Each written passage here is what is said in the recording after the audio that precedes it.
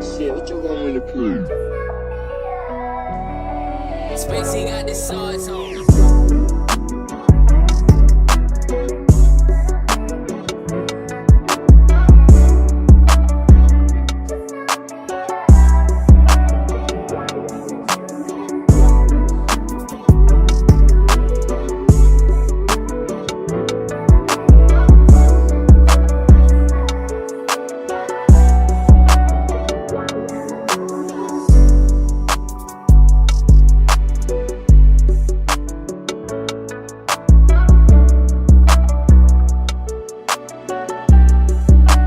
Spacey got the sauce on.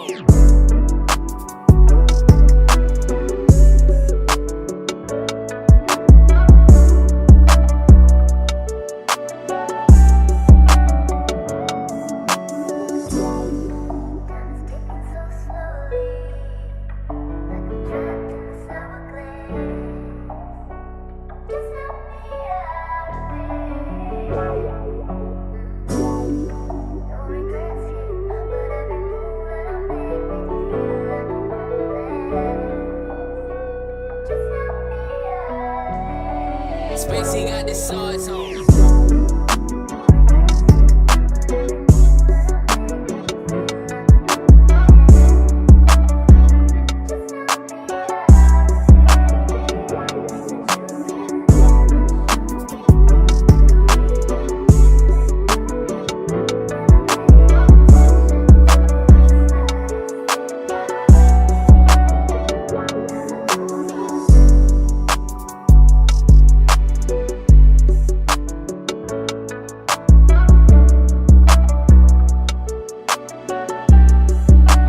Spacey got the sauce on.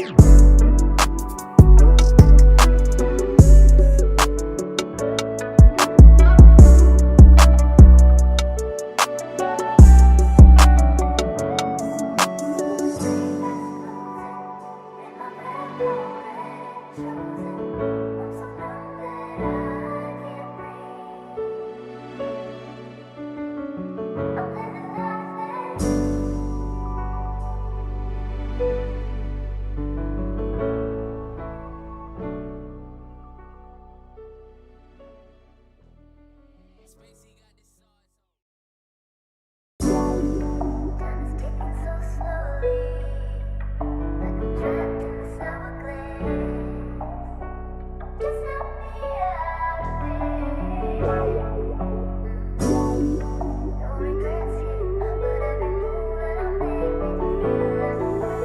Sauce boy, shit, what you want me to prove?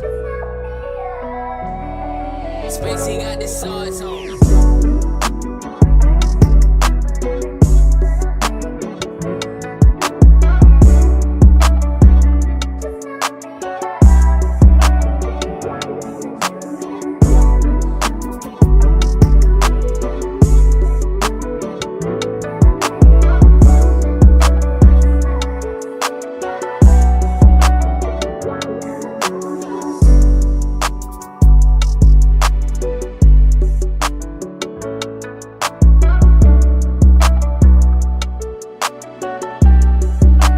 Spacey got the sauce on.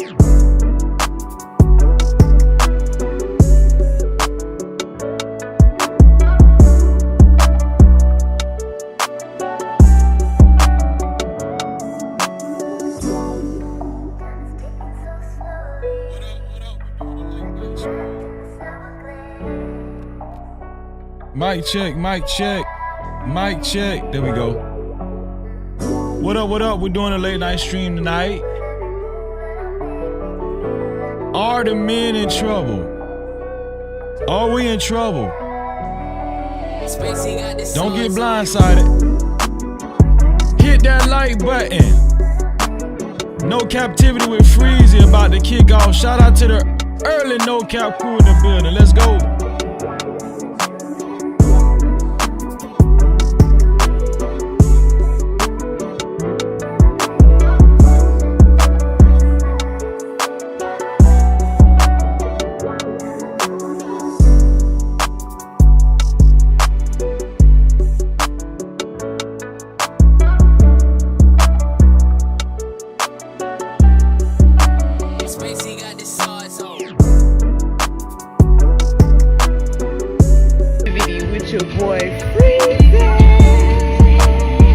Join in tonight. No captivity. Only the boss motherfucking bitches fuck with motherfucking freezes. No captivity. Get into it.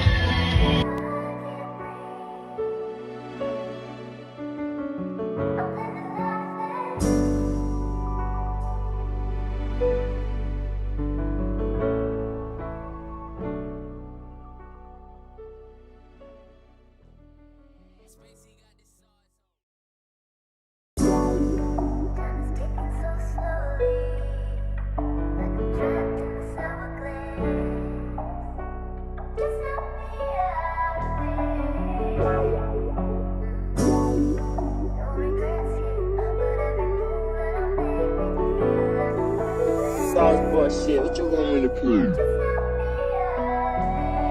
Spacey got the sauce on.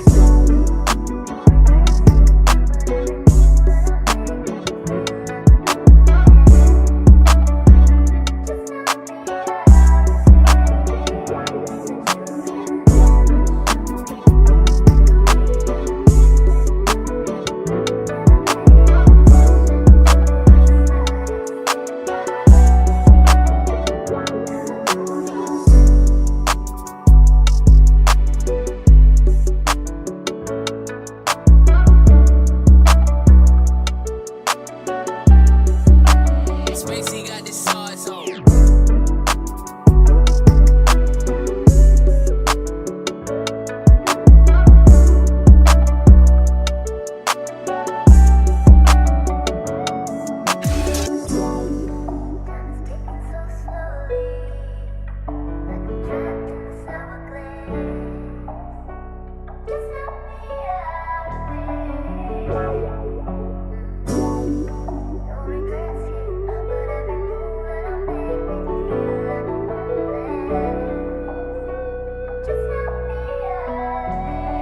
Spacey got the sauce on.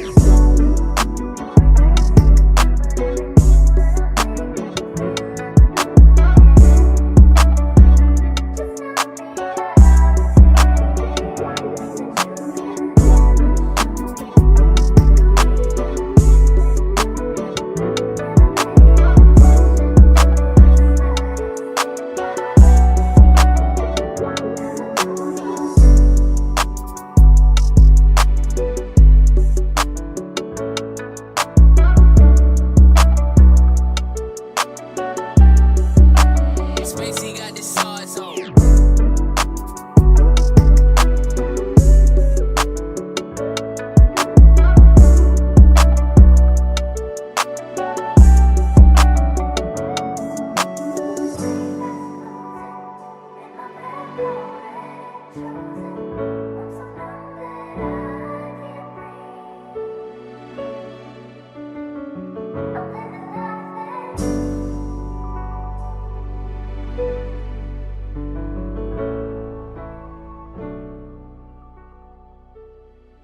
Activity with your boy Freezy.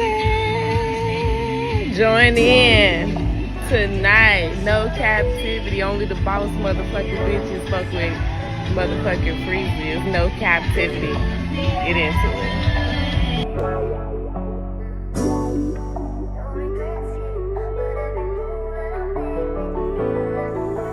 Sauce boy shit, what you want me to prove? Spacey got the sauce on.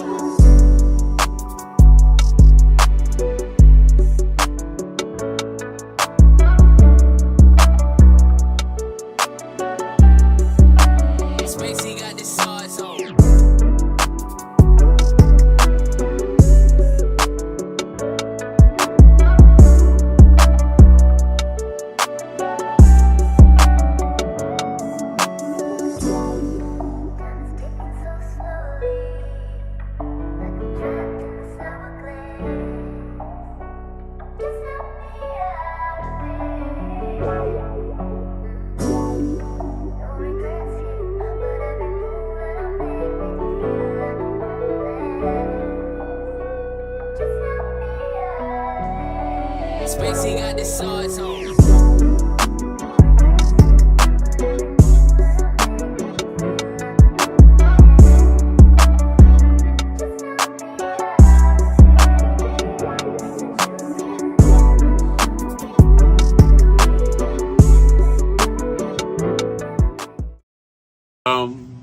Times in our life, You got time to sing on it. You sing. we all have pain.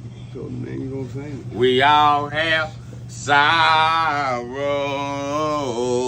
Then I look at Wayne and I know that he will be ugly tomorrow. Lean on me when you're my cousin and I'll be your friend.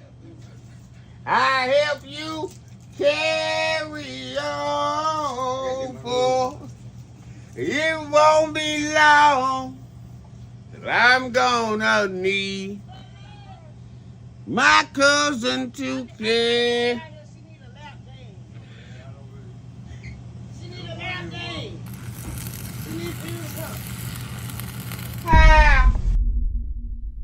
No captivity. Freezy, freezy. What up? You are officially locked in to No Captivity with Freezy, where we tackle issues that sometimes have us trapped in this thing that we call life. But if you know me, you know my motto. To free yourself, you must heal yourself. And if you're rock with your boy, please hit the like and subscribe button hard right now. And also comment and share this video. That is if you're rock with your boy Freezy. Let's go. No captivity. Man. Can I tell y'all something?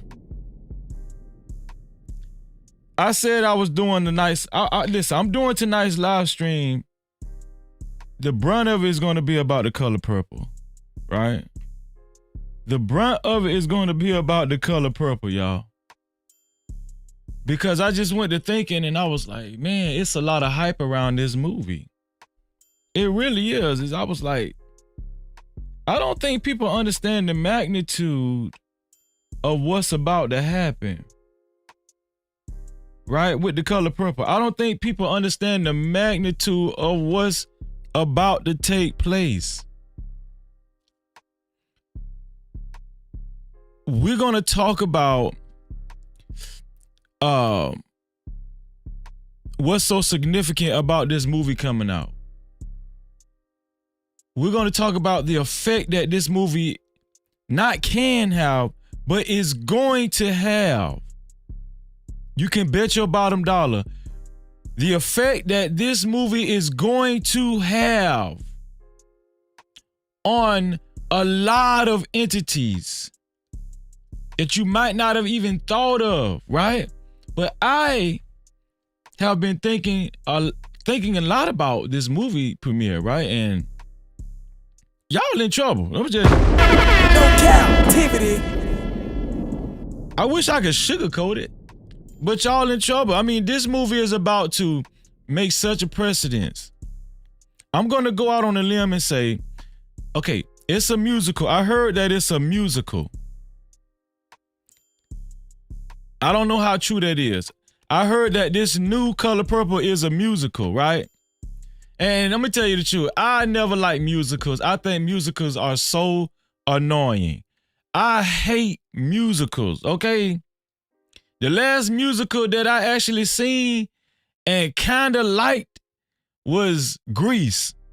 And we had to watch that in school for an assignment. But that was the last musical that I actually watched and was like, you know, entertained by, but mainly because I was a little child. I'm telling y'all, The Color Purple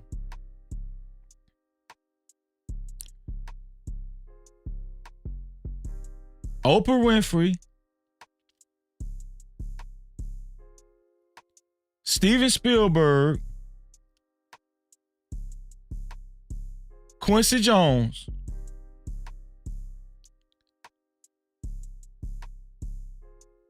They don't give a damn about y'all. No captivity.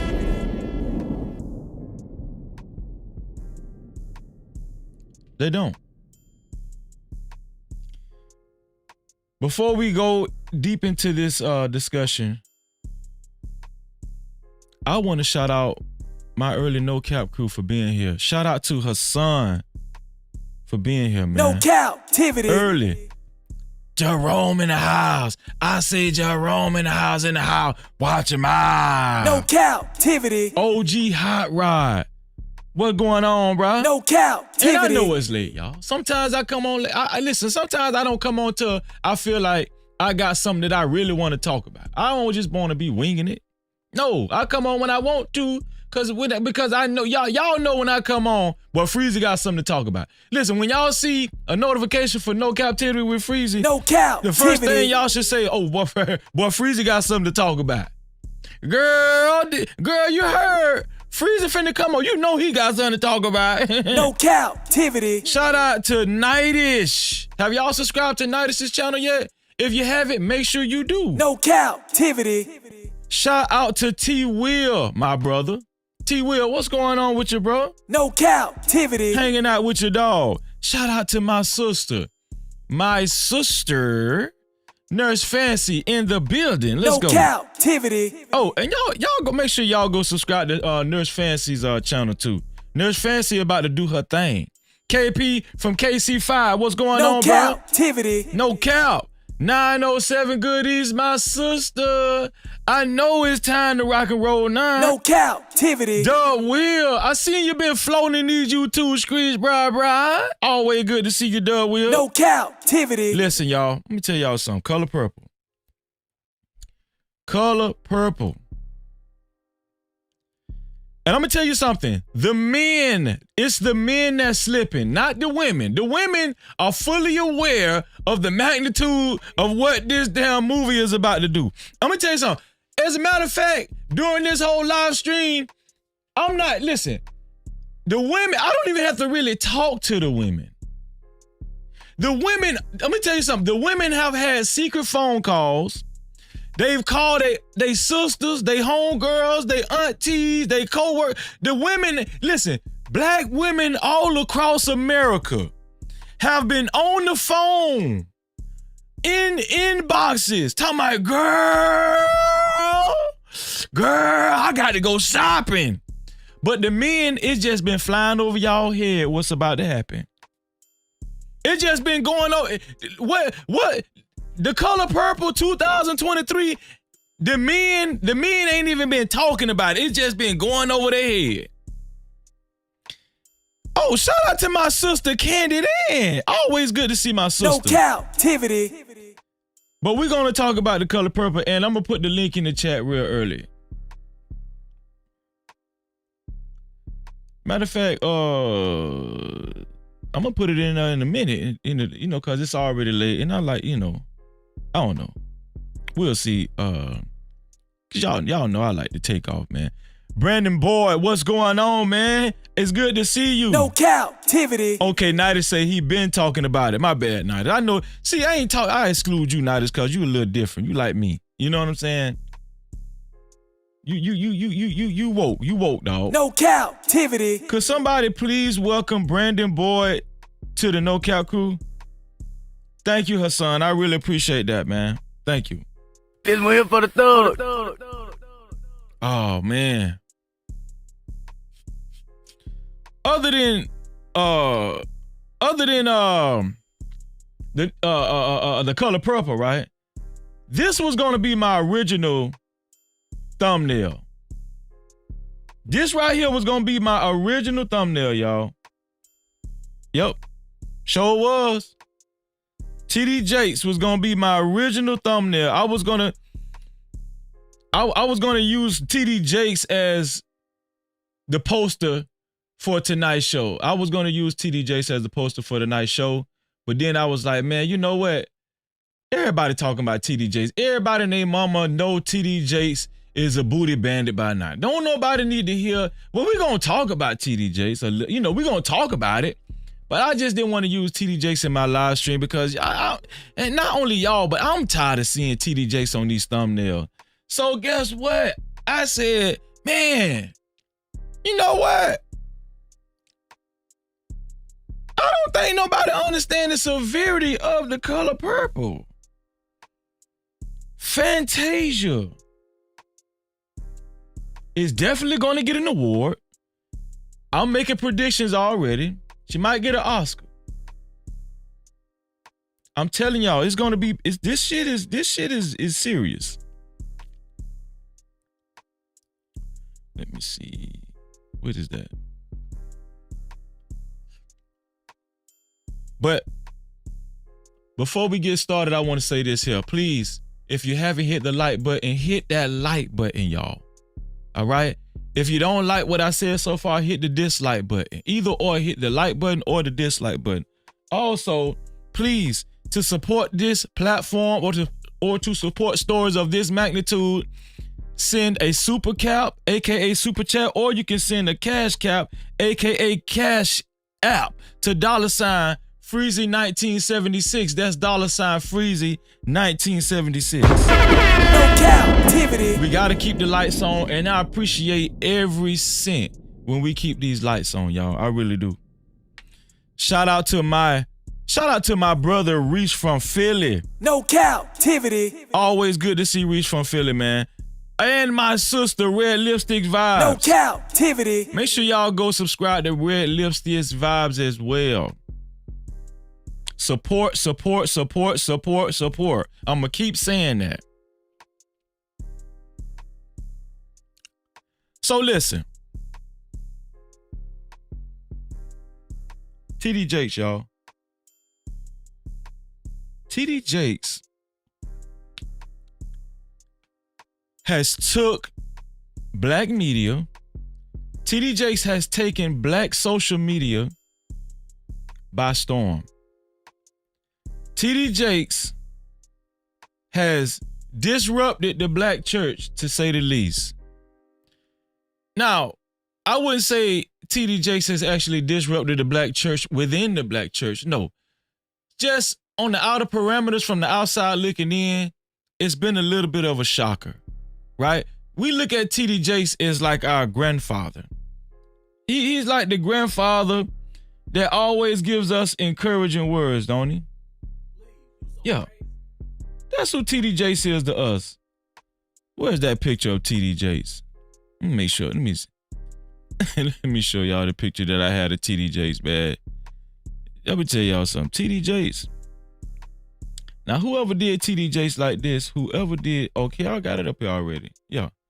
Whoever did TD Jakes like this, whoever listen, obviously TD Jakes did a selfie, right?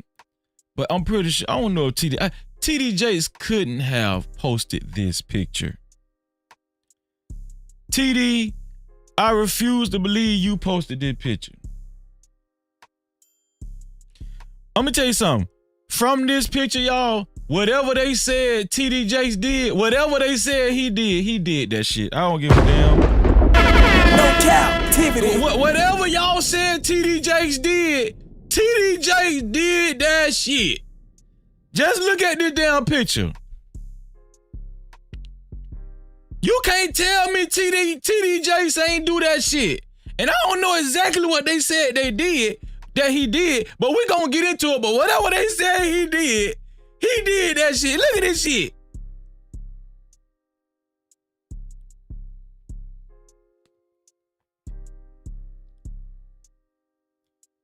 TD Jakes need to be ashamed of his damn self.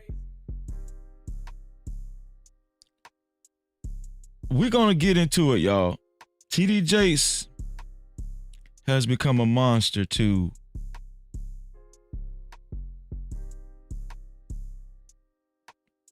black society. TD Jakes, we did not know TD Jakes was great friends with Sean P. Diddy Combs. We didn't know that. I didn't know that TD Jakes was so close to Sean P. Diddy Puff Daddy Combs. As y'all can see right here, they They got the same colors on.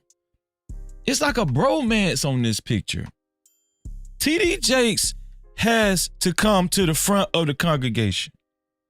Now, we all know who's not going to hold TD Jakes accountable. The black church themselves. We know that the black church ain't going.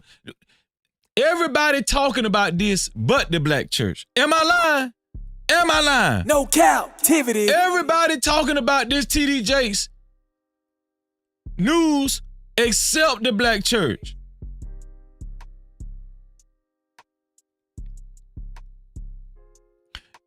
Just yesterday, I was in the grocery store and I heard white people talking about TD Jakes, and I heard some Mexicans talking about TD Jakes. I heard some Chinese people talking about TD Jakes. I'm just going down aisle to aisle to aisle. But then I went down the aisle of black folk and I went just asking them, did y'all hear about TD Jakes? And they said, shut your mouth. No captivity. You need to repent, Freezy. And I said, man, damn y'all. Finna go over here with the goddamn Chinese people.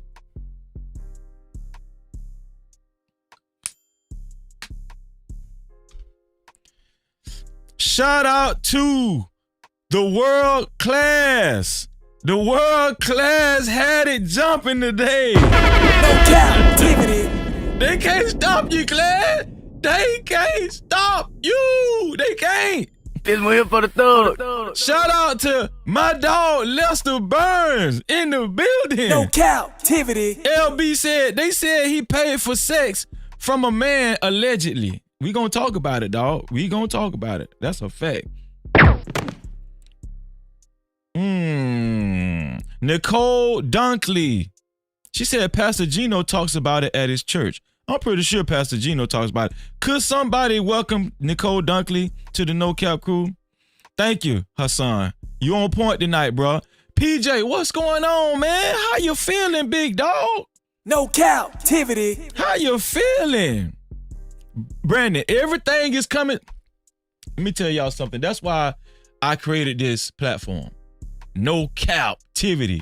No captivity, right?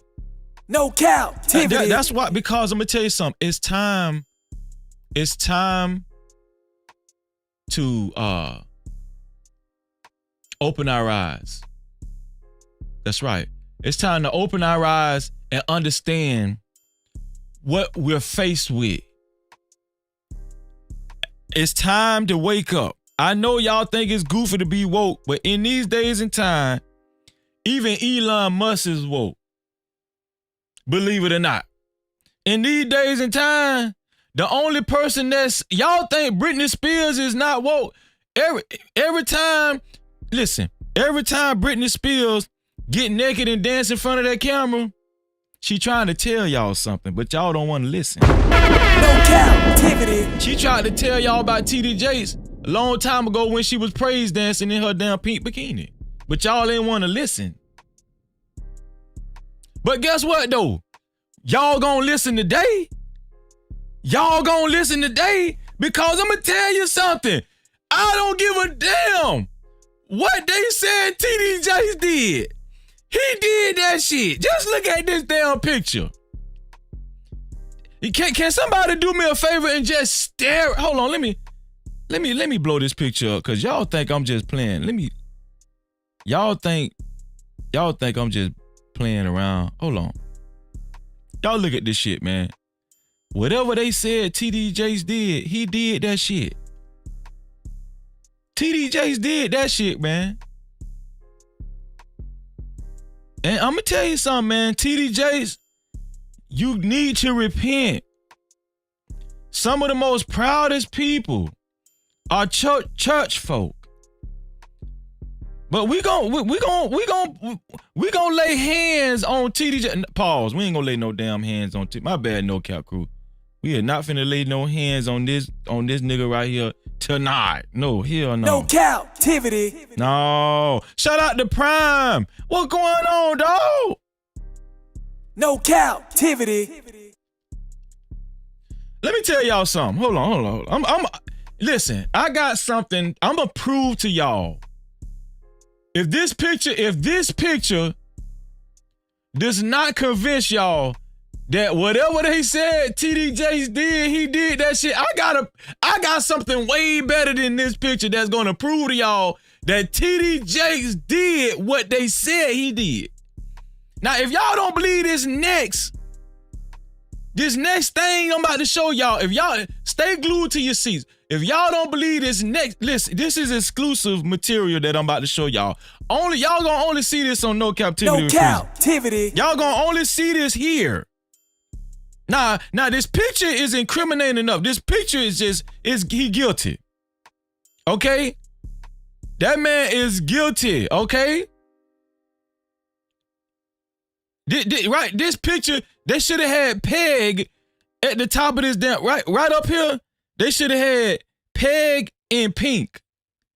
P-E-G in pink. That's what they should have had up there. But if y'all don't believe this picture, I'm finna show y'all TD Jakes. I'm finna show y'all TD Jakes.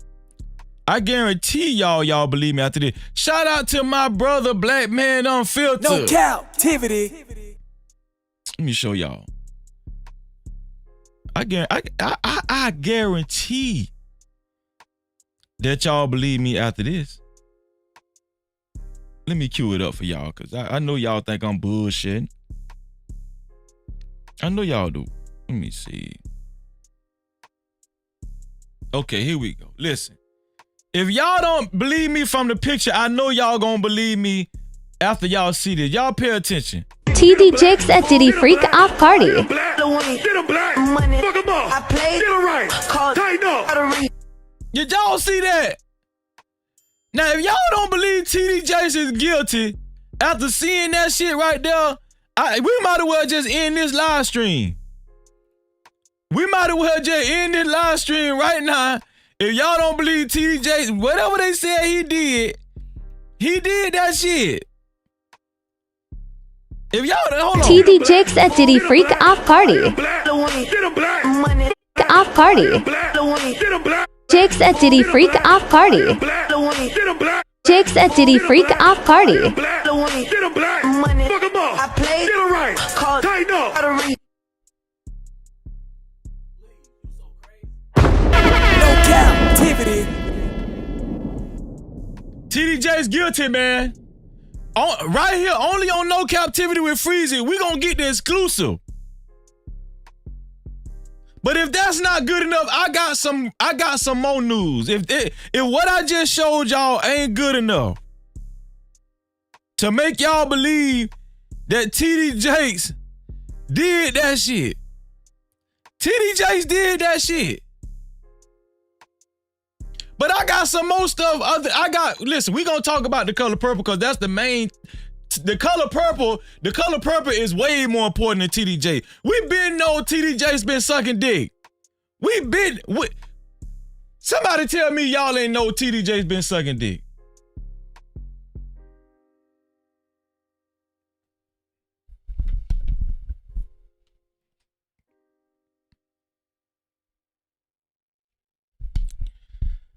Listen.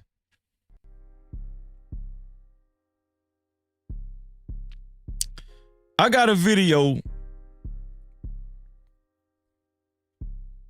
That I found very interesting. I got a few videos, right? But I want y'all to look at this video right here that I found very interesting. It's involving P Diddy. It's involving Cassie. It's also involving TD Jakes. No Cap-tivity. Okay, I did a lot of research for this subject matter that we're covering right now. But the main topic, like I said, is The Color Purple, man. That's the main topic. Color Purple tonight. We're gonna talk about how serious this shit is about to be with The Color Purple. We're gonna talk about cause the men lost. The men is lost. Shout out to Nightish. Okay, Nightish say he been talking about how serious The Color Purple is about to be. If you got a podcast, if you're a YouTuber, you need to pay attention to this live stream because what The Color Purple is about to do to some of y'all out there, The men, the black men content creators, what this movie is about to do is unprecedented. No captivity. But let's finish up with TD Jakes. We're gonna talk about TD Jakes. We're gonna finish. I got some more footage.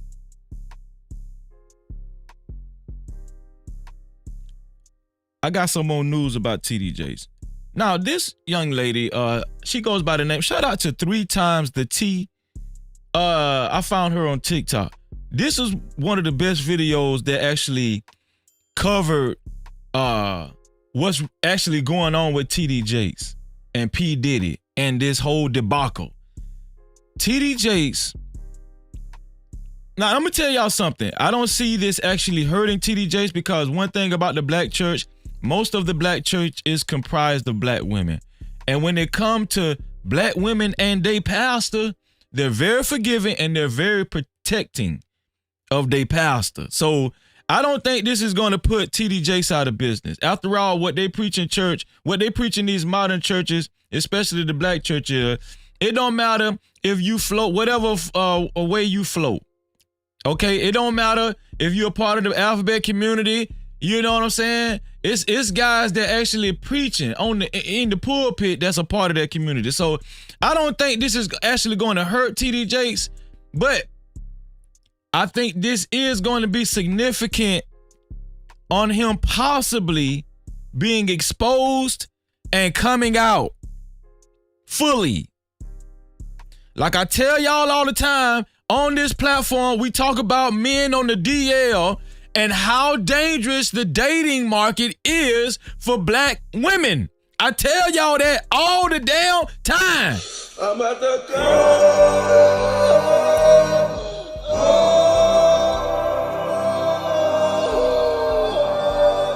Listen, if you got a man and you know if he halfway good, stick with that man. Stick with that man. If you know your man, if you know which way your man float and he 100% man, heterosexual man, and that's what you like, that's what you want. Now, there's nothing against women who are more liberal, right? This is nothing against that. But I'm talking to the women that actually only want a heterosexual man. If you've been with this man, I don't care what kind of problems y'all been going through. Maybe he cheated on you once or twice. Try to work it out with this dude. I'm going to tell you why. It's so bad out here. TD Jakes is taking it up to Duke and shoot. This is allegedly. Ain't nobody gonna catch me slipping, okay? Okay. So allegedly, Cassie has turned over evidence to the feds. Yes, to the feds. She has turned over videotapes, a USB drive, and Kim Porter's burner phone. Now, there is also an alleged email out saying a plethora of other things that include TD Jakes with Diddy. I'm gonna let y'all listen to it. I'm not finna say nothing else. That's here. Yo, bro, Cassie has turned over substantial amounts of evidence to the feds. Let me tell y'all something about Cassie. Cassie is not bullshitting. Cassie is not playing. No captivity. Cassie, listen, we thought Cassie was done when she got them down. What was it? Some people say $100 million. Some people say $30 million. We thought it was over with when Cassie got that money. I'm gonna tell y'all something. Freezy got a newfound respect for Cassie. Cassie is gangster as he hell. Cassie is gangster. I'm gonna tell you something. I'm a new fan of Cassie. If Cassie get back with her ex-boyfriend, what is his name, Ryan Leslie, and they come out with a new album, I'm getting Cassie's album. Cassie don't give a fuck. Cassie got that damn money, and guess what? She drained P. Diddy, and she's still coming out with shit, and she still don't give a damn. Cassie don't give a damn. I'm told that after Cassie had a long conversation with Blank, I have to protect this person. They're going through a lot right now. And her lawyers, she finally was convinced to give up the videotapes and audio recordings that contain footage of S parties and other private gatherings that feature some pretty powerful and prominent people. And get this, she even gave up a burner phone and USBs that belong to Kim Porter with incriminating evidence against Diddy. I'm told that there are a slew of artists, politicians, and entertainers that are about to be exposed. Do y'all understand how big this is? Does anybody understand how big this is? P. Diddy already done. It's over with for P. Diddy. Listen, P. Diddy made enough. The good thing about P. Diddy is he made enough money. He can sit back and, he can get pegged all he want. It don't matter. It's over with. When it come to business and people actually associating themselves with P. Diddy, it's over. Okay? The only people that's going to want to do business with P. Diddy is Tubi. I told y'all, P. Diddy and Jonathan Majors, that's where we going to see P. Diddy and Jonathan Majors at from now on. We're going to see them on Tubi. But it's okay because we watch Tubi. Put a 1 in the chat if y'all is a fan of Tubi. I like Tubi. Tubi is the failed entertainer's pillow. Okay, when an entertainer falls, Tubi makes sure that they don't fall that hard. I love Tubi. I can watch Tubi all damn day with some popcorn and some nacho cheese seasoning with Orville Redenbacher butter. Shout out to my brother and my dog, Emperor, in the building. What up, though? What up, though, Emperor? No captivity. So, P. Diddy will have a home. Rest assured. And arrested for H10. I'm paraphrasing there, okay? H10. These tapes are going to reveal, it's going to out a lot of people. A lot of people. Has anybody else heard of the Jeffrey Epstein tapes? I don't know what's been going on. Listen, I don't know what's been going on with these tapes. Jeffrey Epstein tapes. Cassie got tapes. People, listen, people are being exposed. It's like expose season. And guess what? Guess who's the only people being exposed, y'all? Can you guess? Guess who's the only people being exposed? Men. That's it. This one here for the thug. Men.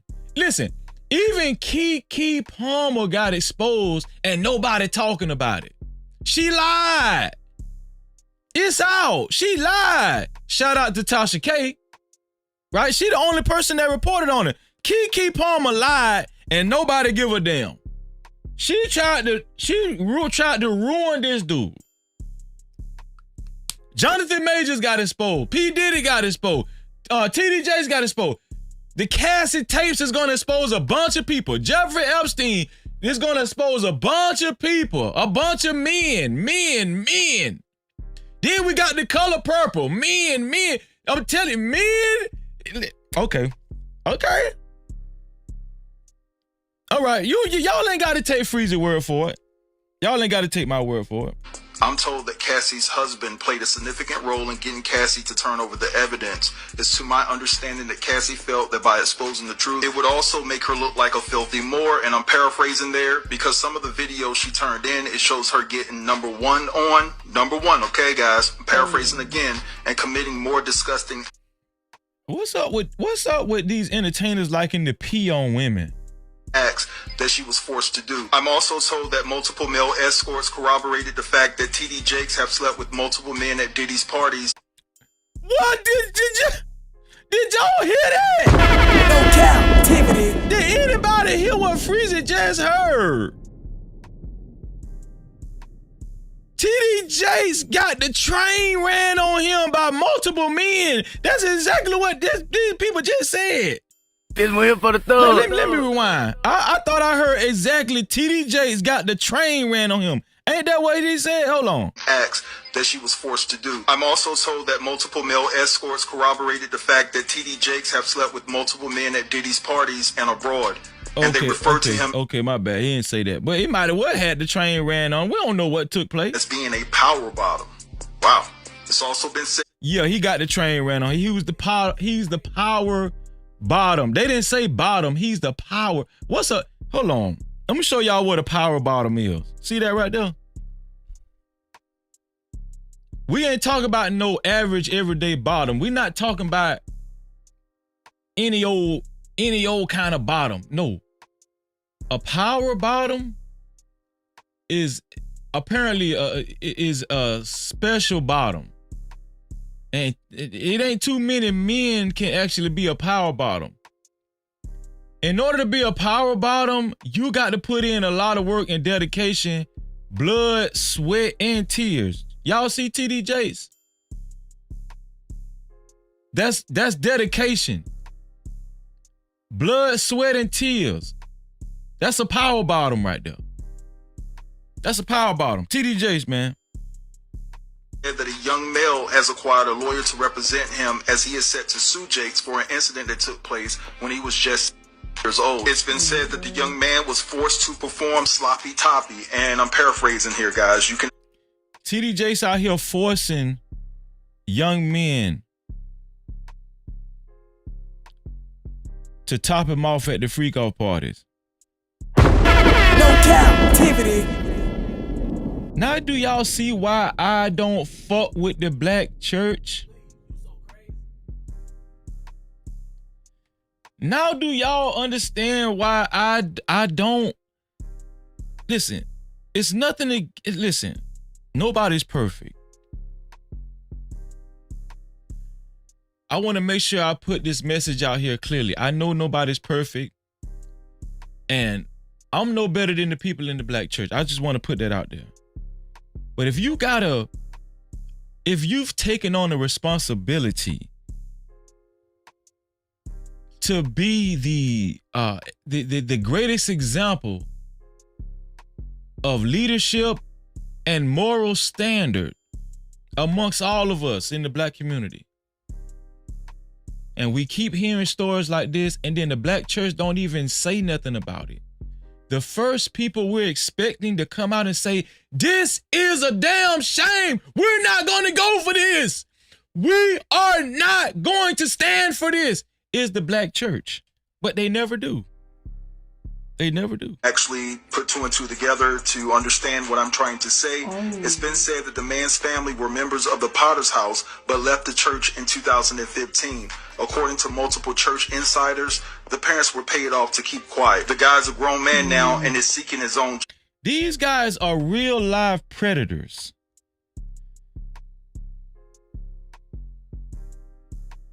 Are people? Do people still feel safe leaving their kids with pastors, deacons, choir directors? Do people actually in these days and time, do you guys still feel safe leaving your kids with these niggas?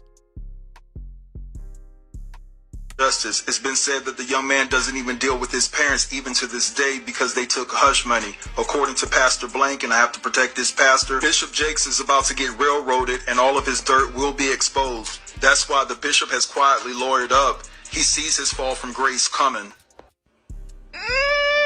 This don't look good for nobody. And when I say nobody, I mean nobody. Hollywood is being turned upside down. Jeffrey Epstein's list is going to come out. If this is actually true, this list is going to come out, and we already know TD Jakes is caught up with the other shit, allegedly being the person that is messing with Christian Keys. Everybody's saying it's either allegedly TD Jakes or allegedly Tyler Perry. It's either one of them, but oh my God, if this is true, buckle up, because next year, 2024, y'all better get y'all bingo cards out, because it's going to get real. Has anybody seen Tyler Perry's new documentary? I think it's called Maxine's Baby. Has anybody ever seen that new documentary about Tyler Perry? Tyler Perry, let me tell you something. It was actually a good documentary. Tyler Perry is so powerful. Tyler Perry is a very powerful person. Not even just a black man. He's a very powerful man in general. Tyler Perry is. And I'm gonna tell y'all right now, listen. Tyler Perry is heavily associated with Oprah Winfrey, Lee Daniels, and TD Jakes. This is a circle, ladies and gentlemen. Do y'all understand my drift? Are y'all catching my drift? This is a whole circle. You know who else is a part of that circle that we didn't know who was actually Trump tight in that circle? P. Diddy. Yeah. P. Diddy is very tight in that circle. Now, I can imagine that after this negative publicity, they're going to have to separate themselves from these two gentlemen for some time, if not indefinite, right? Which is very smart for them to do. But we know that Tyler Perry has been busting cheeks for a long time. I read a story that Tyler Perry got caught at some diner in the boondocks with some frail white dude. You know, that's how Tyler Perry like him. He like them skinny white dudes so he can bust them cheeks wide open. Let me get this man off here. No Cap-tivity.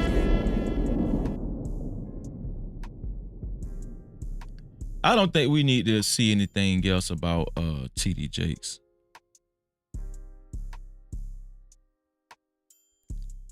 I don't think we need to see nothing else about TD Jakes. I think the jury is out and the verdict is in on TD Jakes. I don't think we need to see nothing else on TD Jakes. TD Jakes at Diddy Freak Off Party. TD Jakes at Diddy Freak Off Party. Off Party. Freak Off Party. TD Jakes need to be ashamed of himself.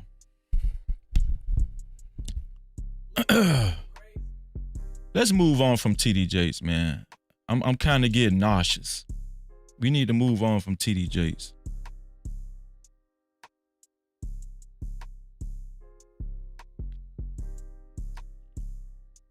We need to move on from TD Jakes. But you know what though? Hold on. TD, I'm gonna tell you something. We're gonna move on from TD Jakes, but I just can't help it. I just can't help it. Swallowed up. Have you ever been swallowed up?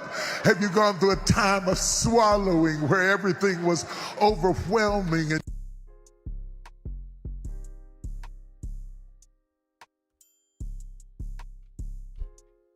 I'm gone, man. All right, man. Thank y'all. Thank y'all for coming on now. All right, y'all.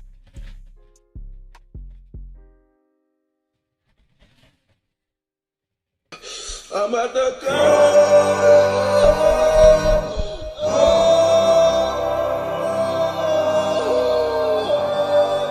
That's just nasty. That's just nasty. Okay, we done. We done for real, y'all. We done.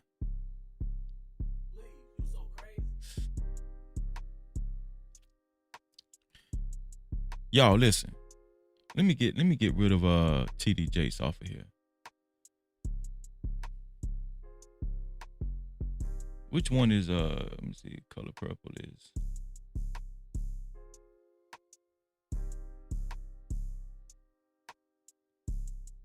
Let me get rid of TD. Let me get rid of that.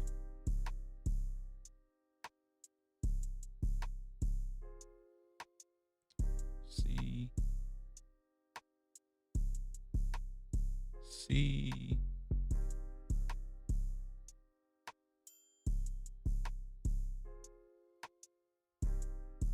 CZQ. Okay, that's good. That's good.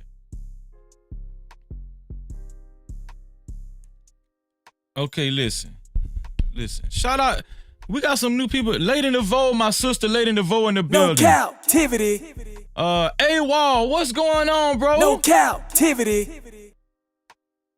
Make sure y'all subscribe to Emperor's Gaming channel as well, man. Make sure y'all do that. And make sure y'all go subscribe to Prime's channel and 907 Good Eats as well. Shout out to Rio in the building.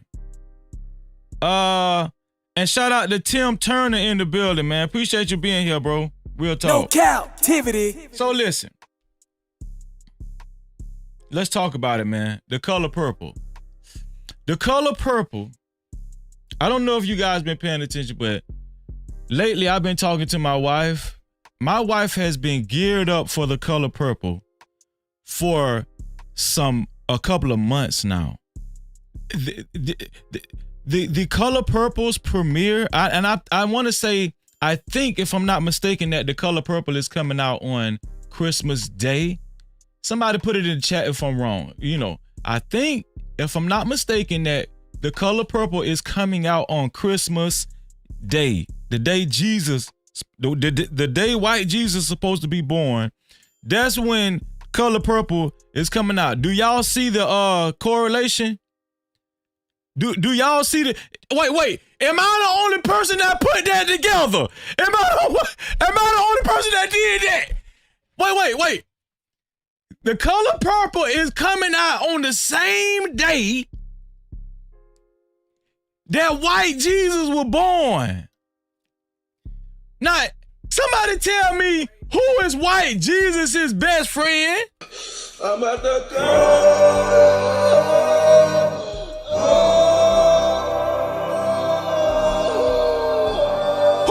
Who white Jesus' best friend? Somebody tell me, who is white Jesus' best friend? I guarantee you don't know. I'll tell you who white Jesus' best friend is. I'll tell you. It's the black woman. Let me tell you something. Don't nobody love white Jesus more than the black woman. Not all black women, but them black women in that black church. Them black women in that black church, you better not talk about white Jesus.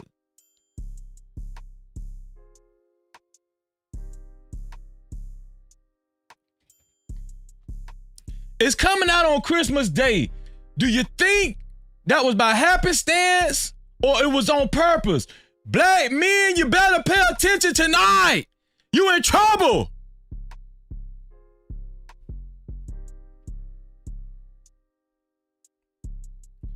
Anybody seen the trailer of The Color Purple? Has anybody seen it yet? I'm about to put the link in the chat.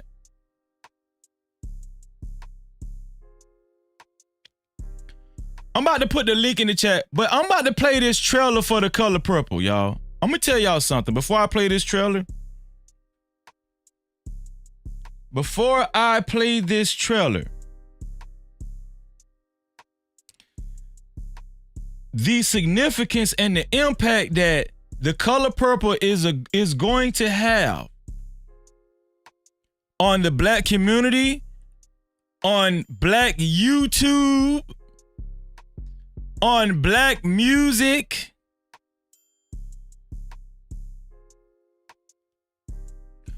especially on black households. Shout out to Black Beauty. Where you been, Black Beauty? Where have you been? No Cap-tivity. It's always good to see you, Black Beauty. Shout out to Mr. Sharp in the building. No Cap-tivity. He said the film is going to be more like the novel, unlike the Disney field version that Spielberg put out back in the 80s.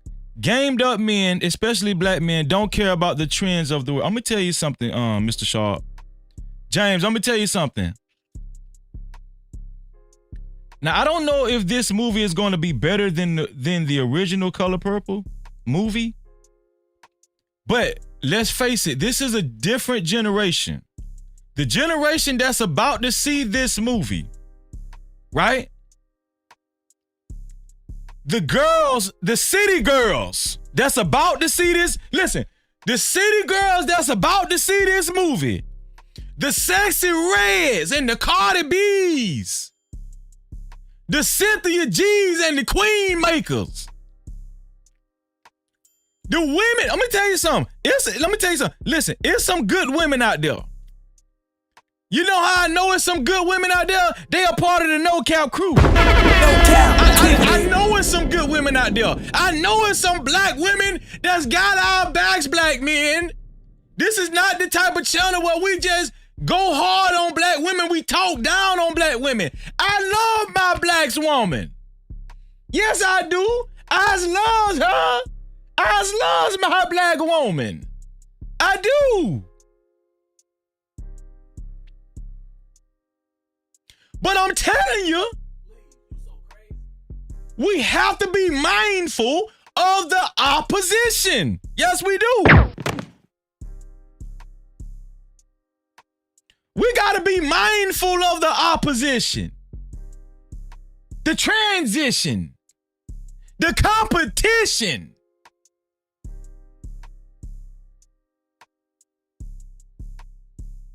The systematic annihilation. Is that a word? James Sharp say, I disagree, Freezy. The film is going to flop. Hold on. Wait. Hold on. Did y'all, James, I'm glad you, James, I need you to come up here. I'm gonna put the link in the chat, James. This is not a disrespectful platform. We talk like men up here. We're gonna talk like men. Men, especially I need some women to come up. Can some women join Freezy? Why is my sister scared of me? Every now and then y'all join me. Let me read James. Listen. If y'all want y'all chat highlighted, right? In red, leave a super cap or aka super chat or a cash app, aka cash cap. We got to keep the lights on. Shout out to my sister. Lady Nouveau. Hold on. That's what I'm talking about, lady. Let me see. Shout out to my sister, Lady Nouveau, man. You so damn dumb. Check the cash out. I'm sorry for taking so long. You know, I catch the spirit, Miss Nouveau. Check the cash out, bitch. Shout out to Miss Lady Nouveau. If you're nasty. With the $2 cash cap, she said, "Love you, bro. Still in the chai, what is that? Cha in the chai high. Oh, no. No Cap-tivity. My bad, man. I'm sorry, sis. Let me read it again. Love you, bro. Still in the shy. Hi, chat and fam. She's saying, what's up to y'all from Chicago? My bad, y'all. We're here for the thug. My bad. That's why I know we in trouble. We see that we got the color purple is affecting me. Let me see what my brother said. He said, I disagree, Freezy. The film is going to flop. This is what James Sharp said. Also, I refuse to suffer the consequences of a fictionalized tale of the silent generation. This film doesn't exist to me. Let the film come out and flop. James, I'm gonna tell you something. That's something that we can debate about. I don't think this film is gonna flop. To be honest with you, I think this film is going to do very well in the box office. Listen, hold on. Matter of fact, let me put a poll in the chat. That's a great poll to put in the chat. Thank you, James, for that perspective. I'm gonna put a poll in the chat to see what people think. Have y'all hit the like button yet? Do you think the color purple? Do you think the color purple is going to flop? Yes or no? Okay, I put the poll in the chat. Let me know what y'all think. Cause James Sharp, he tends to feel like the movie is going to flop. I don't think that movie is going to flop. I don't think that movie is going to flop. I think that movie is going to do very well. I think black women alone are going to go. They're going to make days out of going to see that movie. They're going to plan events around going to see that movie. Yes. I think black women are going to plan. I think black women are actually going to be in the movie theater crying. I think black women are going to be in the movie. Do you know how many black women it is? James, let me tell you something, James. Do you know how many black women it is that's divorced or that's filing for divorce? Do you know how many black women it is that love Oprah Winfrey?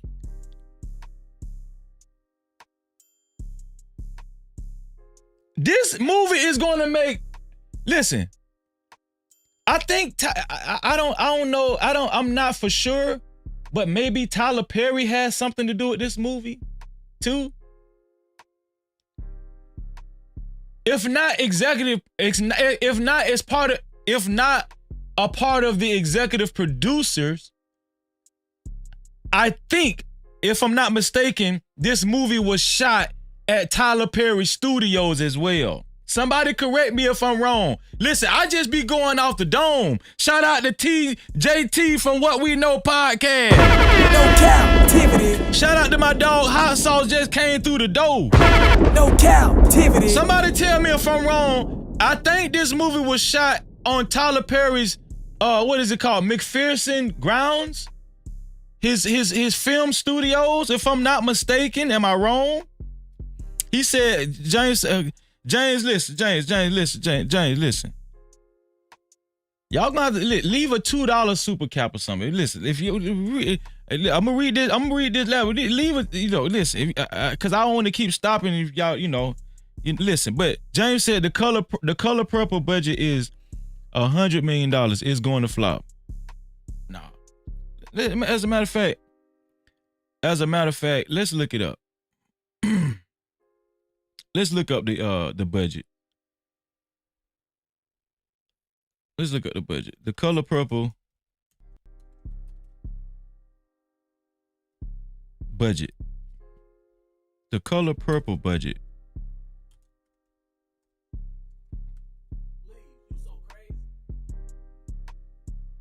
Okay, James, you're right about that. It's $100 million. The color purple's budget is $100 million. The reason why they were willing to, James, listen to me closely, James. You might disagree with me. James. But the reason why they were willing to invest that amount of money into this movie is because they were going to make sure that all of the dots, all of the I's were dotted and all of the T's were crossed. They're going to make sure all of the stars are aligned for this movie. Trust me. It's a reason why this movie is coming out on Christmas Day. I'm telling you, my wife, our daughter, her sister, aunties, they're going in droves to this movie. Listen, I'm finna tell y'all something. I'm finna tell y'all something that y'all ain't even thought of. Listen. Not only are black women going to see this movie, guess who else going to see this movie? Hold on, wait. In the 80s, the black women are the ones that blew up the first Color Purple. A lot of white women didn't want to see that movie like that. A lot of white women did not want to see that movie like that. But guess what?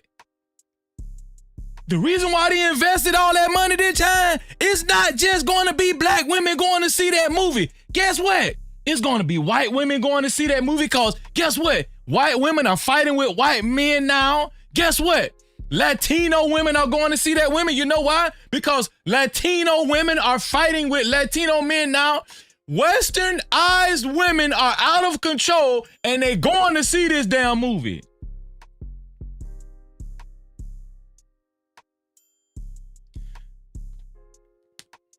Look at Fantasia. Look at Fantasia face. Fantasia know they about to win. They know they finna win. Look at this shit. Look at Fantasia, y'all. Fantasia is not playing no damn games. Y'all think Fantasia is playing around? Thank you, Lester Burns. The LGBT. Is it the LGBT? LBGT? It don't matter. No Cap-tivity. The alphabet. Lester, that was a great point. Lester, that was a great point. I don't even know how I left them out. I'm sorry. I'm sorry, alphabet. I'm sorry.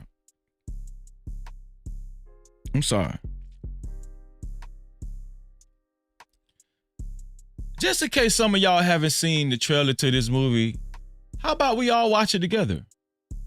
Are y'all down to watch the trailer right now? Let's all watch the trailer together. Let's see. Let me pull up this trailer. I think I downloaded it if I'm not mistaken.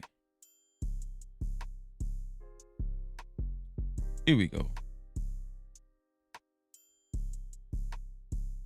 Hey, y'all!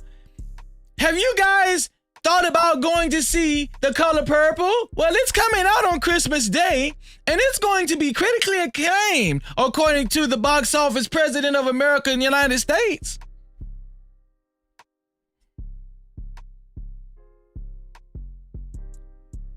Here we go. I want y'all to grab your popcorn.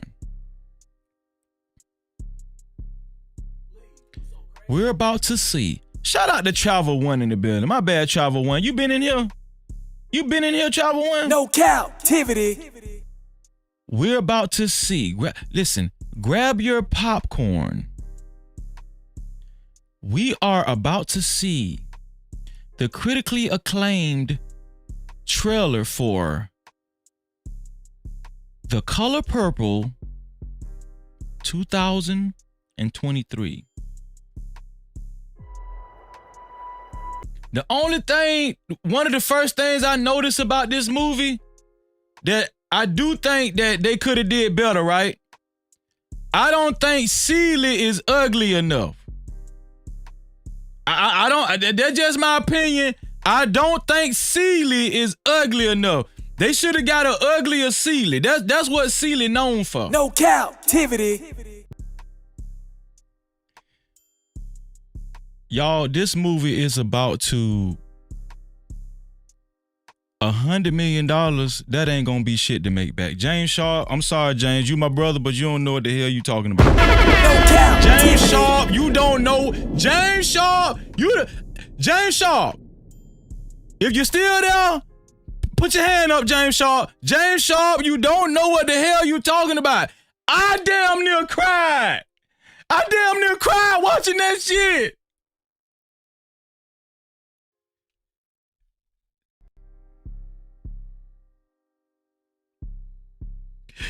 Man, that shit is gonna do numbers. Black men, we are in trouble. We in trouble, black men. Thank you, Emperor. And that shit gonna make damn near $300 million. I'm at the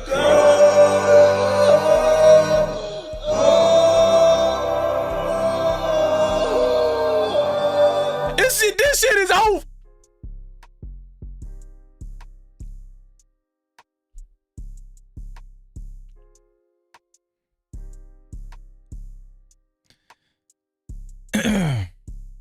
Let me tell y'all something. After this movie comes out, after all the dust settles, when all of the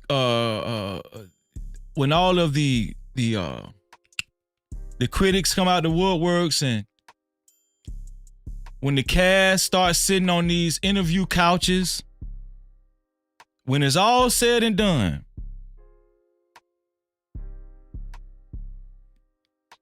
black women are going to get new positions in Hollywood. They're going to get new positions in entertainment. Black women's stock is going to go up. They got rid of Cynthia G, but it's going to be a new Cynthia G surfaces. The Queen Maker is going to go from 1,000 people watching her to damn near 2,000 people watching her. Black men, black men. I see you, JT. I'm gonna tell you the main reason why black men are in trouble. I'm gonna tell y'all the main reason why black men are in trouble.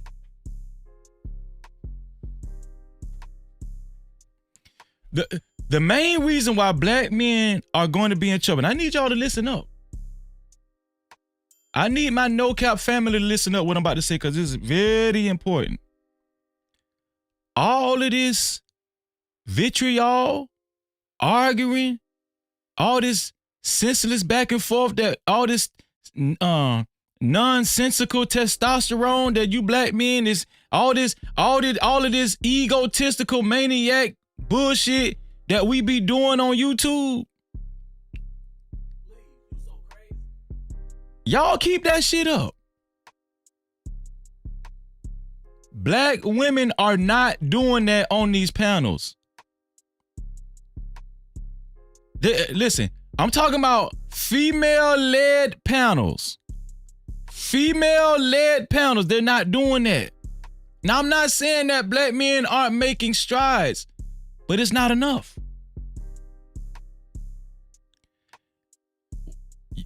Black men keep fighting with each other.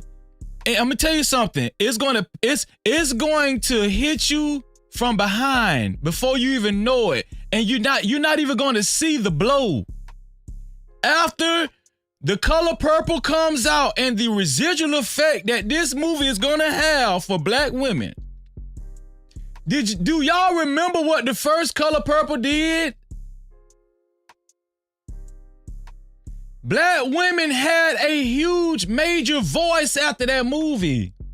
That was the whole complaint. Well, guess what? It's gonna happen all over again. Black male YouTubers are about to be out of business. Listen up. The numbers that some of y'all used to rely on to pay your bills, them high-ass light bills during the recession and the depression,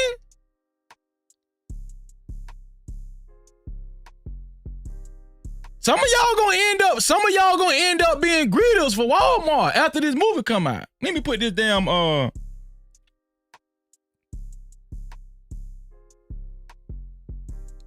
let me put this link in the chat.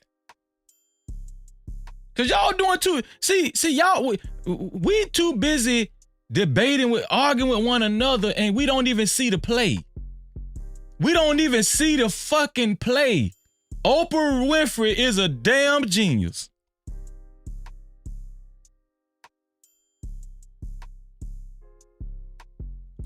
Listen, please, when you call in, have adequate lighting. Let me say that again. Have adequate lighting.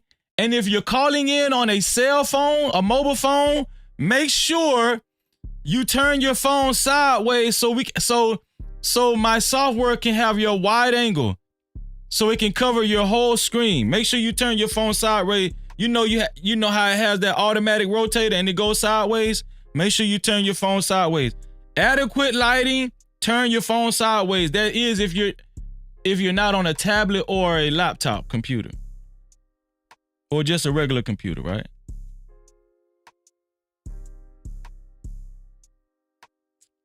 Let me see.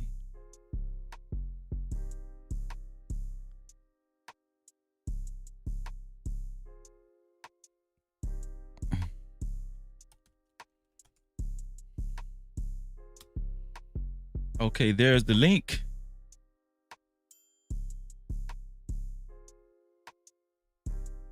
And I pinned it to the top of the chat. It's time to rock and roll, ladies and gentlemen. And please, can I have at least 2 women come up? At least one woman.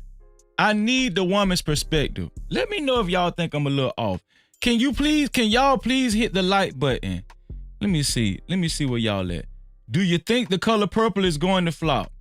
26% yes, 74% no. What do you know? No Cap-tivity. Read them and weep. Most of the people in the chat feel like Freezy. It's a lot of hype around this movie. Thank you, 907. 907, you're a sweetheart. 907 is one of the moderators. Aside from the veteran like Emperor, Big Bad Bull, 907, and Hassan, I've been noticing you too. 907 has been on her moderator. She been on her moderator shit. Thank you, 907. I really appreciate it. I love all y'all. Be Love in the building. No Cap-tivity. Be Love, we gonna talk about it. I need my women to join me. I know the men are gonna call, but can the women join me? I need women to actually join the show to let me know, for one, if you're going to see the movie and how much anticipation it has been between you, your family, your girlfriends, your sister, your mama, your daughters. I need to know, I need to hear from the women. Because see, the men think that I'm up here capping. But there's no captivity with Freezy. No Cap-tivity. Y'all think the men, see, women, I need to hear from y'all because the men think that Freezy is capping.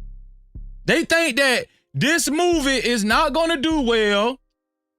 They think that it's not going to hurt the men's industry, the black male industry, entertainment industry. This movie is going to hurt the black male entertainment industry. Women are going to mount up. Regulators. Okay? They are going to mount up. They're not playing around. And guess, I forgot to mention this. Thank you, Lester. Lester said the alphabet community is going to be right on board with them. Okay? Yeah, hold on. Wait. Guess who else, Lester? Lester, guess who else is going to mount up with them? With the black women. Y'all don't know how deep the black woman is in America. The LGBT community. And guess who else going to mount up? Guess who else is going to mount up, y'all? The black church. TD Jakes at Diddy Freak Off Party. Get him black. Fuck him up. Get him right. Tighten up. Jakes at Diddy Freak Off Party. Get him black. Fuck him up. Get him right. TD Jakes is not playing around. TD Jakes is getting drunk for this shit. Y'all see TD? Y'all see TD on the ground? Y'all see what TD is gearing up for the color purple. TD Jakes know what this movie is about to do. TD Jakes at Diddy Freak Off Party. Get him black. Y'all see Off Party. Freak Off Party. Diddy Freak Off Party. Diddy Freak Off Party. Diddy Freak Off Party.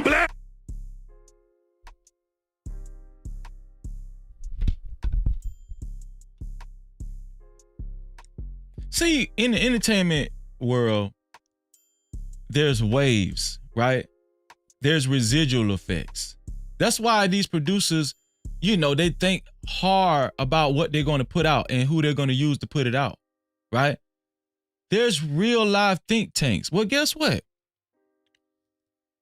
It don't have to be a white think tank no more. There's enough black people that hate black people. Whether y'all believe it or not. It don't have to be a white think tank no more.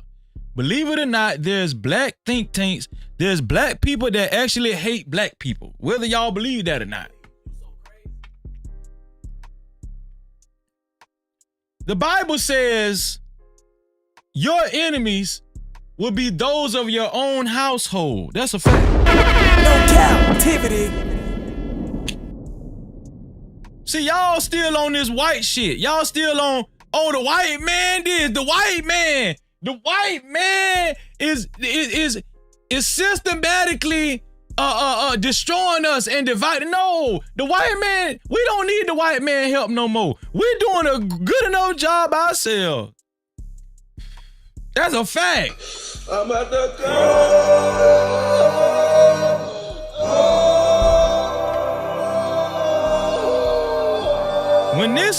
When this movie surfaces, right? When you guys actually witness the performance of Fantasia, and I'm gonna tell y'all something. I like Fantasia's music. I actually like Fantasia's music. And let me tell you something. Fantasia is like a down-to-earth entertainer. She's down to earth. right? She doesn't strike me as a uppity diva-ish type woman, right? You know, she has a successful marriage. Her husband cool as hell. And I think they're part of the Hebrew Israelite faith as well, if I'm not mistaken. They're very much down to earth. I remember Taraji P. Henson. I remember reading that Taraji P. Henson actually was about to turn this role down. I don't know if you guys been noticing, but Taraji P. Henson has been speaking out about how Hollywood treats black women, right? All of this is tied in together. All of this is tied in together. Taraji P. Henson actually broke out in tears. How do you spell Taraji's name? Taraji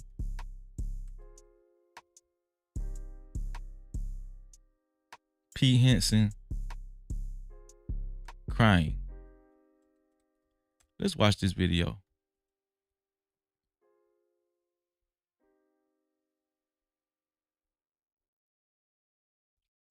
Okay, let's see. Get him black. Get him black. Get him black. Get him black. Okay, let me see. Let's see what Taraji P. Henson got to say. Are you thinking about it? I'm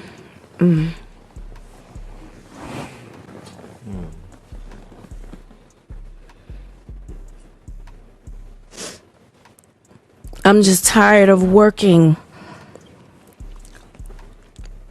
so hard, being gracious at what I do, getting paid a fraction of the cost. I'm tired of hearing my sisters say the same thing over and over. You get tired. I hear people go, you work a lot. Well, have to. The math ain't mathing. You thinking about it?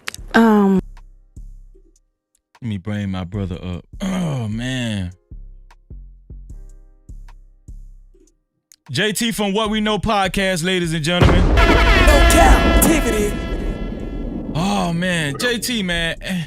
Am I far off, dog? Am I far off on this right here? What I'm saying? I know some people going to disagree, but if you do disagree, I just want to have a healthy dialogue because maybe, I don't know if I'm over anticipating. I'm just telling people what I've noticed in my private life and my surroundings, in where I stay.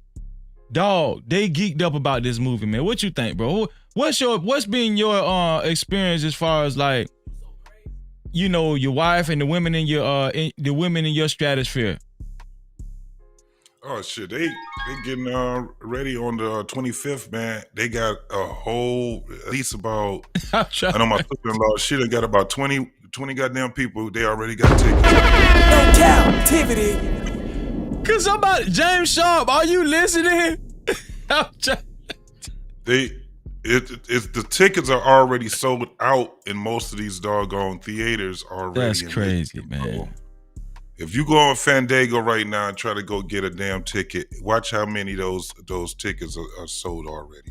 Like if you got, wow. we have Imagine here. So in Imagine, it's connected to Fandango and probably about 10, 11 other theaters. Mm-hmm. And you can see the way that they sell tickets now. You can't just walk up. You know, it ain't been like that in a while where you just walk up to the desk and get you a ticket and expect for you to get, a goddamn seat. Fact. So now they sell seats. Now you can see the seats that are available and the seats that are not available now. They sell that shit like it's a concert now. And these motherfuckers is about sold out. Most of these theaters sold out. People are they're celebrating Christmas in the theaters. That's what most of these folks are doing right now. So you think they're gonna meet the $100 million quota? That's what you saying? Dog, it's about to break numbers. This motherfucker's about to break numbers. It's the color purple.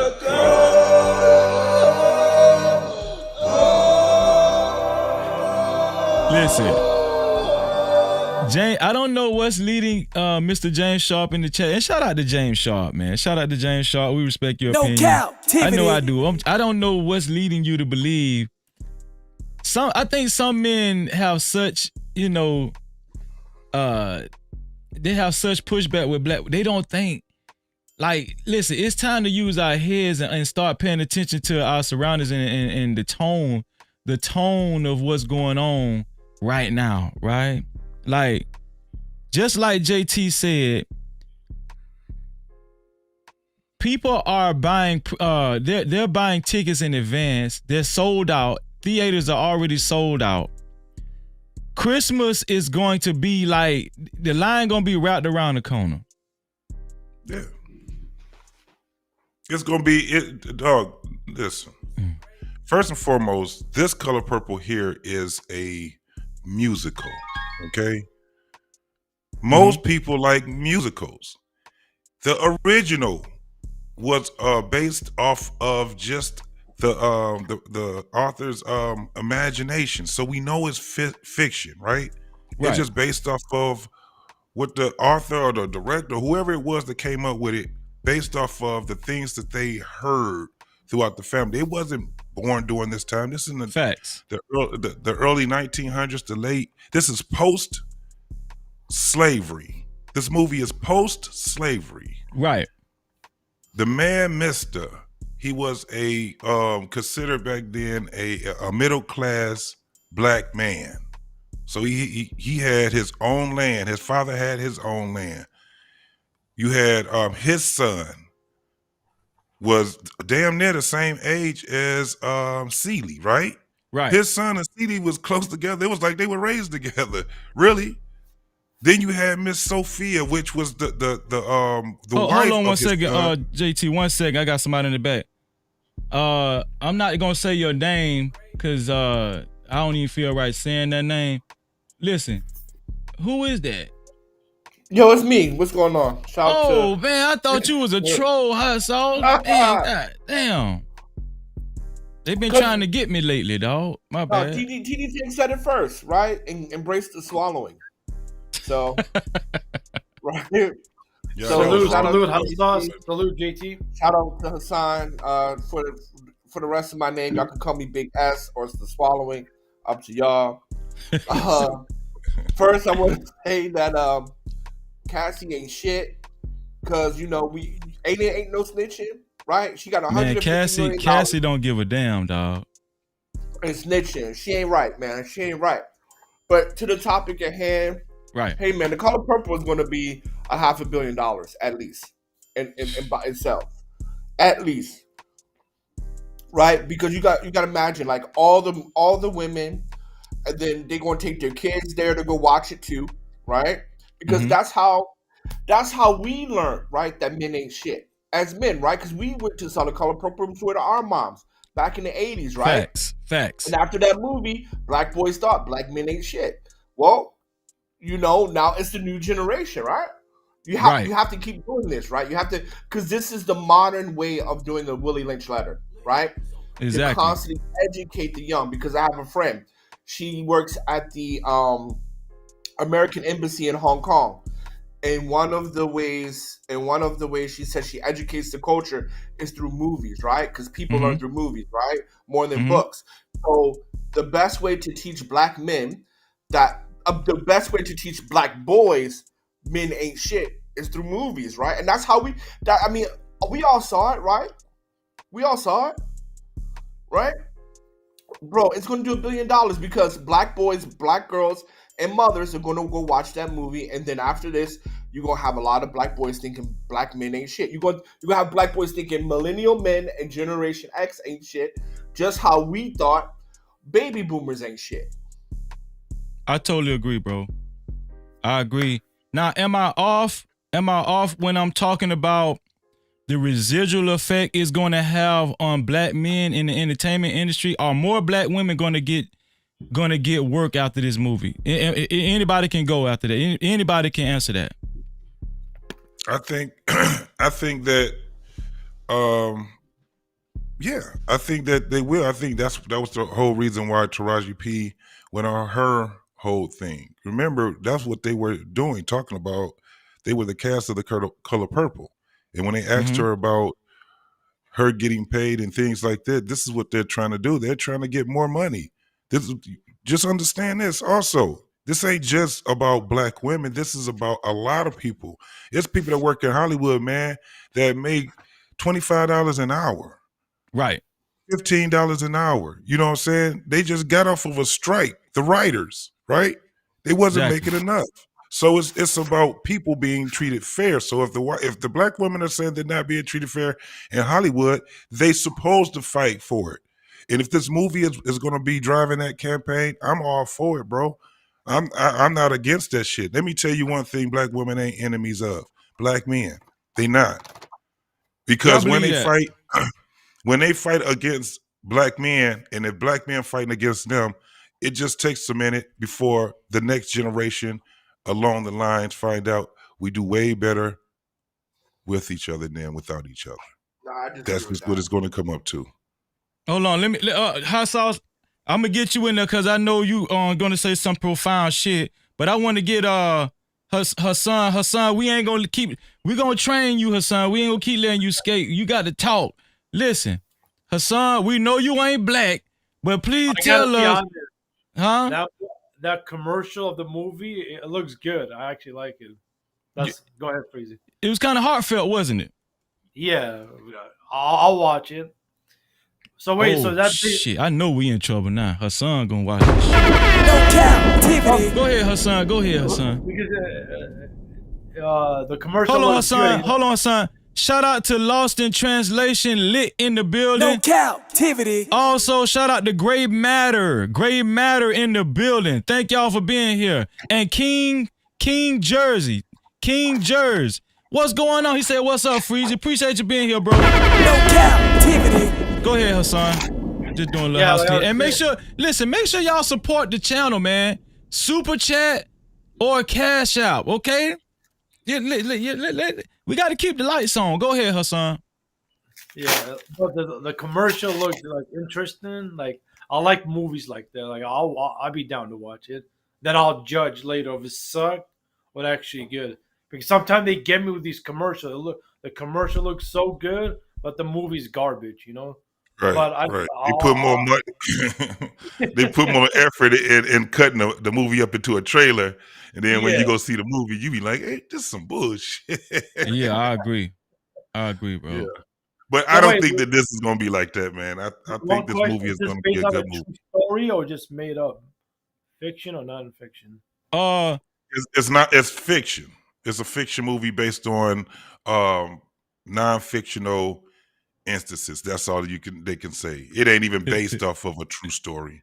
So it's just it's technically not based off a true story, but the black women gonna feel like it's based off a true story because they gonna leave out of there talking about, girl, now that one part, now I identify with that, girl. You know, I'm gonna tell you who else gonna make a lot of money. Not just the movie theaters, Applebee's, Chili's.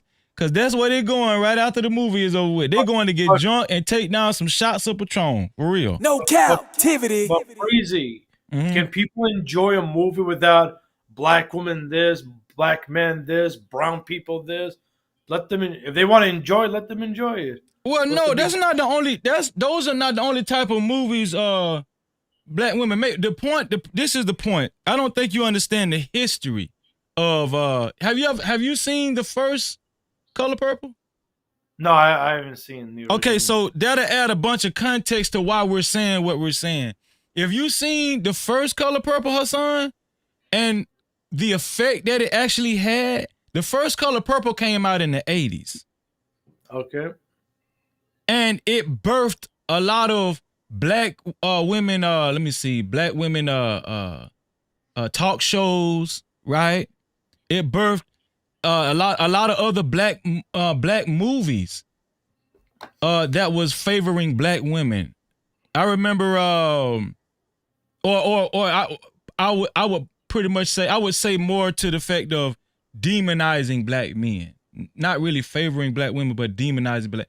Like there's a movie called Eve's Bayou. Megan Good got famous off of that movie. I want to say that might have been her first movie, Eve's Bayou. Movies like that just started coming out of the woodwork. Her first movie was Friday. Oh lot of people yeah, didn't that's know that. right. Yeah, my bad. No Cap-tivity. But she did act in East Bayou though, right? Though JT. No. She was in there. Yeah, her, Samuel Adams. Yeah. Samuel Adams. Her and what's his name? Sam Jackson. Yeah, exactly. Even the Smollett girl. She was the younger sister. The Justice Smollett's sister. She was the little redhead girl. Yeah. But Freezy, if this is making black men look bad, then what's new? That's nothing new here. They've been doing that every year with different movies. Like, why is this big surprise? Like, Yeah, I wanted to have that. That's why I wanted to have that conversation. Yeah. Okay. Yeah. Well, this is the thing. Well, you know what? Before I answer that question, I'm gonna let Hot Sauce get I'm gonna let Hot Sauce say what he got to say. Then I'll come after Hot Sauce. Go ahead, Hot Sauce. Yeah, well, the reason why I don't agree with when we say that black women are not the enemy of black men, if black women and black men were not enemy, this movie would not exist, right?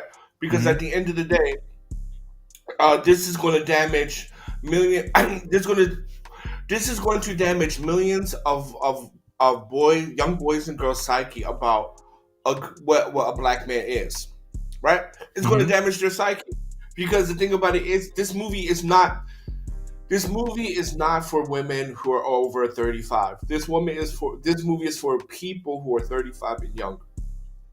Right? You got to understand something. White supremacy moves based on generations. Black people move on me as a narcissist and what's happening right now. White supremacy plants seeds that's going to sprout 10 years later from now, right? So this movie is to educate black girls that single moms are going to be better off. This movie is to educate that black boys shouldn't look to older black men for wisdom, right? That's why we don't have respect for our elders now, because we saw this before and we had a skewed idea of what a good black man is when we were kids. And that's why you have black boys saying, "Oh, these old heads can't tell me nothing." Well, that's how we talk back in my day, where I'm from, right? So if we weren't enemies, black women would be like, "No, I'm not gonna show my black man like this." And my last point to prove this point, we know that when it comes to DM and SA, it is hyperly over exaggerated because they use something called the Duluth model, and the Duluth model is if you feel that you were violated in any way, we can classify and call it that. And I'm gonna leave it there. Salute to black man. It's been a while. How you living, big bro? Salute to my brother, man. God, I know I'm doing something right. No Cap-tivity. No, I'm doing something right. Thank you, Jesus. Thank you. Listen, I'm gonna tell y'all something, man. I know y'all think Freezy, listen. Calm down. You're over exaggerating. I'm speaking to a lot of people out there in the clouds. Right? Now, what I noticed before I struck up this live stream, I said, niggas ain't talking about this shit. But damn near every black woman I know around me, man, listen, I had to tell my wife when I was trying to get some sleep the other night, put the goddamn phone down, I'm trying to go to sleep. She was talking to her sister till damn near 3 o'clock in the morning, talking about what kind of candy they were going to sneak in the damn movie theater. They were going to go to the Dollar Tree. Instead of going to buy the candy at the front desk, they got a plan to sneak candy. Listen, they talking about this shit. Black man, what you think about this stuff, man? Man, can y'all hear me? Yes, sir. We hear you loud and clear. I think that this movie is going to wake up this. It's going to wake up a sleeping giant, man. I think that I think what's going to happen after this movie, women are going to be empowered to go home and say, you know what, husband, boyfriend, fiance, fuck you.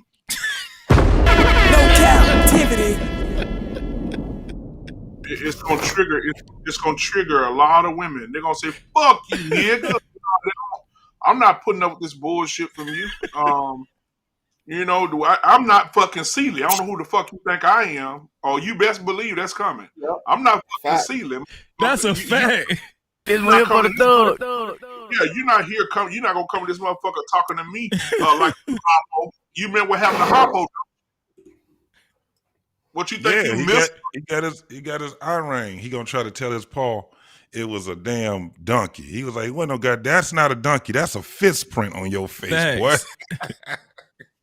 And you acting like a wait at your table, boy. So, I think that's what's gonna happen, Freezy. I think these women are gonna be empowered. I think they're gonna be, I'm going to go and sit at the back of the movie theater because I want to see how they react. I'm gonna pull my phone out and start recording reactions from the back of the fucking movie theater. That's what I swear. I swear to God, I'm gonna do it because I want people to see how these women are reacting, what they're going to say, and how they're gonna say it.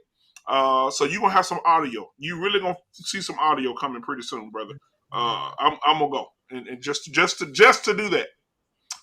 So yeah, it's gonna make great content. That would make great content. It would. Yeah.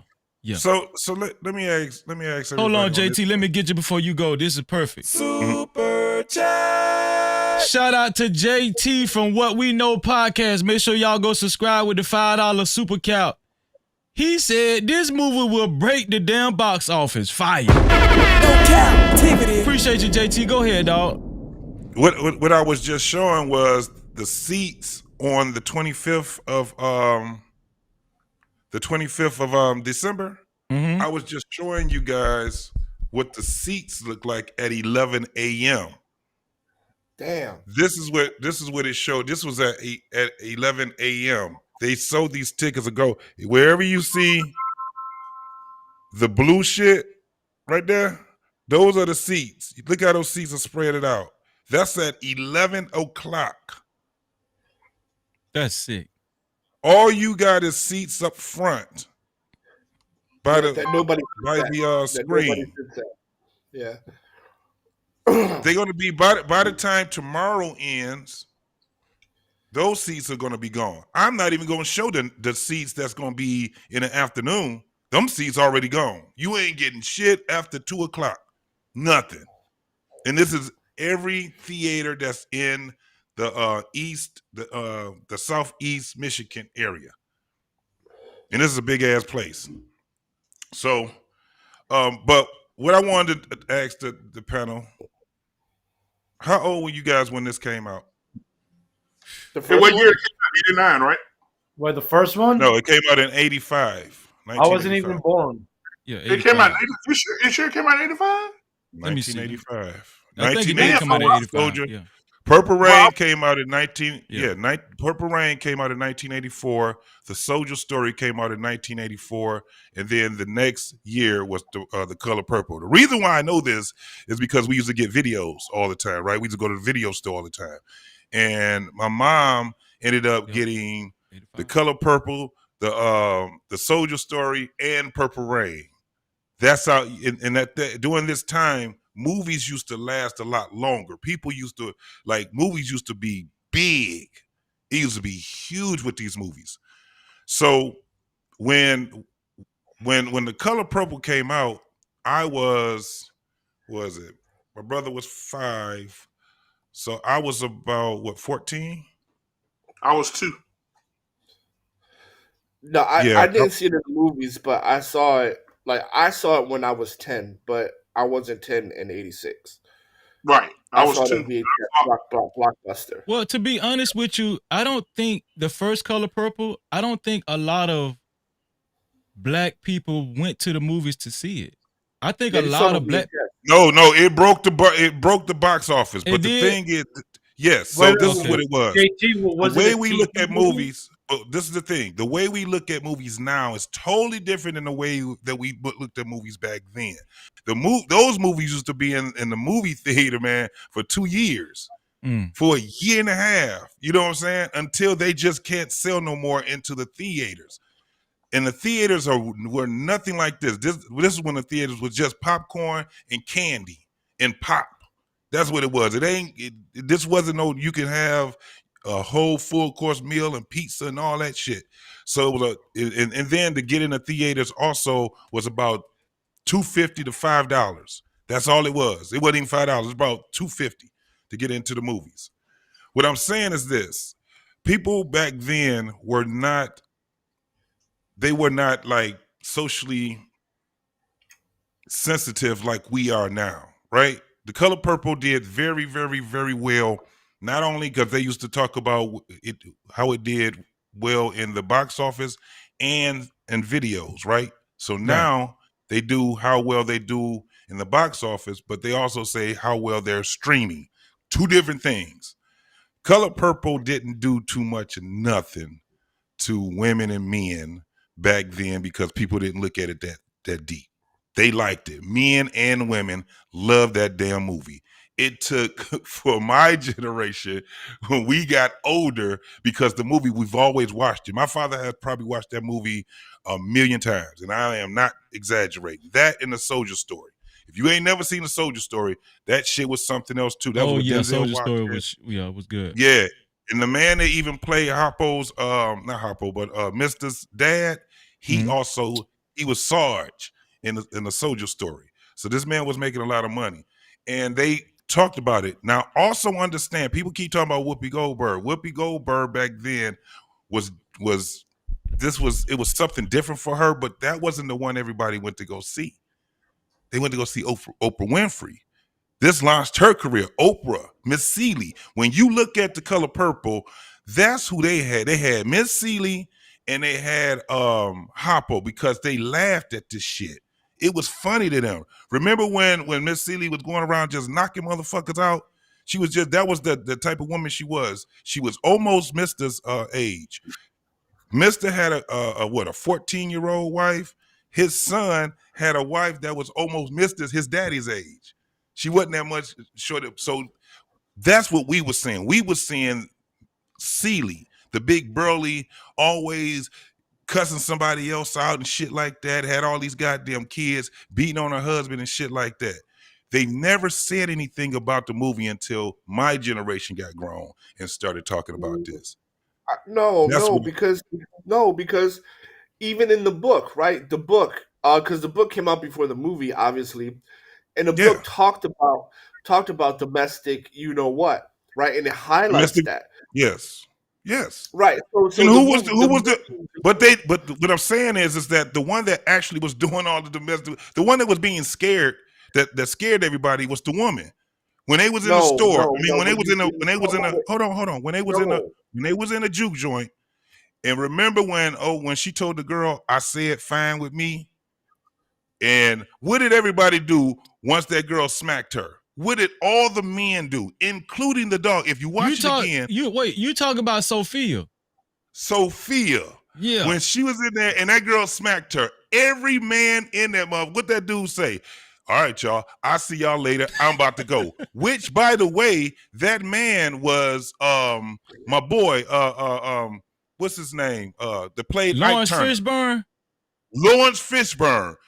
He was like, it's time for me to go. I'll see y'all later. Even when they got to fighting. But come on, but when they got to fighting. Wait, bro. When they got to fighting. Hold on, bro. Let me finish. I'm about to land.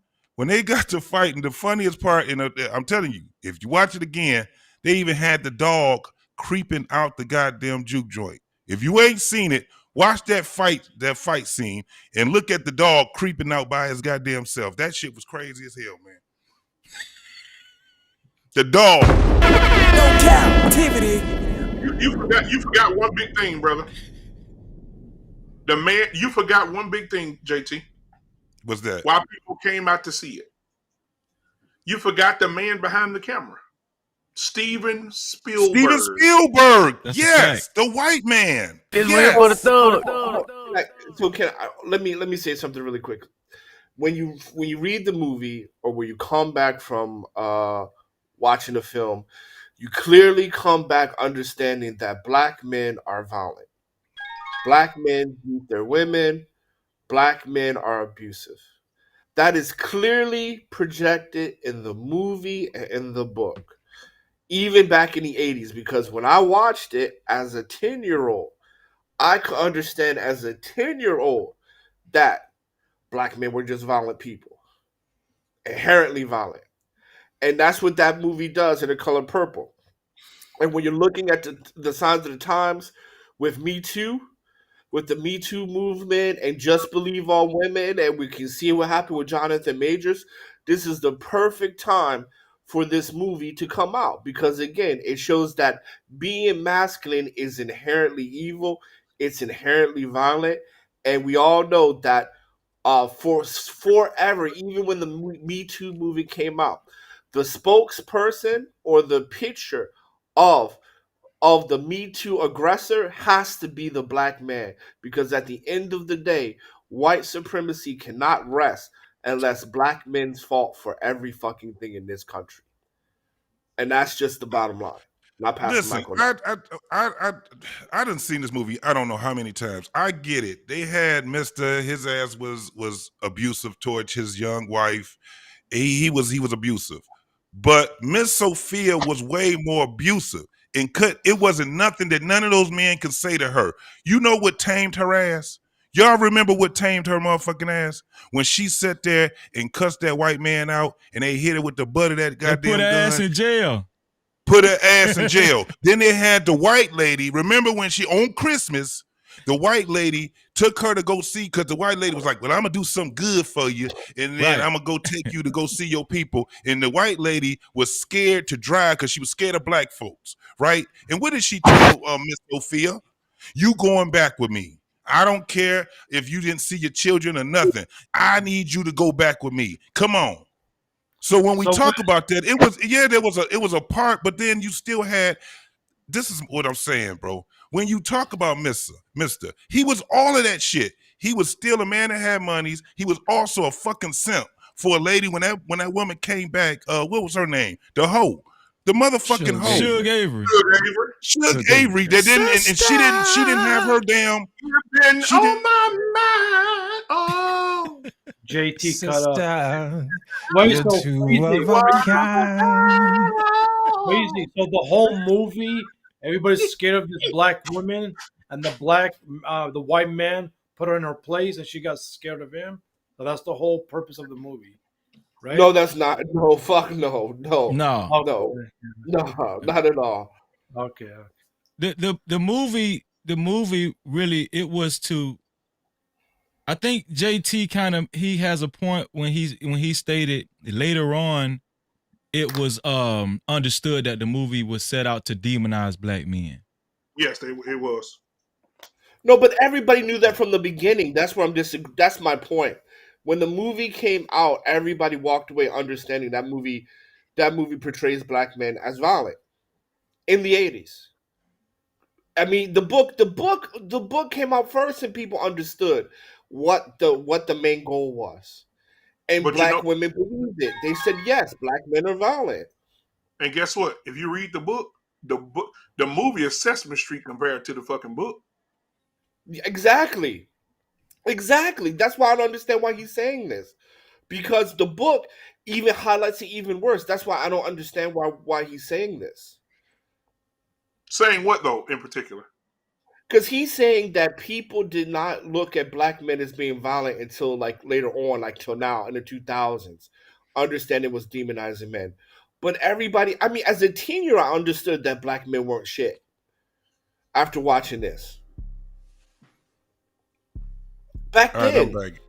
Can y'all hear me? That's why I just don't understand the comment.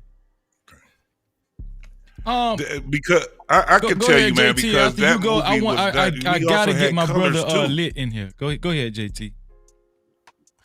Yeah, we also had colors. We had a lot of other movies that were just like that. We had these old movies that was out that really, when you looked at the movie, people didn't see it just in one way. We seen all of the shit. Yes, Mister wasn't shit.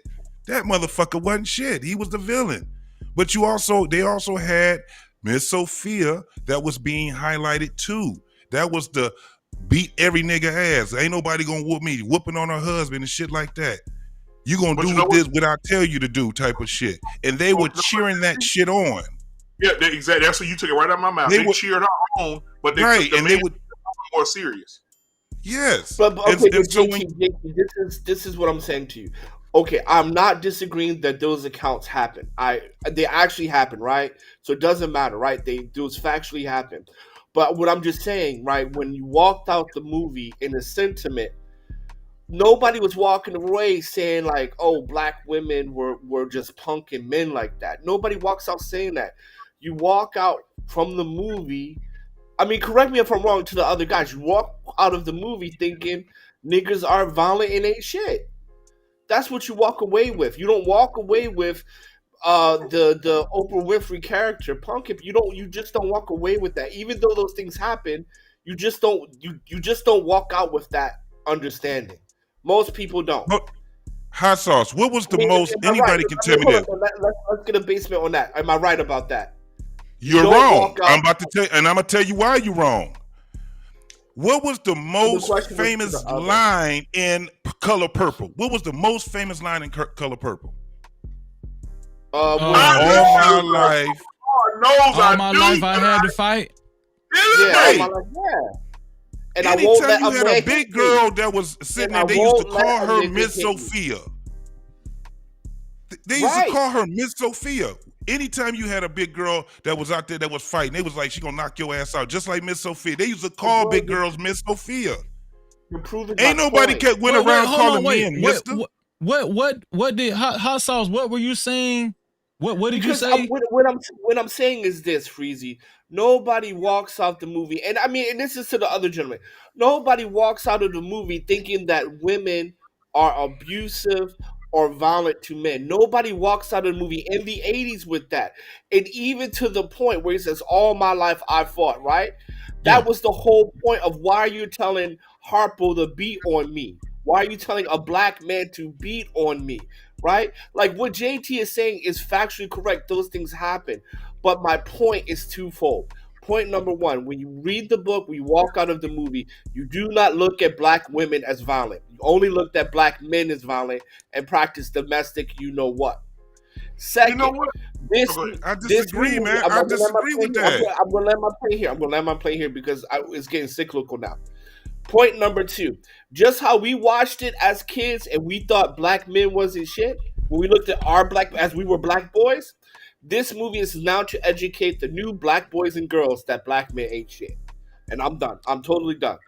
You know what? Real quick, I'm just say this real quick before my brother Lit go. What's up, Lit? Man, if you really think about it, though, look at what she's saying in the most famous line. She said, "All my life, I had to fight," meaning I've been fighting men my whole life. Men been trying to whoop my ass my whole life, and I had to learn how to fight these motherfuckers back. Men have been violent against me my whole life, and I love Hoppo, but I kill Hoppo if he try to whoop me like the other men did. Right. It was to demonize black men. Yeah, exactly. No, I didn't say that. I said they championed it. This is my whole thing. Mothers back then were violent as fuck, but nobody actually, they championed it. Think, if you hear how people talked about how their mama used to whoop their ass, they used to laugh about it. I remember I came in late and mama caught me in there and she came out there, she pushed me through that wall, and they're laughing about how violent mama was. So they knew that they were violent, they just championed it. That's all it was. That's what it was. It wasn't that they wasn't saying it. They were just laughing about it. Look how violent these damn women are right now. If you ask them why they so violent, you get down to the root of it. What are they gonna say? My mama was violent towards me. If you ask a bunch of damn women and men in a room, you get them all black women and all black men in a room. That's facts. You say, I agree have with your that. mama ever whooped you? You're gonna have almost the whole fucking room I raise agree their with damn that. hand. I do agree. And they're gonna be trading war stories. I agree with that. Let me get hold on. I got one more. Go ahead. Even when they talk about when mamas whoop your ass, the comedians said it. What did they say? Mama will whoop you with anything. A belt, a broom, a Hot Wheel racing car track. They laugh about it. Stitching cord. And stitching cord, but they laugh about it. Right. Because they don't see it as violent. They see it as them, again, going back to what you said, JT, they seen the mama say, Oh, my mom used to, man, I remember my mom one time, my mama hit me in the head with a skillet. Man, your mama did too, right? But then on the flip side of that, man, my daddy, well, man, that's why we always get the Tupac effect is what I call it. You know, even though my mama was a crack fiend mama, she always was a black queen mama, right? They always put the mother on a pedestal of she did the best she could do, and they put the daddy under the bus saying he ain't shit. Fuck that nigga. And the daddy and the mama could be worse than the daddy, but the mama always will be elevated, bro. Absolutely. Lost in translation, aka Lit, is in the building. No Cap-tivity. I'm very interested in your take on the effect that 2023 The Color Purple is going to have on black households, male black entertainers, such and such, such and such, such and such. Just take off, dog. Here's my thing. Thank you for having me on the show, Freezer. Man, thank you for the rest of you coming. guys. Listen, the obvious is always going to be the obvious. But you know me, I'm not going to address the obvious. I'm going to address the hidden messages. I don't know if y'all remember this or not. I think I was a little boy, maybe about 12 years old when this movie came out. And the first thing that stuck out to me wasn't Harpo beating Sophia. It wasn't, what's Sophia going to jail and all this other stuff. What stood out to me was two women kissing. You understand what I'm saying? The lesbians. Boy, to me, that's what stuck out to me because I had never seen nothing like that. As a little boy. You see what I'm saying? Yep. I have never seen nothing like that. I was like, wait a minute, that's not how that's supposed to go. You know what I mean? And I think that was the movie that kicked all of that off. You see what I'm saying? So I think that was when Black Girl Magic really took off, if you know what I'm saying. Bro, that was I'm gonna let you cook, but that was an excellent observation. I just want to say that. But go ahead, Lit. Go ahead. Yeah, one of the most famous lines was, "Sister, you've been on my mind. Sister, we're two of a kind." Next thing you know, they all on top of each other, man. You understand what I'm saying? Hey, if you read the book, if you read the book, wow. You know what I'm saying? That was detail. That's a fact. That was the thing that stuck out to me. But here's the thing that what a lot of women missed in this particular movie. Now, after Sophia had fought all her life, she never could beat them white people. You understand what I'm saying? After they used her up and wait till she got good and old, then they released her back to her family. You understand what I'm saying? Useless. So I think I think that's the message that I think that black women need to take out of this. Come on. Is that don't let these folks use you thinking that you getting the one up on your man, but in the end, all they're gonna do is use you up and send you back to the house. I'll party. Or what's left. And that's it. I want to ask something That's here. awesome. I want to ask something here. Because the thing about it is just that there was a comment in the chat talking about they love to sell our pain. That shit doesn't exist. The average black man doesn't grape his daughter and then sell the child, because that's how the movie starts off, right? Yep. Pop grape me, then sold my child, and then I just randomly meet my child in a hardware store. That is not the average black experience. Matter of fact, even there's a black feminist back in the 80s, Kimberly Woods, right? And she talks about DV, SA, and all that stuff. And pretty much they come up to the conclusion, if a woman feels it, regardless of evidence, then she was abused. Just because she felt it with no evidence. And see, what a lot of black women love is to trauma bond on shit that never really happened to them. And that's what that movie's going to do. And that's why you're going to see $500 million worth of ticket sales. Because they're going to get up there and say, yeah, this is black pain. This is the struggle of a black women. Because women get power through tears. Because then men react to women's tears and get them benefits. Women understand this. And they're going to go there talking about this fictitious fucking pain that nobody ever went through. Because, correct me if I'm wrong, same-sex female relationships are the most violent relationships, domestic relationships. But somehow, black men are just inherently raping their daughters, selling the offspring to random ass niggas. And that's the black experience in America. But yet nobody experienced that no one in general experienced that. That's like the 7% of America. But somehow that represents us. And that's the fucking problem. So you have to also understand this though. Again, it's a fictitious movie, right? And then the time period was late 1800s, early 1900s, correct? Yeah. That whole situation was not a normal situation for black folks. This is post slavery. Those folks were affluent compared to the other folks. Now understand what that means. Everybody around there, they had businesses, or they had land, or they had something inherent in them. If you seen what Mr. had, he had a cooler. He had a damn a stove, a nice stove. They got chickens. He had a farm, right?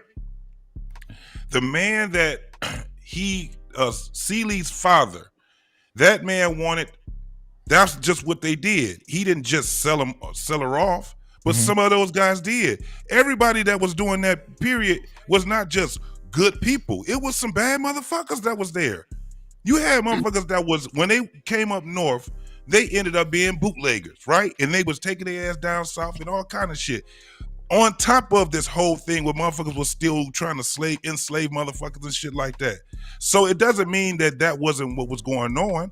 It just means that it's a fictitious movie. Now, what we're talking about is the undertone of the movie, right?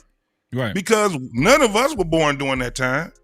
But we do understand that there was times where it was shit that was like that. That was that dude right there. He was that guy.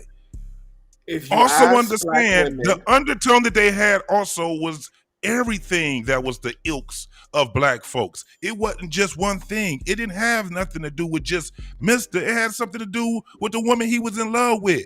That Lucy Goosey, Suge Avery. They had hoism, lesbianism.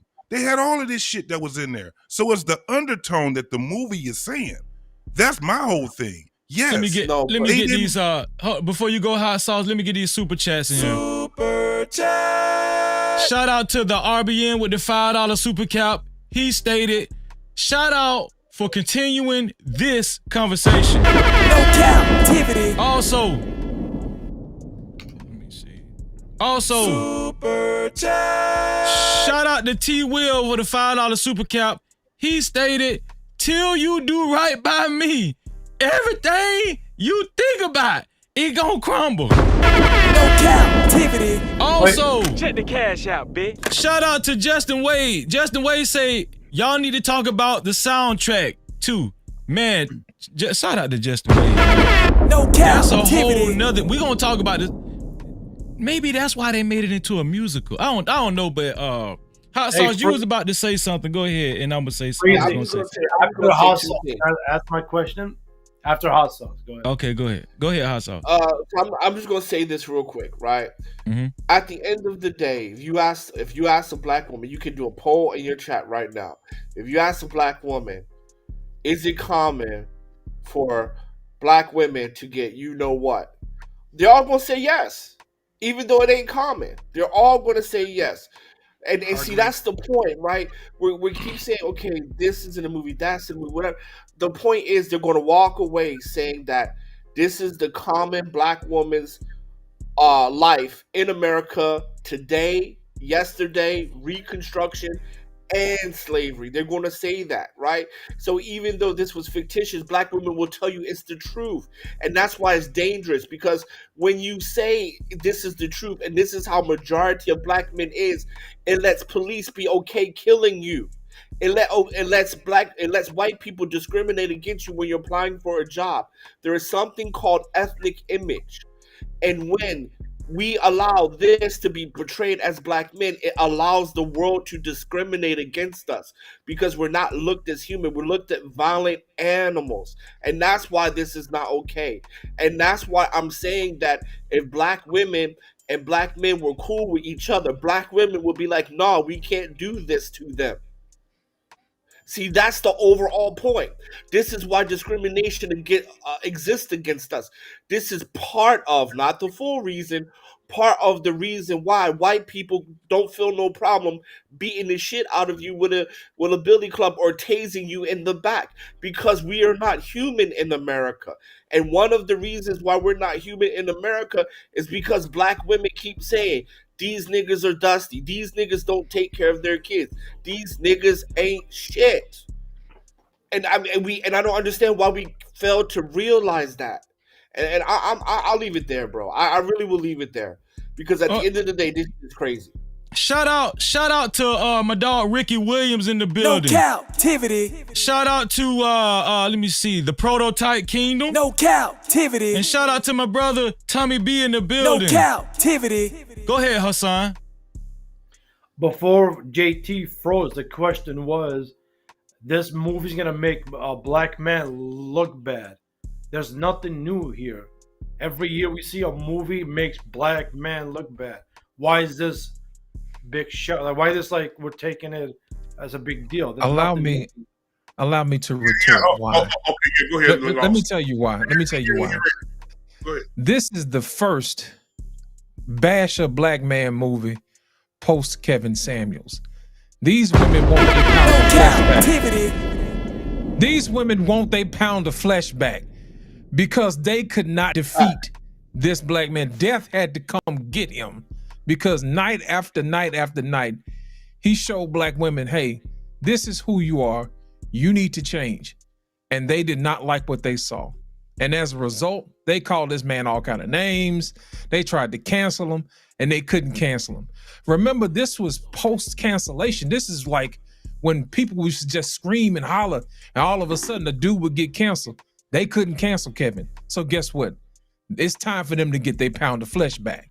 So that's the reason why Freezy was saying that this movie is going to do so good, is because these women are going to put their money where their mouth is. That's a and they're fact. going to come out and support. So that's the reason why.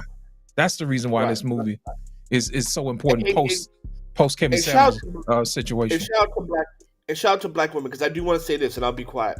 Black women do put their money where their mouth is.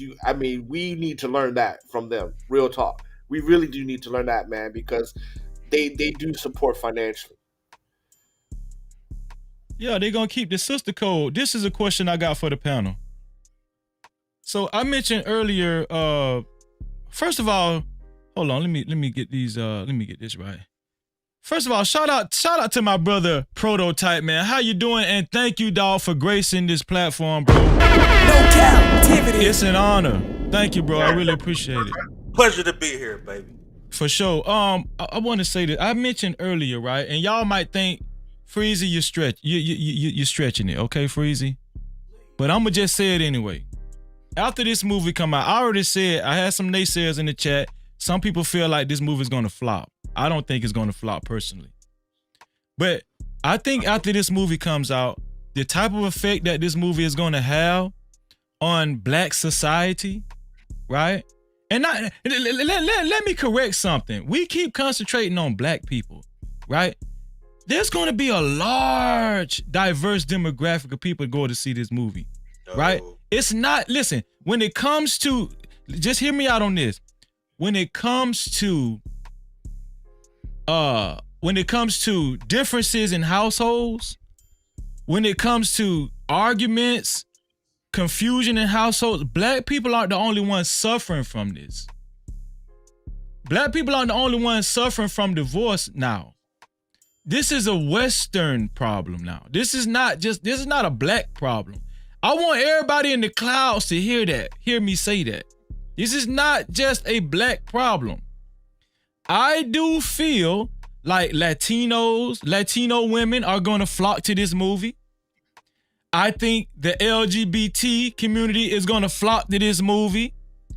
I think white women, liberal, keyword, liberal white women are going to flock to this movie. I think church people, black church people are going to flock to this movie. We keep harping on black women. Yes, black women are going to feel empowered. But I think there's going to be a larger demographic of people that go to this movie and that this movie is going to have a profound effect on. Now, the question I got is, do you guys think that this movie is going to affect black placement, black male placement in entertainment, whether it's TV, whether it's YouTube? Cynthia G got demonetized. But I honestly feel like after this movie come out, it's gonna be damn near 5 more Cynthia G's. And women are going to support these platforms. The Queen Maker, Princella, I think her viewership might go up. Now, I'm not saying that this residual effect is going to be permanent, but I do think there's going to be like a, what is it called? Almost like a stimuli. A reckoning. Yes. Right? What do you guys think about that? Anybody, I'm gonna let BMU go, and then I want Prototype to get in there too. Go ahead, BMU. This movie is the equivalent of Tyler Perry's most high movies. Now we know Tyler Perry put on that dress and that wig, and he do Madea. He's gonna sell out everywhere across the country and around the world, right? I just looked it up while we were talking. Tyler Perry is allowing this movie on Christmas Day to be screened at Tyler Perry Studios. Right? Didn't they shoot it? They shot it. Was shot there. It was shot there. Yeah. And he's also, for those who want to watch it at another theater, he's also going to be purchasing tickets at movie theaters for people to see, older people, not just the young people or whatever. So I think that this movie, like you said, it's going to be one of those movies that, see, they set it up right. Christmas Eve is on Sunday, which is tomorrow. At church tomorrow, it's going to be promoted in every pulpit. Oh, tomorrow. Listen. Well, I'm telling you what's going to happen.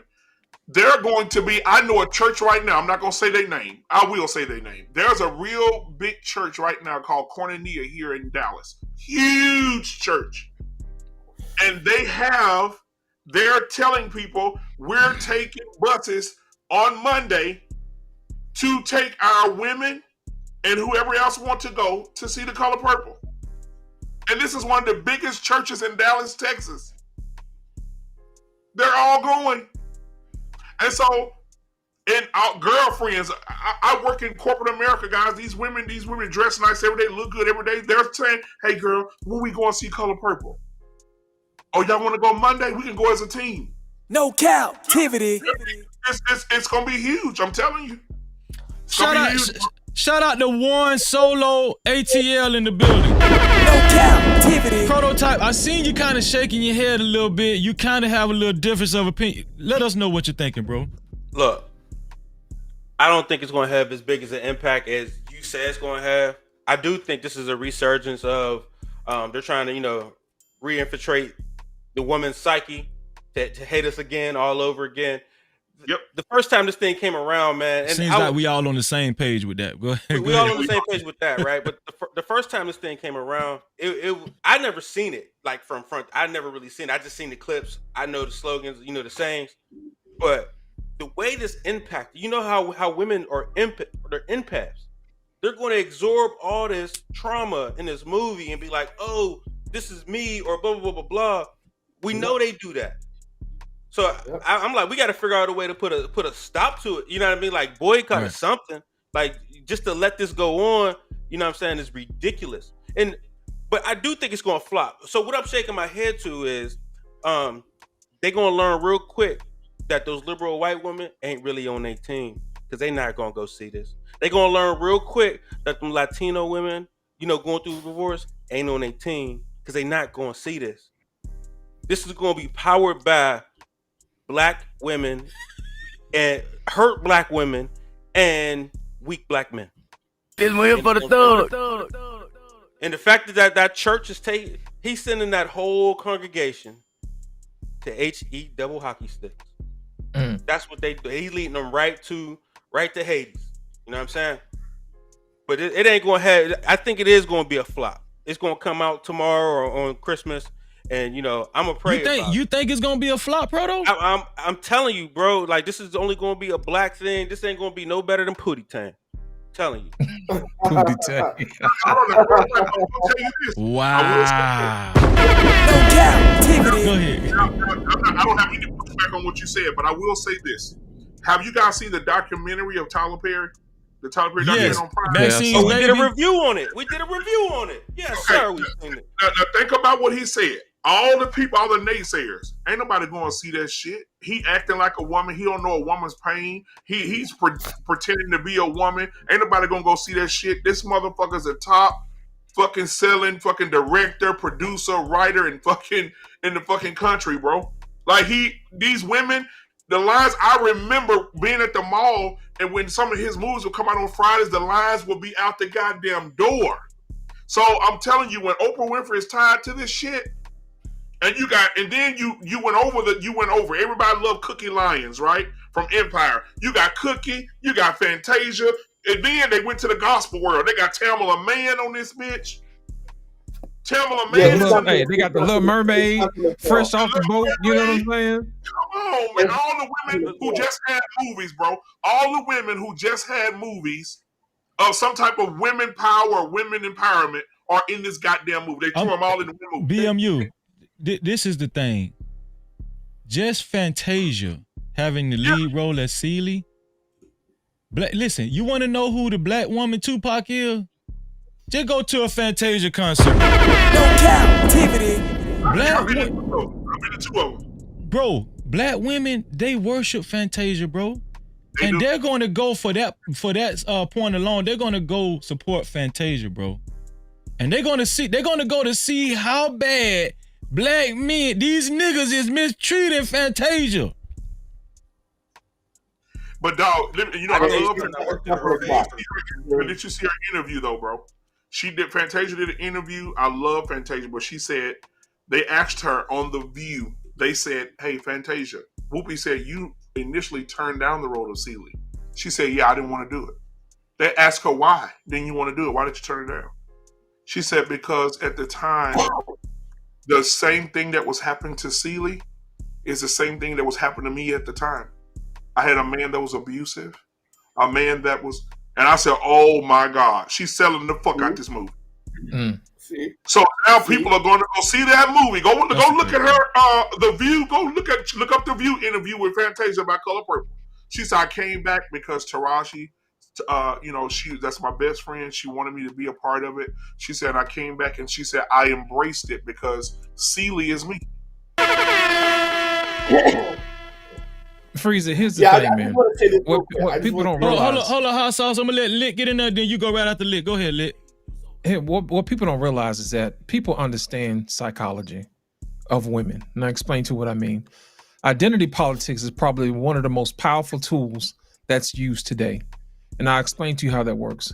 If a woman is hurt, what's going to happen is other women, being nurturers, are going to rally behind her, whether they experience the pain or not. Right. So what you do is you get a whole bunch of women who have been hurt. You're going to get a whole nother crowd of women around them to console them, to listen to their problem, even if they weren't hurt or not. And they're going to feel her pain. You see what I'm saying? And that's the reason why that thing gets a push. Now, you sprinkle a little bit of the LGBTQ in there too. You know what I'm saying? Because all of them got a little bit of that in them. Guess what's going to happen? You're going to bring them into, they're going to support it. They're going to be like, you know what? I was abused too. And there's no way to even verify that. You know, people just say stuff just so they can get attention. And that's what peer pressure does. Peer pressure will allow you to feel somebody else's pain even when you didn't experience it. You know what I'm saying? We don't let guys get away with stuff like that. If a guy say, you know what, my homeboy went through the same thing, I said, yeah, but did it happen to you? And they'll be like, yeah, you know, that's right. You know what I'm saying? We don't do each other like that. But for some strange reason, women have this nurturing thing about themselves where they want to come together and they want to console each other. They are a communal creature by nature because that's how they stay safe. in numbers. So what happens is these people psychologically play on that and play those heartstrings. They have these interviews like Black Man Unfiltered said on The View. Oh, it happened to me. Lord knows it happened. Man. And the first thing I would have said, did you get a police report? Because guys know how to handle situations like that now. You see what I'm saying? And my thing is this. There's no way that this movie is going to flop. I'm going to tell you what Hollywood designates a flop. A movie has to have at least 2.5 times its box office number, what it took to make it. And they have to make 2.5 times at the box office to break even. So if we're looking at the number, if they spent $100 million on it, that means that movie is going to have to gross it's going to have to gross $350 million. That's going to be done easily, y'all, within 2 weeks. But at the same time, here's the thing. What's funny about Hollywood, if you've been paying attention to Hollywood, all these girl power movies ain't been doing good. All the movies across the board have been doing bad. And I think what happens is Hollywood is not banking on that, because the real deal is if these box office places, the studios don't make their money back, they're not going to spend any more money on movies like this. People are tired of seeing post-slavery movies, pre-slavery movies, during the slavery movies. People are tired of that. But for some strange reason, we love a good sob story when a black woman gets beat down and then she has to overcome. That in itself is a box office draw. I got a funny feeling it's gonna be a scene so bad. Y'all think Mr. did Sealy bad the first movie? I just got a funny feeling they gonna make this shit so graphic, like damn near like 12 years a slave. You feel what I'm saying? They gonna go over the top with this shit. Especially when they have all these new graphic designs and all these graphics. Hold on. Yeah, let me get Hot Sauce and then BMU next. Go ahead, Hot Sauce. So this is what I'm going to say. I agree with Lit. Because first and foremost, we've seen what the black dollar can do. Black Panther alone pulled them over $1 billion just on the black dollar. And Tyler, if we look at Tyler Perry, right, profit-wise, he is the most profitable director in Hollywood history. Yep, you're right. He is the most profitable. Steven Spielberg, any of those guys, the guys who does Transformers, what's his name? Bruckheimer, Spielberg, whoever, any big name. Nobody is more profitable than Tyler Perry in the history of movie making. So you got Tyler Perry on this joint. You got Oprah Winfrey on this joint. And then like what Lit said, right? You got something that gravitates women, right? You got something that initiates women, right? How men love action movies is how women love overcoming domestic you-know-what. That is their action movie, right? That is their action movie. Then you got Fantasia, the black favorite. You got Cookie Lines, another black female favorite. And you got all these things. And then also on top of that, you got the female movement of the Me Too. Now, I will agree with Prototype. Black women, white women, and Latino women, right? That whole people of color shit has never worked out for black people. They're not going to do that. But I will say this, right? Barbie made $1 billion. Don't be surprised if The Color Purple gets close to that because they got the right recipe, right? They got Prototype. You on mute, Prototype. You on mute. I'm on mute because I don't want to be disrespectful. Oh, okay. Man, you know what? You all right, dog. Go ahead, Hot Sauce. Go ahead. I appreciate it. So the point, my point is this. Prototype getting hype over there, man. This, right? White people and Latino people ain't gonna stick their nose into this. Fuck y'all niggas. But it's also correct. You have enough. The black dollar is enough. The black dollar is enough to black men's point. And Lynn is right? You got what is it? Empathy over violence. You know that type of violence. So don't be surprised, bro. Don't be surprised. It's going. I'm going to say this. I think the box office is going to do about 650. That's my prediction. And 650 million. No Cap-tivity. Crazy. Bro, Go ahead, BMU. This is live and in living color, brother. I'm sitting up here looking at the cast of this fucking movie, bro. I was just doing the same thing, Black man. I'm looking at that shit. I'm like, fuck. Listen, this is live on Freezy right now. Okay. If you look at the cast, I'm gonna name the women they got in this fucking movie. And you tell me this movie gonna flop. Okay. You got Fantasia, of course.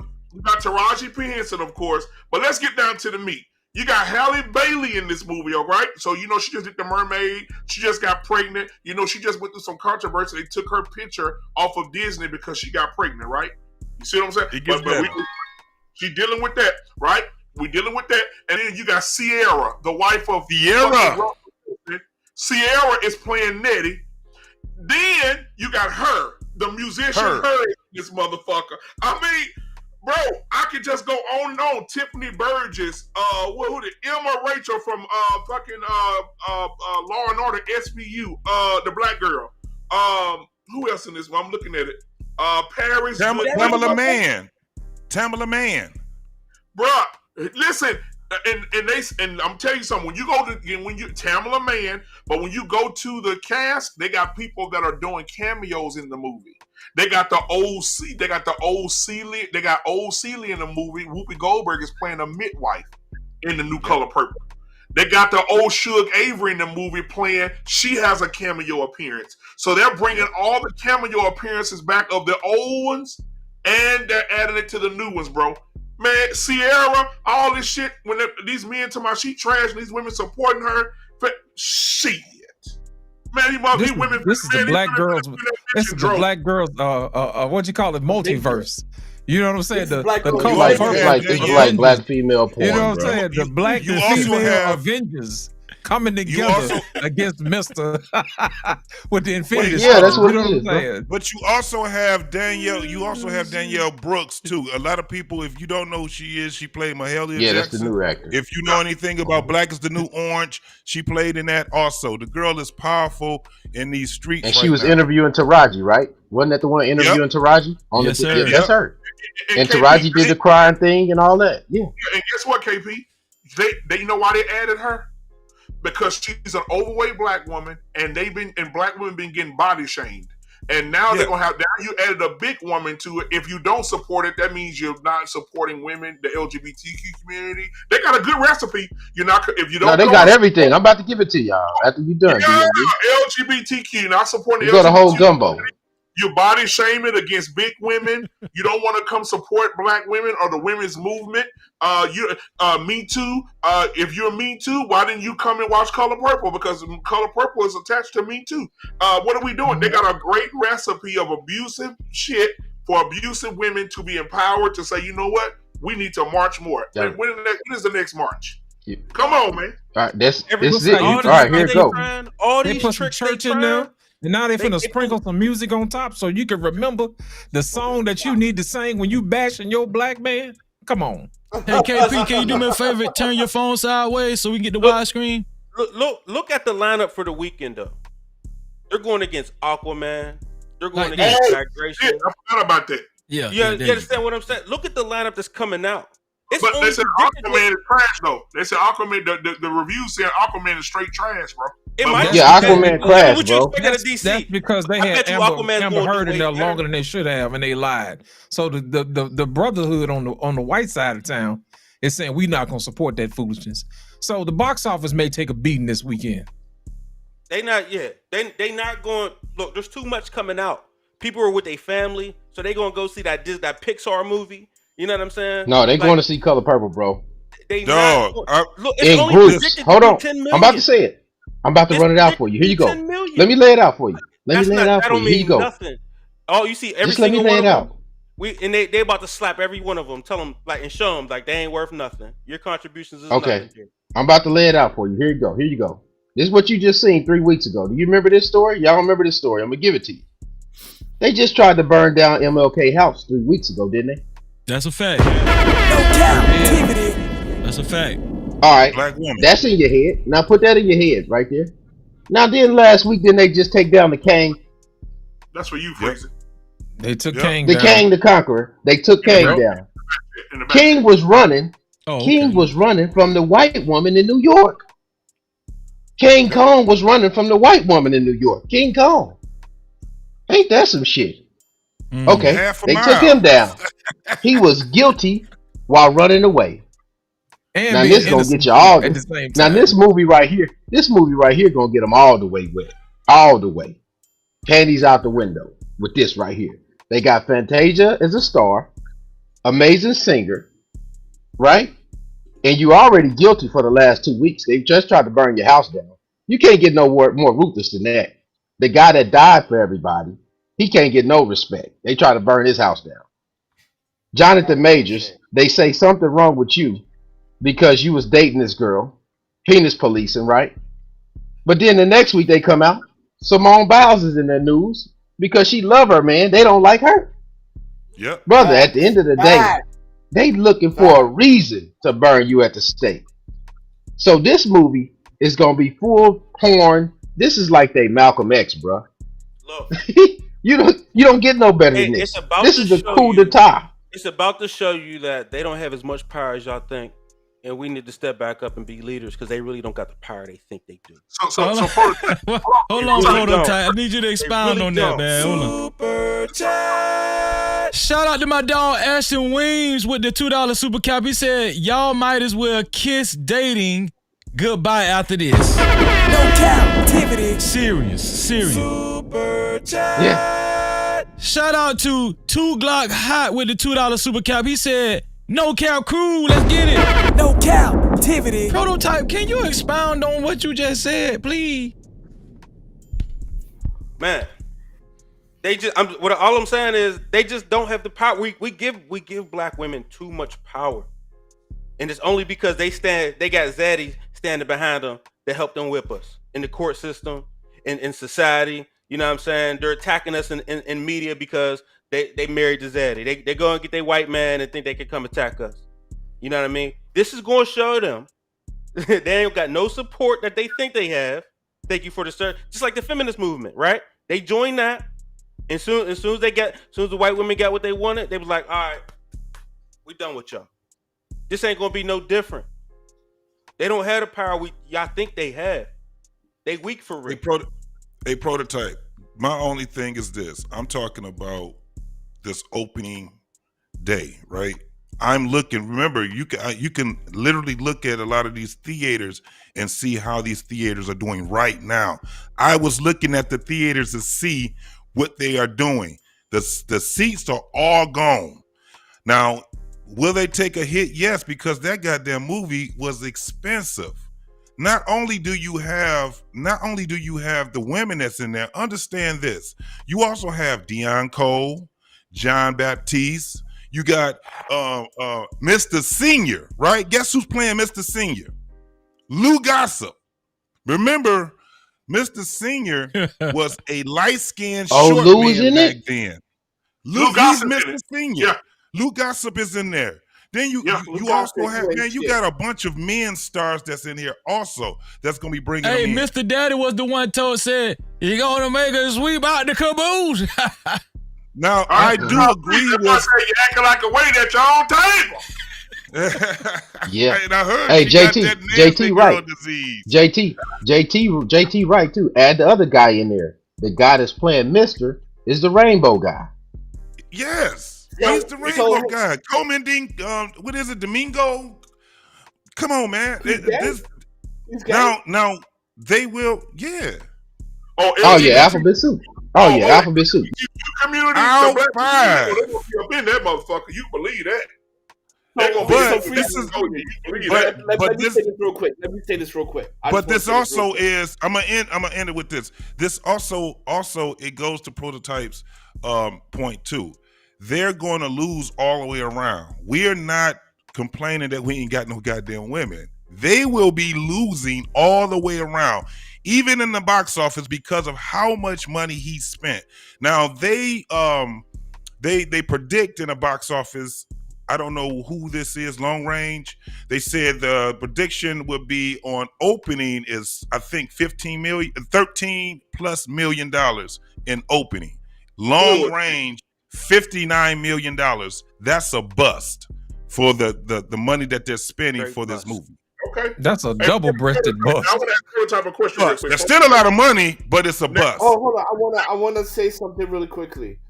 So, Freezy, you know how I am about single moms. If this movie flops, I will forever apologize for single mothers. If this movie I don't believe you, dog. I will be on the niggas ain't shit train. Y'all heard it here first. Now, Prototype, I want to ask you a question.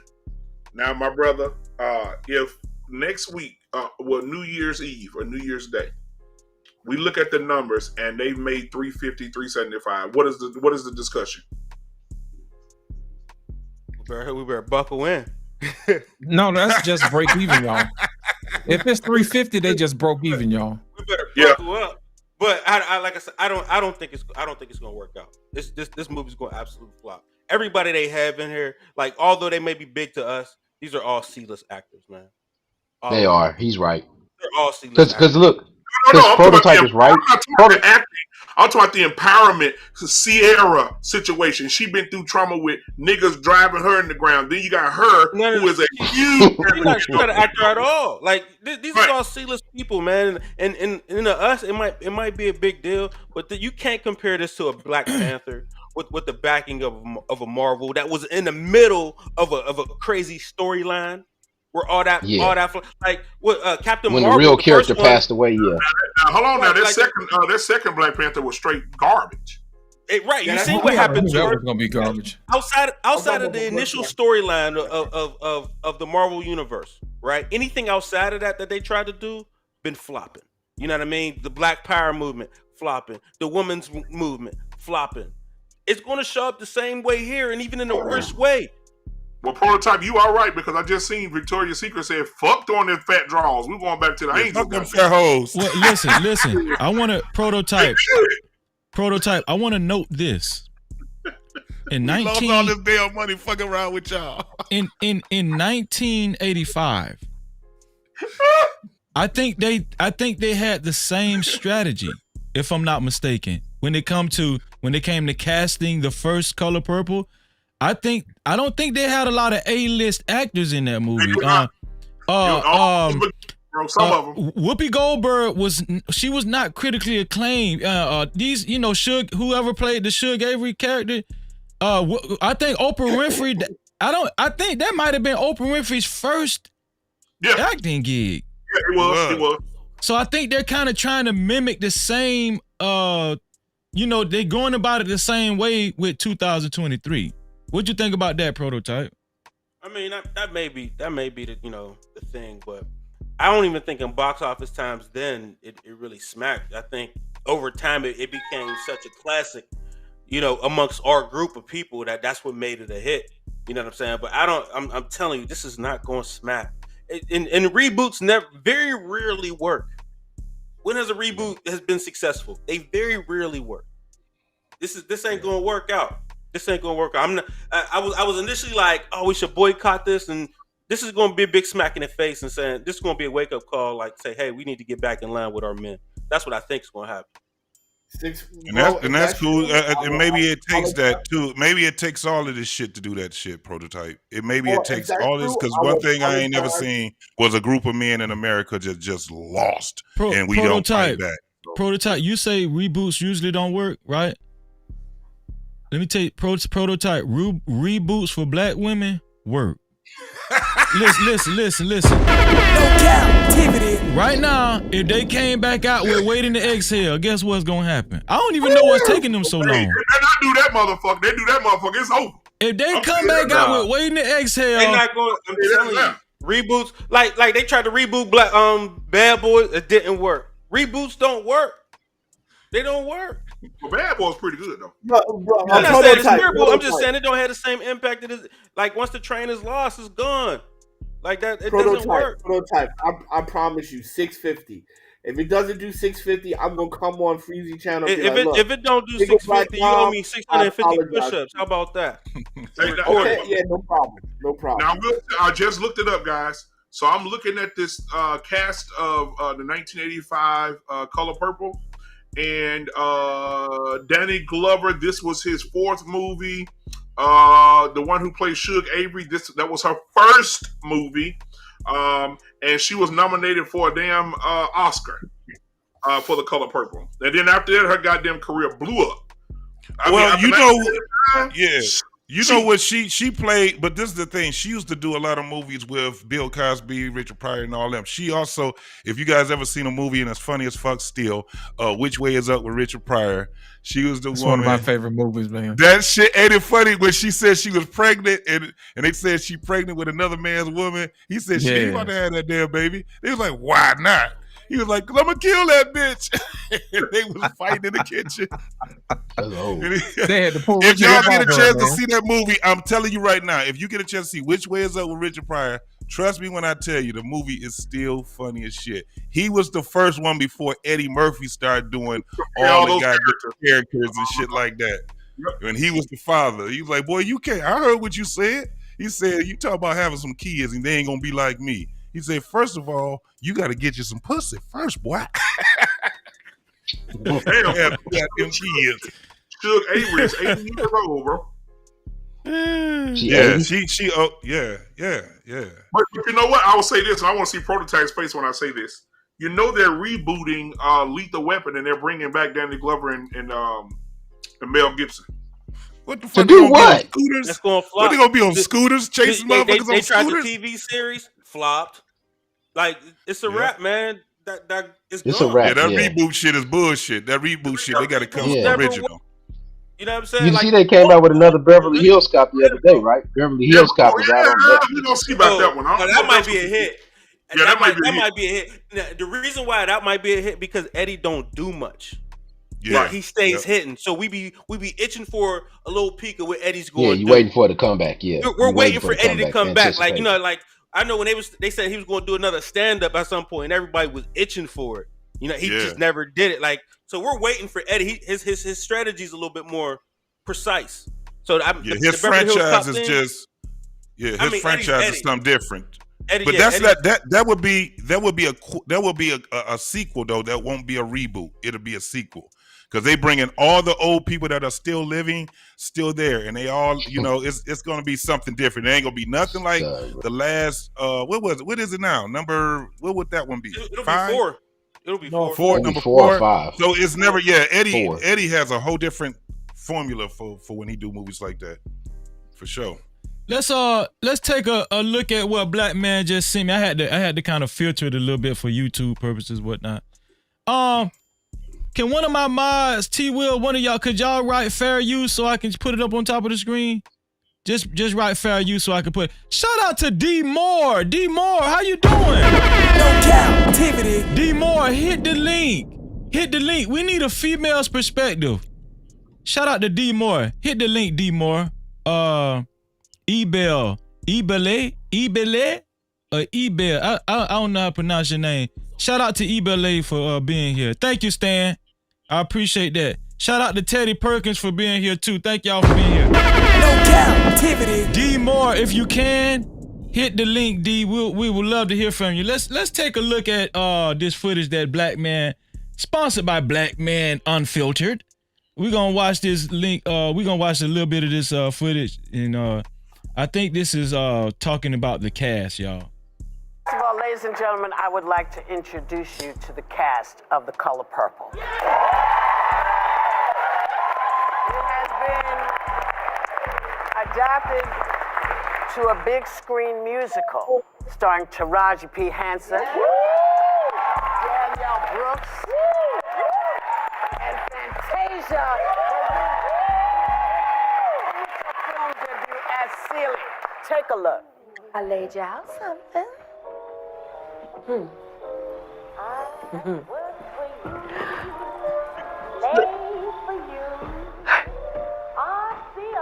So this looking like this gonna be the you know, the eat coochie scene right here. Yeah. They might go all out on this scene. We don't know. Right? I'm gonna have to pray over my wife before she go out there to that damn theater, man, because I ain't let my wife go see that shit. It's gonna be a lot of demons. It's gonna be a lot of demons coming out of that damn theater. Now I'm just letting y'all know that I'm now. gonna put some holy water in a 7-Up ball and start throwing this shit all through that motherfucker. You gonna need that. You gonna need that oil too, brother. You gonna need that oil. You gonna need that oil. The power of Christ compels you. Goddamn Wesson cooking. He bringing out the Lord. Too. He gonna bring out the Lord.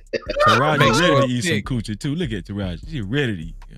Make sure that Crisco stick. This ain't me. Hush. Put it on. So you can take it off. Tonight. Taraji eating cat. Is that what this is? Taraji eating cat? Meow. She ain't get paid enough to do that. She need to blame it on Oprah. That's why she mad. That's why Taraji mad. Because she done ate some cat and ain't get paid on her food. Color Purple. And the film's director, Let's Boswell. Yeah, he's from the LGBT community. He a punk too. Fantasia. Yes. You played Celie on Broadway in 2007. And when you were presented with the opportunity to do this again in the film, you initially said no. Yes. How come?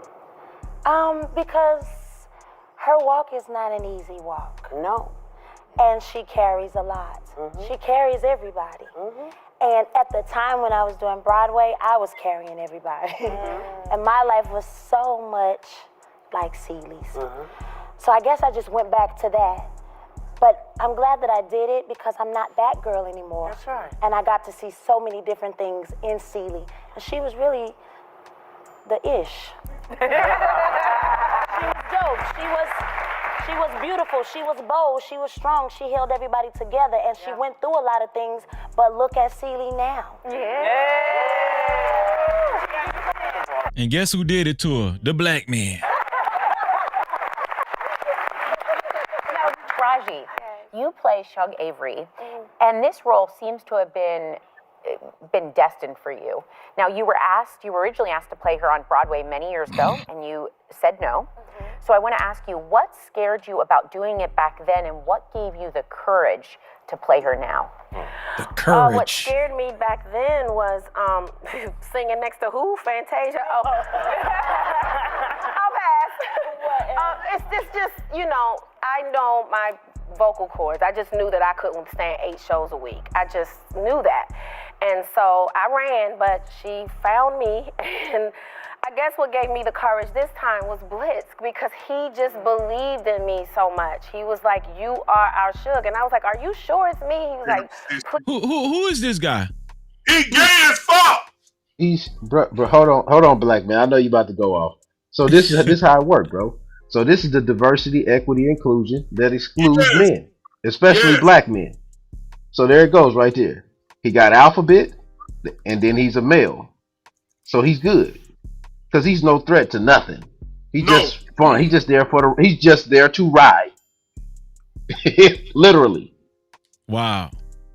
That's crazy, man. Hold on 1 second, y'all. Super chat. Shout out to Clement Gray with the $2 super cap. He said, too much going on. Powers to be doing something. No Cap-tivity. Also, shout out to let me see. I can't bring it up. I'm gonna just read it because he's the sponsor of the show right now. Shout out to Next Level. He said, keep pushing, Freezy.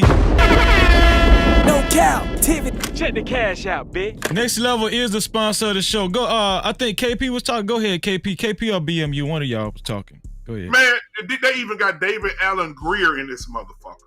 Yeah, David Allen Greer. Yep. But the dude that was the director of this movie, man, he aisle 5 at Walmart, bro. And if people don't know what that is, that's what a sugar is. I want me some glory hole. Yeah, bro. So they're not going to get any type of pushback or anything from this guy because this guy's a part of what they're promoting. And so that's what I'm saying. Yeah, like when it's Billy Porter's cousin right there. Billy Porter's cousin. Yeah. All of them humping and dumping, right? Porter party. Hell, I'm surprised Diddy ain't on this motherfucker. But that's the thing. But I'm just, I don't know, bro. We'll see on Christmas Day on Monday. I'm gonna be kicked back in the back of that movie theater with my phone out, I showing ain't y'all. watching it. It's gonna be sold out, bro. You gonna have to pay for another movie to Don't sneak in go. there. Don't go. I Don't just did. put money to I it. just did. I'm gonna tell you this, and I'm done. I just did what my boy JT did. I just looked at the local theaters. I'm just sitting up here looking at it right now. The local theaters in this area, they all sold out. Wow. They all. No Cap-tivity. Let me jump in real quick, BMU. Let me jump in real quick, guys. I think this is a great strategy too, though, and this is what I've seen in sports, especially boxing. These guys, as promoters, will buy up all the tickets, and they'll make the people believe that it's sold out. And by doing that, the people have a craze for going to get the tickets or going to see it because they've been shown that something is sold out when it's not actually sold out. I've seen it multiple times with fights, especially fighters like Anthony Joshua and other guys like that. They do this all the time in boxing. So this is probably a strategy that they use for this film. That's why they brought Taraji out there to cry about that money, because that's going to bring some sympathy. And when it brings sympathy, what it's going to do? It's going to make them women go out there and pay. You better preach, boy. Yeah, save them in Hey, music too. BMU, where you at? I'm in Dallas, Texas. I'm in Atlanta. Yeah, Mesquite. I'm in Atlanta, right? Go to Mesquite. Go to Mesquite. I'm near closer to Mesquite. I'm looking at the movie theaters close to me, and none of them are sold out. Where you at? Where you at? I'm in Atlanta. Oh, you know them. Oh, come on now, Atlanta. I'm looking at it right now. Y'all the fish bowl of sausage holders over there, and them sausage holders gonna be going to the movies, bro. I'm telling you, I'm looking right now. Look, there's plenty of seats. The whole movie theater wide open, bro. Okay. Wide open. Prototype, you go. You listen, man. I'm going. I ain't going. I'm gonna pay for Aquaman, and I'm gonna sneak in there and video the back from the back of the room and see what happens. Ain't nothing left but the wheelchair chair seats, and that's it. That's Oh, it. you looking Ain't nothing too left lit? but the wheelchair seats. That's it. Oh, you looking too lit? I'm looking too, man. So y'all sold out too? It look like something wrong with Dallas. Nothing but the wheelchair seats, It bro. look like something's going on in Dallas. Hold on. First of all, something going on in Dallas. Lit is in Alabama. He said his sold out too. I thought Lit was in Dallas. No, I'm in Birmingham, Alabama. Yeah, Birmingham. I find it hard to believe where I'm at. It ain't some theater sold out in Atlanta. I find it very hard to believe. Yeah, I'm trying to tell you. I'm telling you, they got 9 shows and ain't none of them sold out. I guess they ain't updated their computer yet or some shit. But BMU.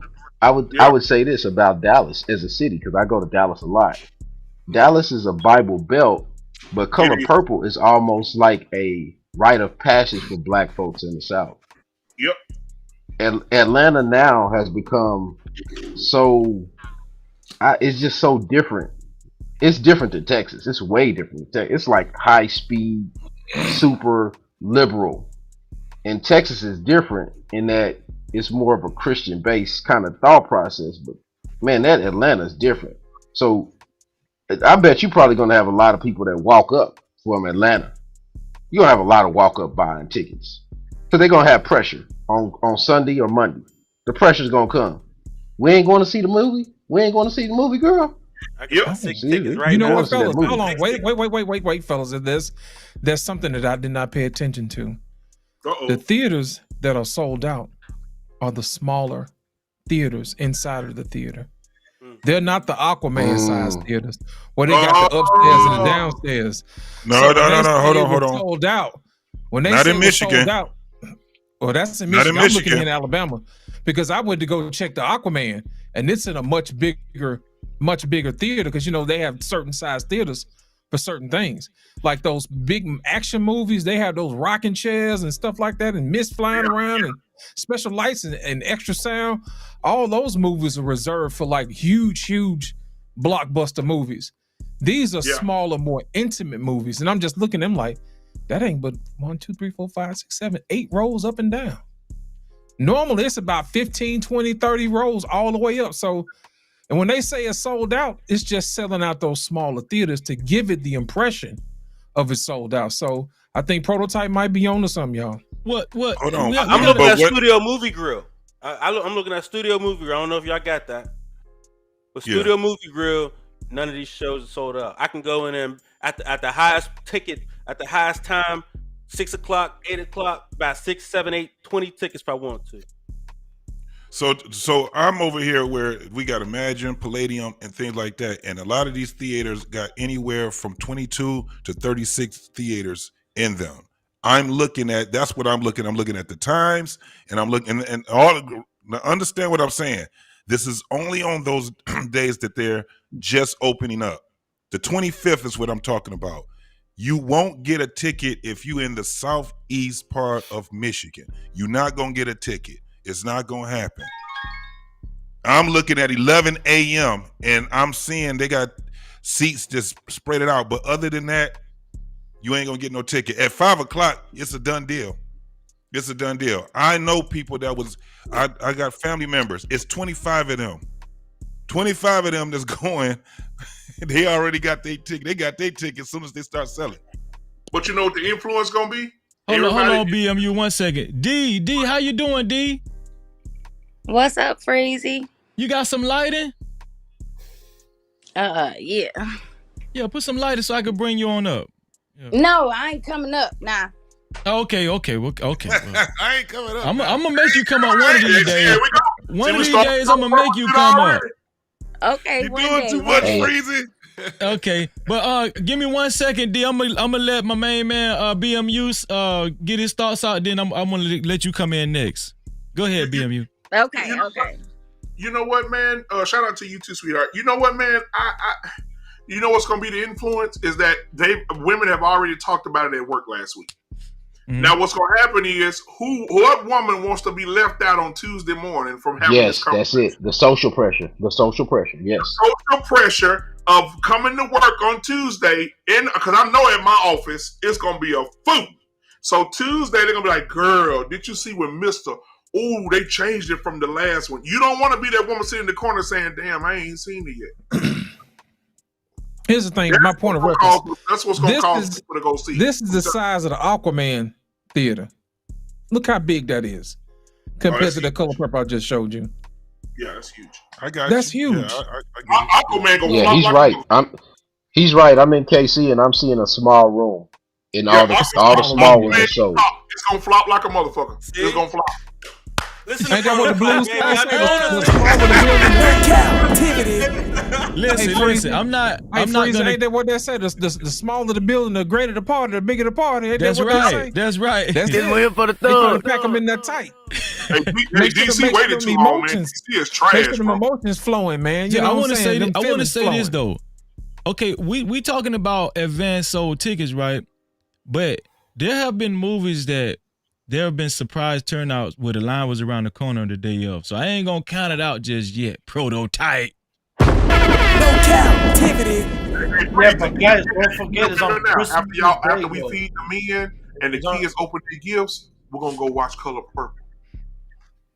Well, it's now coming watch on this. Christmas Now Day, I think. Now watch this, y'all. next I think that they probably would have. I think box office probably would have made way more money than they are going to get, because I'm seeing what Prototype is saying now, because I'm looking it up on all these different platforms, and I'm seeing what him and Lid is talking about now, and I think they would have made a lot more money, and I think this is what I think they're going to do.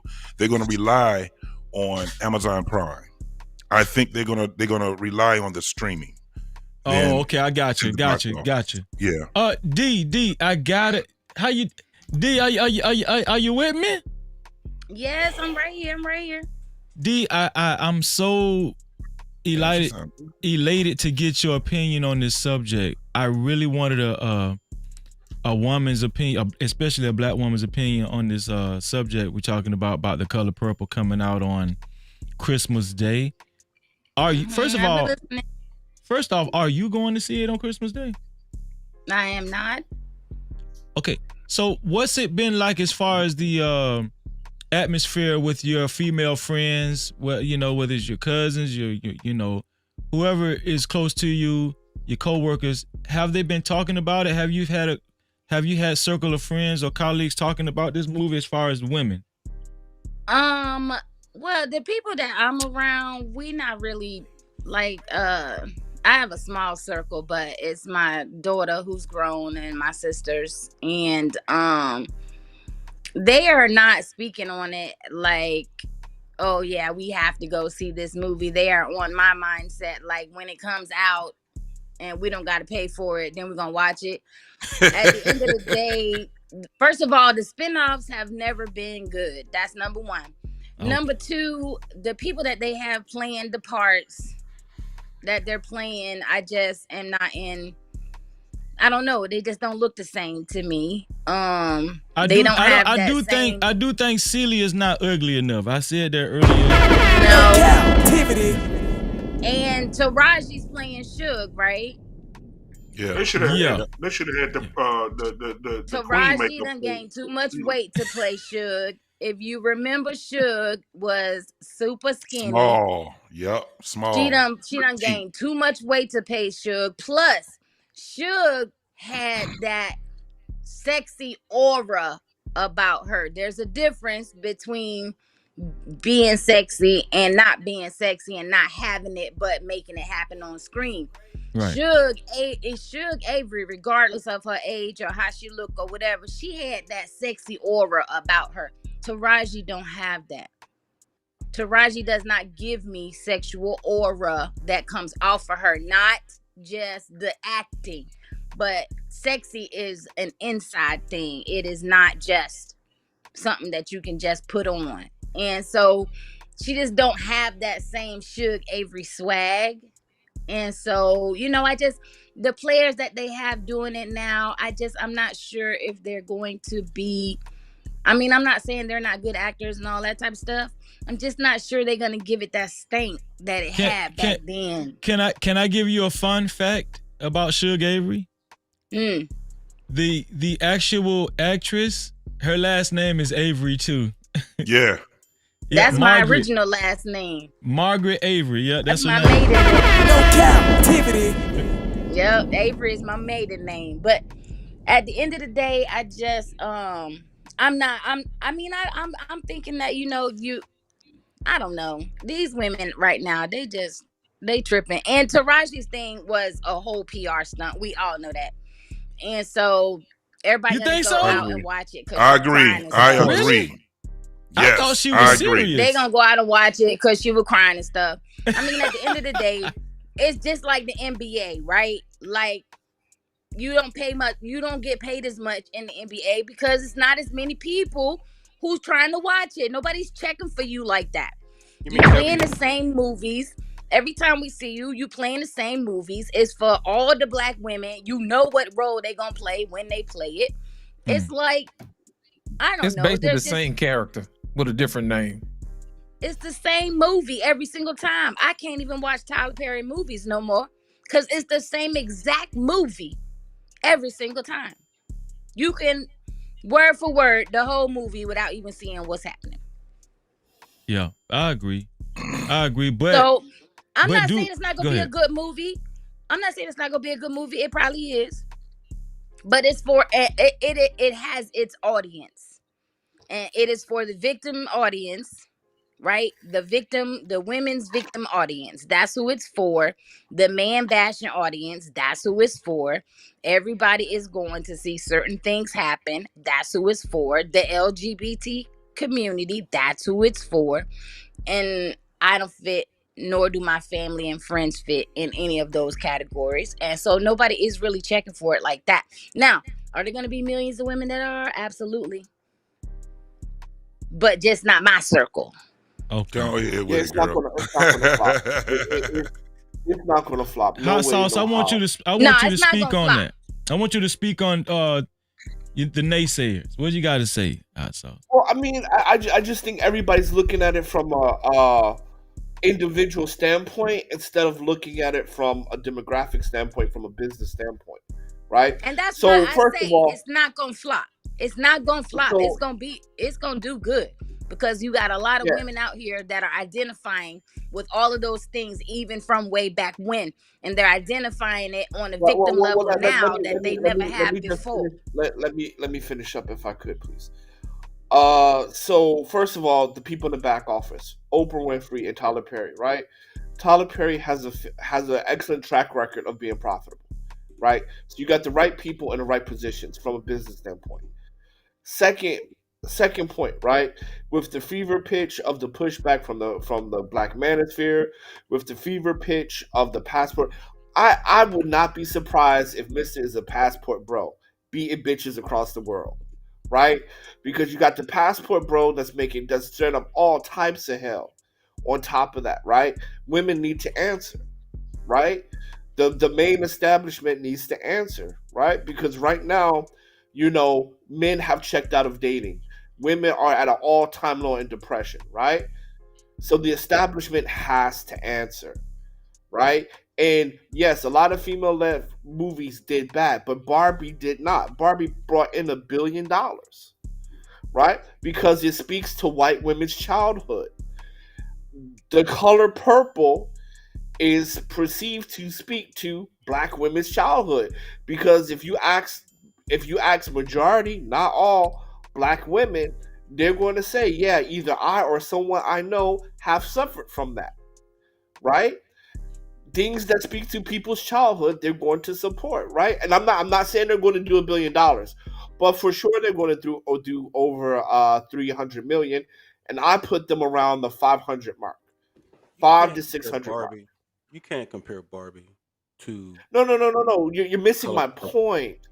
You're You're not missing making a my good point. point. And that was the I'm dumbest not. shit ever.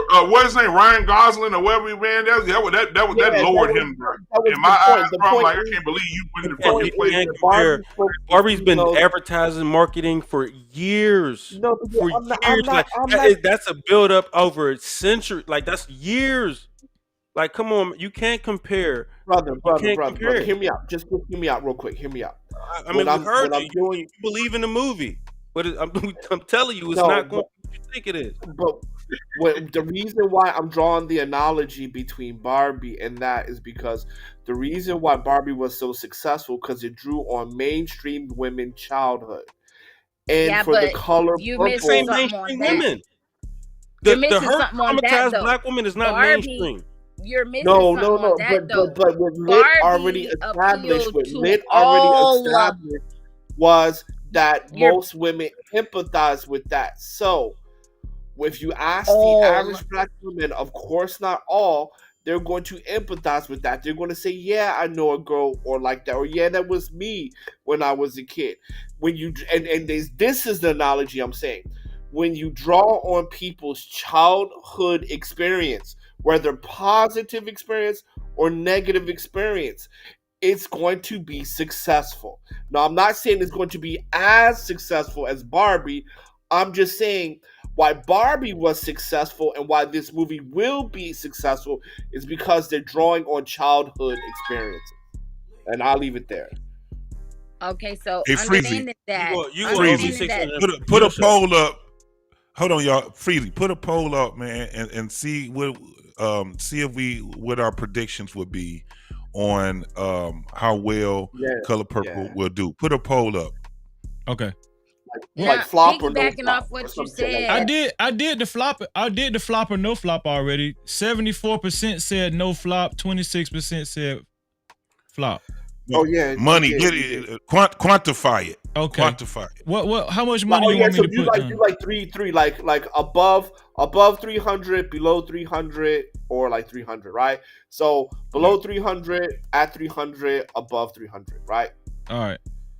Because Yo, what's good, everybody? like break even is 300, right?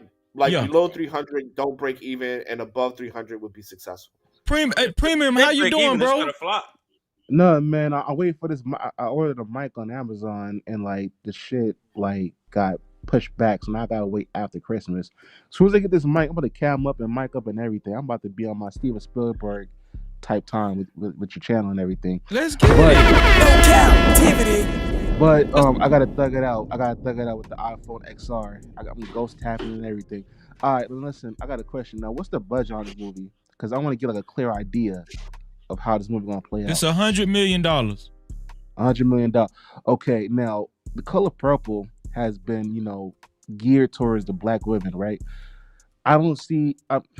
listen, I've been around a lot of white folks, you know what I'm saying, and I never seen any VHS copy of The Color Purple in any white household ever. Now, if you compare Barbie, they've been around since like the 50s and 60s. You know what I'm saying? It got to the point where they got disabled Barbies, Asian Barbies, black Barbies, like so on and so forth. I feel as though it's not gonna flop, but it's not gonna break. It's barely gonna break even. It's not gonna make no crazy Marvel numbers, nothing like that. Um, it's gonna make some money, but it's not gonna, you know what I'm saying, double its profits in that sense. So far as flopping, no. But then again, it's only geared towards the 14% of this nation, and no other uh walks of life outside of the 14 population is not really gonna, you know what I'm saying, come to see this movie. Anybody got some? Anybody want to respond to that? It's less than 14% With because you Barbie, gotta subtract the men, and then you gotta subtract the women that are healthy. So it's only going Right, to about 3% of the nation. right. So it's I not gonna, disagree with that. it's not gonna, you know what I'm saying, double its money like that. I'm just saying with the Barbie and that analogy. The thing about Barbie is that Barbie appeals to all women. Right. So of all That's what I'm colors. saying. So all women wanted to see Barbie because we all played with Barbies, right? Hmm. So all women wanted to see Barbie, and not to mention that Barbie is an icon still today. I mean, people got Barbie around their neck on their chains. I mean, everybody want to be Barbie, okay? That hasn't changed in 2023. So but Color Purple, on the other hand, is dealing with some deep issues. And then with all the stuff that we're going with through right now in this world, as is, a lot of people don't even want to be on that level. They don't want to be hit emotionally like that right now. They trying to get some light like Barbie and not be pushed into this depressed type of place. Some women is just like, oh my God, I've had enough of all the bull. I definitely don't want to go watch it on, big screen for 2 hours. So it's a lot going on with this movie. I'm not saying it's gonna flop. It may be.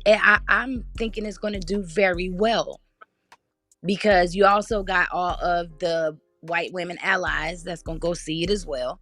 You know what I'm saying? And the ones that's gonna be want to be able to say they did, and want to fit in too, and say, "Oh my I God, I support you, saw my the black movie," sister. and Uh, I saw the Freezy, movie. It There's was not oh my enough of them. Freezy, God. You gonna see that they ain't your friends. There's oh, not enough of them to really. Freezy, That's Freezy, why I Freezy, said allies. Freezy. Please, please What's up, have a hot follow sauce? up. Please have a follow up to this shit so I can gloat my ass off. Please have a follow up. And Oh, I'm we gonna gonna say, definitely niggas, have a I am follow up. right. We got We have to. a follow up. Please I have need a I need to follow up. see your Thank you. relationships on camera. Did you say blow your ass up or gloat? Paul, whoa, wait, hey, I'm gonna yo, gloat my ass. I'm gonna gloat my ass off. Right. man, you Kenyan dudes, man. I Anyway, don't know. Well, That's actually, hot sauce. The poll is kind of leaning towards your favor. Most people are saying bro, it's gonna make. I'm always right. I am always right. I just want these this people nigga. to know I'm always right. No captivity.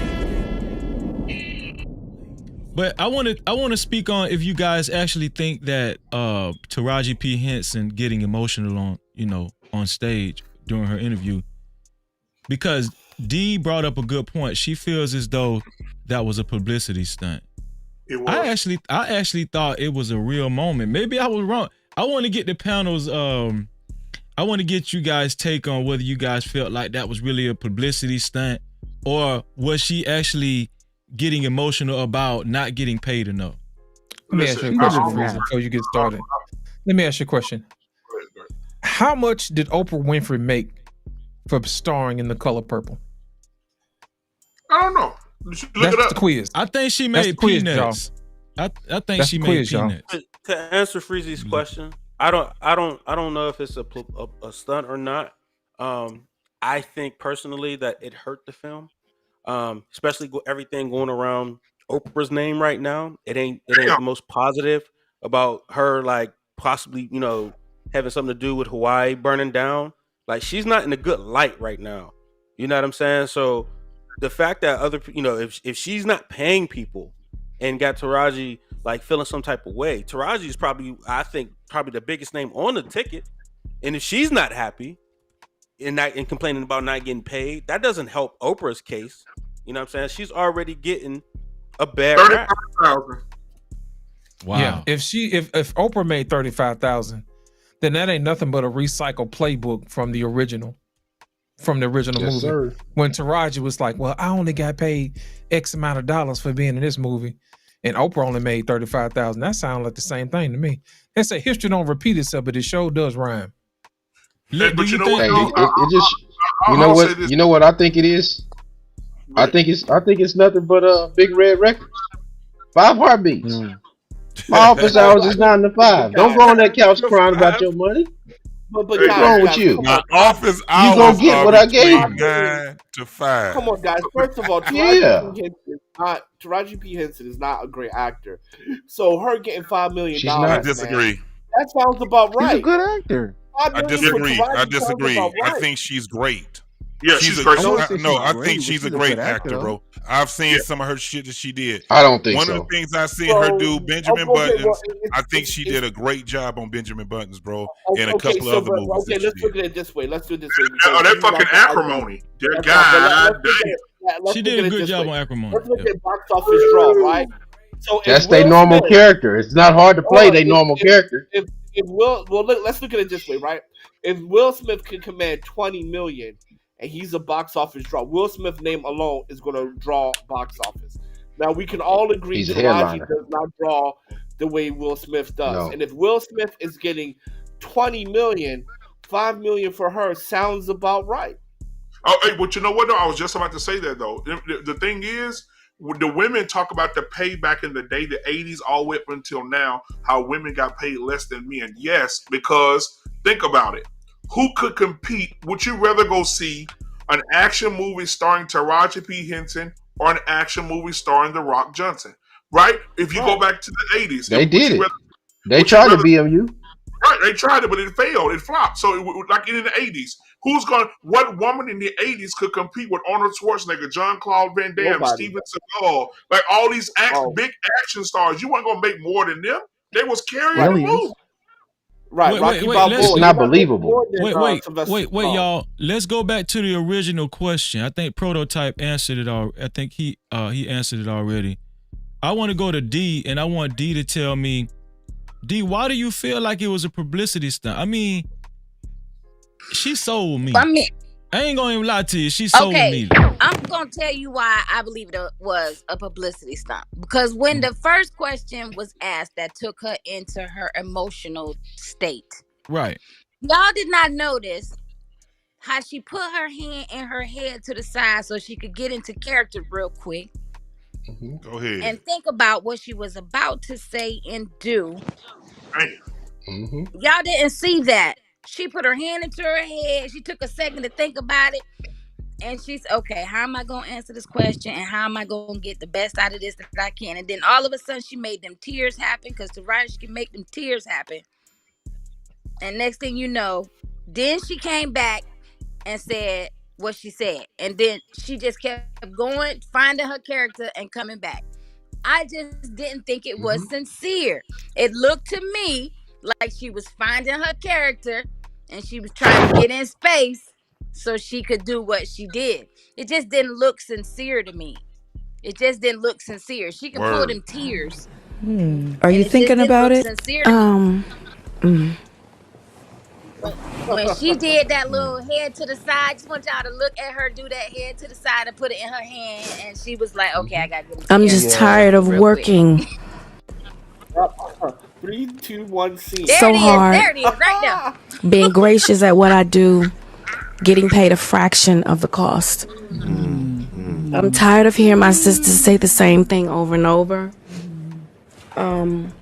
You get tired. I hear people go, you work a lot. Well, have to. The math ain't mathing. So you gonna maintain that was a publicity stunt? I do too. I said that when I came up. Let me go around the panel. Yeah, me too. that it was a. I'm gonna maintain that. I think it was a publicity stunt, and it's getting all the hits that it needs to get, and it's doing everything that it needs to do, and that's what it is accomplishing. All that needed to be accomplished. Let me go around the panel. As a matter of fact, I'm gonna make that a poll too. Let me ask Hassan from what you just seen. Hassan, did that look like a publicity stunt, or did it look like she was being sincere? No, I think she's faking it because she got to sell the movie. She got this. She's a good actress. It's like, oh look, I'm crying, I'm sad, I'm working hard. Yes, and let me say one thing about the movie. I think it's gonna succeed, but you just got to give it time. Don't forget, it's New Year's coming up. Christmas is coming up. Maybe like after a while, I think it's gonna hit big numbers. But I think the crying part, she's faking it, Frieza. Let me see. KP, was it a publicity stunt or was she being sincere? It was a fake, man. It was a 42 fake. You seen a play action pass before, man. I said that when I came up, man. I said it was fake. I said that 30 minutes ago. She used that. They needed that. There was nobody was talking about the movie, bro. Until she started fake crying. Now everybody talking about the movie. And now what you got? You got the sisterhood and sympathy. They about to open their wallet. They about to sell all them food stamps and change them for dollars and get them some movie tickets. It's over, brother. They about to buy them tickets. Okay, let me go down to premium. Premium. Was it a publicity stunt or was she being sincere? What do you think, brother? Me personally, I wouldn't put it past her. I feel like in today's society, most of these celebrities cry over some stupid shit. And I want to reply to KP.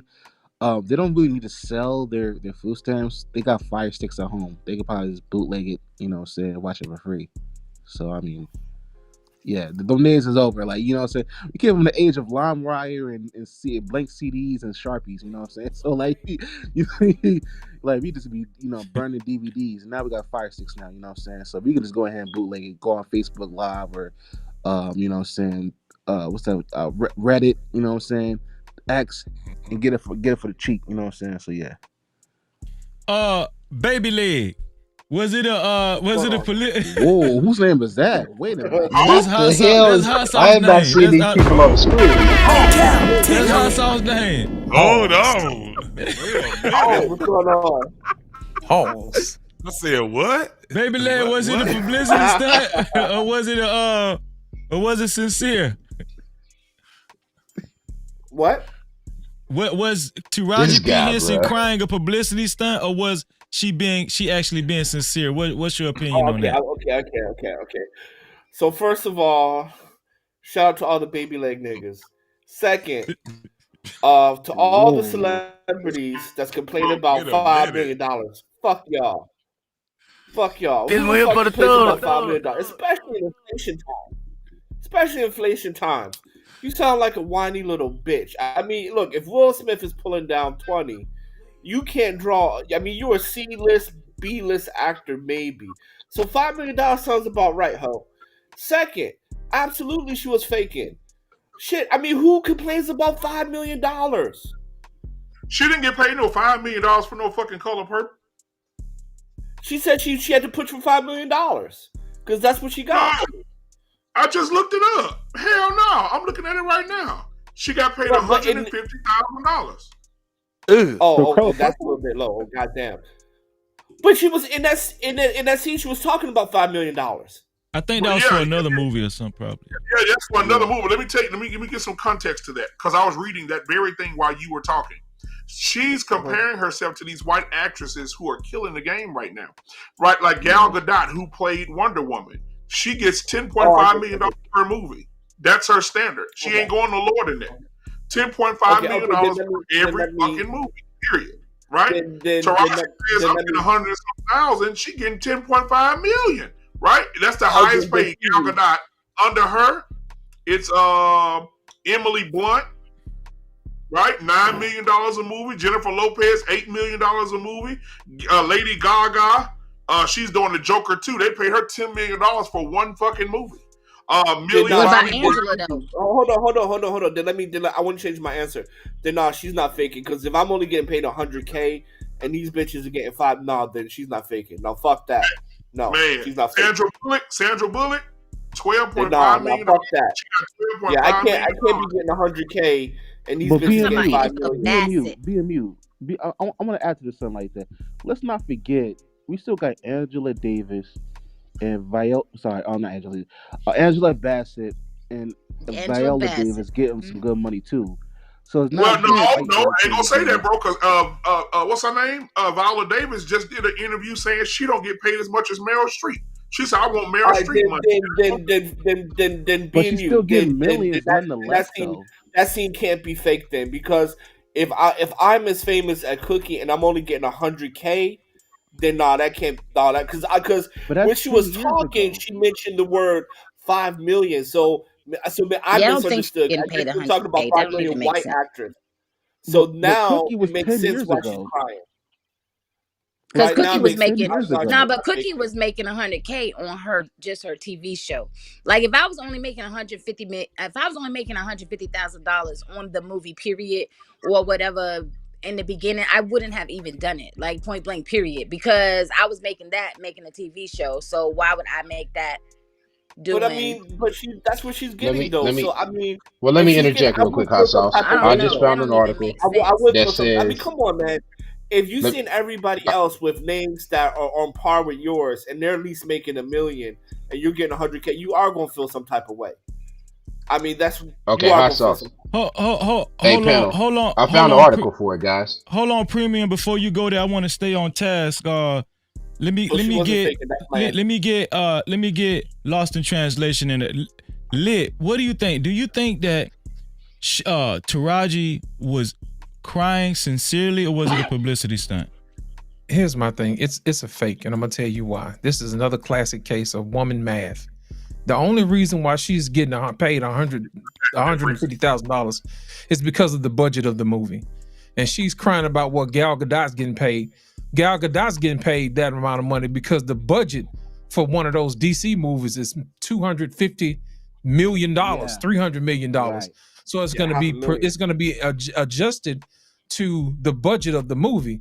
So if you got a movie like The Color Purple and you got all these stars in it and they got everybody get paid, so guess what? Your piece of the pie is not going to be as big, especially if you paying a B character. Celie is the main character.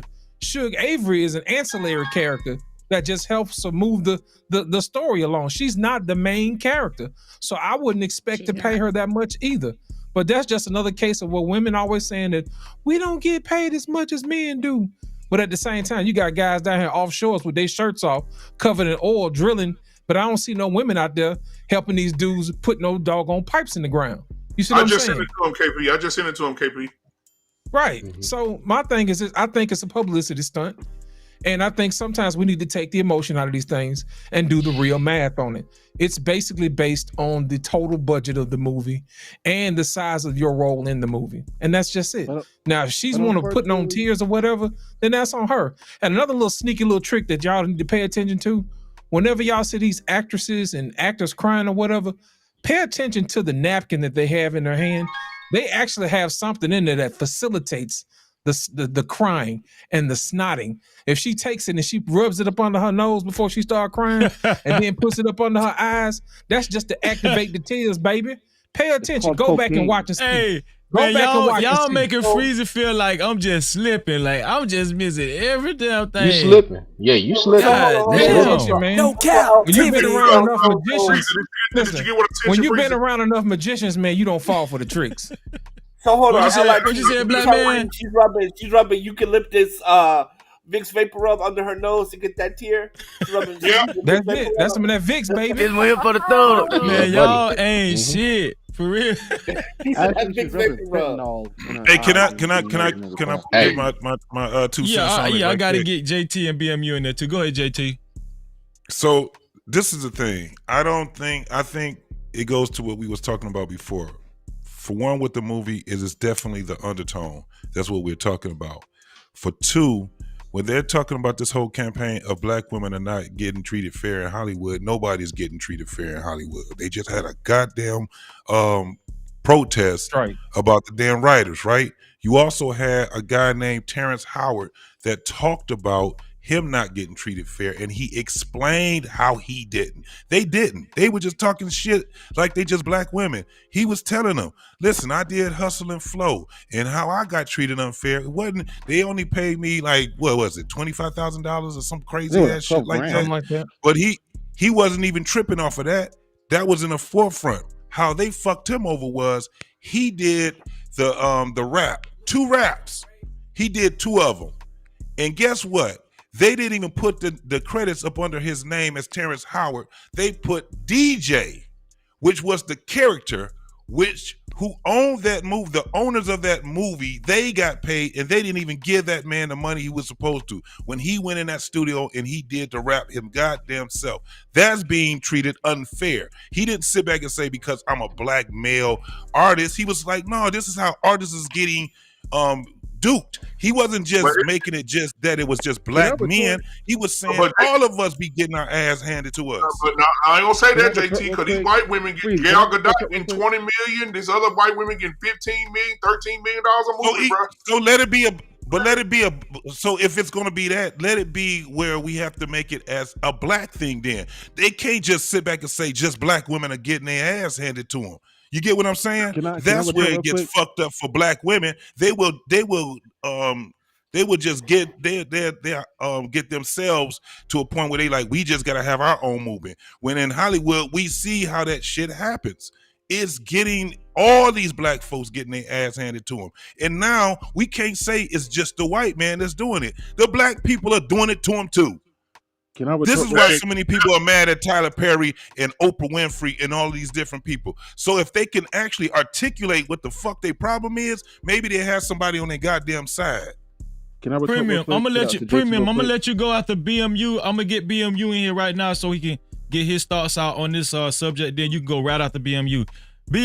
Black man, what do you think, man? What do you think? So I'm looking, like, again, we all researching here. I'm looking at the highest paid male actors right now. As of now, as of 2023, as of December the 24th, 2023, you got Samuel L. Jackson, $43 million a movie. Will Smith, $35 million a movie. Denzel Washington, $39 million a movie. Dwayne Johnson, $28 million a movie. Vin Diesel, $20 million a movie. Right? All these are black actors. They getting their fucking bread. They not getting no 13 million, no 500,000. They getting their fucking money. Shit, so I don't know what the difference is, but these black actors getting their money. Shit, do you think Taraji P. Henson was being sincere when she was crying, or was it a publicity stunt? I think it was a publicity stunt too. I think that she wants to start this this uprising for women to get more money. And I think that she's going to use that fake femininity.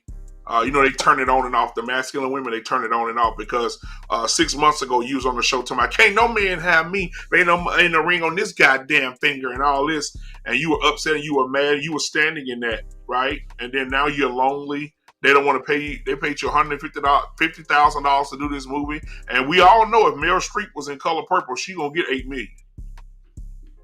So let's just be real. So I think it was a publicity stunt for her to get more money, man. I think she wanted to bring more attention to the movie and want people to start having an uproar saying Taraji deserves more money. She did her job. Give her more money. Well, I'm gonna tell y'all. Listen, I'm about to be the only one up here that think it was sincere. I'm gonna tell y'all why. No, I said sincere also. Oh, you did? My bad. I also said sincere. Who did? Prototype. You did Prototype? Oh, my bad. Yeah. My bad, Prototype. You so long ago. My bad. Okay, so I think it was sincere because when she was talking about the 5 million, she was talking about the breakdown. She was saying that from the gross amount, I forgot exactly how she broke it down. She was saying from the gross amount, they have to take out taxes. I think the taxes, they take out like 50%. Yep. And then the people that work for her have to get 30% as well. She said by the time, everything is taken out of that 5 million, it's not what you think. And so she's saying, I thought she was being sincere when she was basically saying, you know, she needs more. She needs more money, right? But, you know, but so if you take, like, even with that breakdown, 50% of 5 million, that's 25. She started with 10 though. Oh, that's right. You're right. She started with 10. 50% of 10 is 5 million. Okay, 30%, take another 30%. That's what No, freeze it. Hold on. I want to calculate 30 off the 10. She said they calculated 30% off the 10. 30% of the entire amount. So it's 30% of 10 million is what the crew getting. It's not 10 million. It's not what you have left over. They getting 30% of 10. Okay, so they get 30% of the 10. Who get their money first? The government or the government get the government takes 50%, but she have to pay them on what she grossed. Oh, so even so you're saying even though they cut it in half, they still have to get 30% of the 10 she's million taxed regardless. On 10 million. Yeah, she's taxed on 10 million. Sir. Right. Okay. So I mean, there you go. So she's getting a big chunk taken out of her. Now, I will say this. I'm pretty sure she's not the only actor that's going through that. You know what I'm saying? It's every actor. Right. So that's the normal policy with that. No, this is her problem. She is not doing business right. She needs to be running that through a production company so she's not taxed as much. But no, these people are dumb. So that's nobody's fault, bro. What you're watching is people doing business bad business-wise. It's no different than watching. Okay, I'll give you an example. When you see these fighters run out there and they say they got their own promotional company, the reason they got the promotional company is to shield them from taxes. She's out here playing the game. She's been in there 20 years. She should have learned this shit by now. It's no excuse. I don't want to hear that. She said she fired the whole crew. Everybody got fired. But it's also about supply and demand too, though. The same way, like I was saying earlier about the NBA and the WNBA, right? So it's not as many people checking for these black female movies as it is for people checking for black movies that include, you know, strong black men leads. It's not as many people checking for Taraji and Viola and you know Vivica and whoever else. It's not as many people checking for those. Don't you ever put her name with those names again. Vivica is not even a D-list actor. I'm just saying. Jigsaw. No, I know what she's saying. I mean, she's essentially saying her face been cut more than a pound cake on Thanksgiving. Jigsaw. But it's not the same playing field. It's waiting for the thug. I got you. She's basically just saying that in essence that black women are not supporting their own product. That's what's happening. They're not supporting their own product, bro. They want to go. They need to stop the cap. They want to go see brothers. I didn't say it was going to work. I just say it was going to see Sexy Red more. No, D said it was going to work. Hot Sauce said it's going to work. Why y'all saying this is going to work? If black women don't support their own, why are y'all saying this is going to work? No, they can support this one. How can you say that? How can you say that? We got black women. How can you say that? And we got floor side seats. We got floor seats, dude, for $25 a seat. Listen, wait a minute. How can we say that? We got black women. Damn. Wait, how can we say that? Wait. How can we say that we got black women trying to go breaking their leg and neck to go see Beyonce, and breaking their neck to see Sexy Red these concerts? I feel like they support their own at different times. Though. At what they like. They don't like basketball. They support what they like. Yeah. Yeah, they like listen like they'll go to a Beyonce concert. Yeah, bro, they're not going any WNBA game any day. Yeah, you know what I'm saying? That's easy. That's an easy choice. But here's the thing, y'all. Y'all have to look at it like this. They will support them once in a lifetime type deals, you know, like Beyonce coming out or the remake of The Color Purple. They're not gonna buy season tickets to The Color Purple like men buy season tickets to a football game. You know what I'm saying? Purple? They're not finna buy no season tickets to The Color Purple. But they'll save up their money though to go that one time so they can have an experience, and then they'll talk about it later on after that, and they just, you know, keep eating the gristle off of that, talking to their girlfriends about how they was abused. You know what I'm saying, by their boyfriend or whatever. But like I stated earlier, if there is no demand for the sassy black woman in a movie, You know what I'm saying? Then guess what? People ain't gonna pay you for that. They gonna give you how much the sassy black lady paid for that role, and they gonna give you that. If you want your role to increase, you need to increase your range. That's all I'm saying. That's a Go fact. in there and talk to Marvel and tell them, can you be the next black female superhero That's a that good point. carries the lead in a movie? You know what I'm saying? You can't ask for Iron Man movie and then want to pay Iron Man Butler and get paid $20 million. I wouldn't work want like that. Yeah, I wouldn't want to. I mean, I guess Taraji P. Henson gonna do. She'll be the next Meteor Man or some shit. I don't know. They might cast her as. Don't be surprised if they try to cast her as Kang. Now remember, y'all. Man? Why?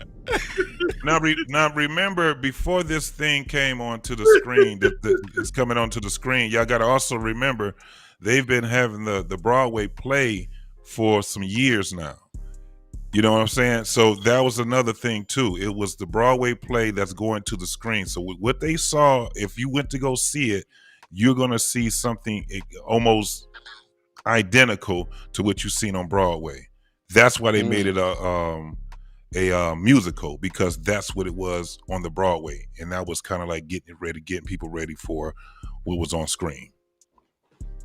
Listen, we've come to the stretch, and I'm going to get everybody's final thoughts. Before I get everybody's final thoughts, I want to express how deeply appreciative I am for you guys joining me up on this on the show, man. No Cap-tivity. You know, you guys made this an awesome show. I can only do so much, and I really appreciate all of y'all, man. Real talk. I'm going to start with everybody who's off screen first. Let me see. Matter of fact, D, I don't want to keep you waiting. I really appreciate you, and I'm gonna hold you to you actually coming up here with Freezy, okay, in the near future. Huh? Okay. All right. We gonna do it. All my life I had to fight. Okay. Give us your final thoughts on the show, and just, you know, on the movie or whatever you want to say. Just give us your final thoughts. I think that it is going to do well. I don't think that, of course, it's not going to do Barbie numbers. I think it's going to do well, and I think that the women are going to support it. I think Taraji did her job on that interview. I think she did what she was supposed to do, and that's what, you know what I mean? That's what good actors and actresses do. They play it up for the audience so that they can trigger whatever needs to be triggered in order to make everybody go and see the movie. And she has done that, and everybody is joining in, and I think it's going to be, you know what I'm saying, a decent movie. I'm not a big fan of spinoffs. I think that we have spinoffs out here now because people have taken all of the arts out of the schools, and now everybody is logically thinking and nobody is exploratively thinking. Nobody is using their imagination, and so nobody don't have any good ideas because they're not being taught how to use that part of the brain.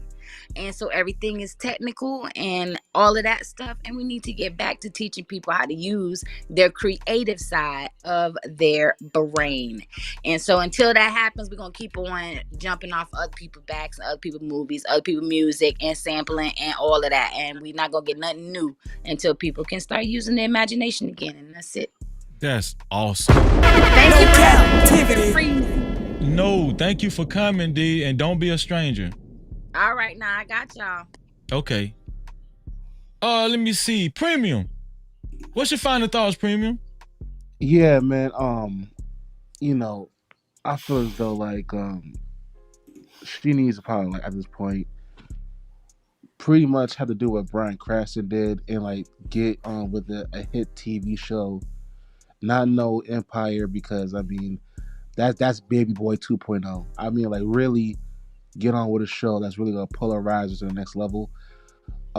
Also, like, she gonna have to, like, you know what I'm saying, brace for impact and, like, you know what I'm saying, switch her hustle and do something else. And like, look at Keith Lee, for example. Dude was a struggling MMA fighter, didn't know what to do. He did his whole little food critic thing, and dude blew up. Now he got more fame, more money from MMA. So at this point in time, like, we could all complain about, oh, black women getting paid this, black women getting paid that, but you don't get what you deserve. You get what you negotiate. That's how I believe. Also, saying read your contracts, show your resume, put in work, and then you get what you think you should get. So that's what I would say. Premium. I really appreciate you, dog, every time. Thank you, bro. Okay. Yeah. All right, and make sure you get, hurry up, man. Get that microphone and lighting, man. We need You you. you got to tell Amazon to hurry up. Shit, like I got this mic and like I got the M audio, I got the audio interface and everything. You know what I'm saying? I'm just waiting. So That's what's up, bro. All right, Premium. I'll holler at you later, man. Be blessed. Got you. Okay. Let me see. Hot sauce. What do you think, bro? What's your final thoughts?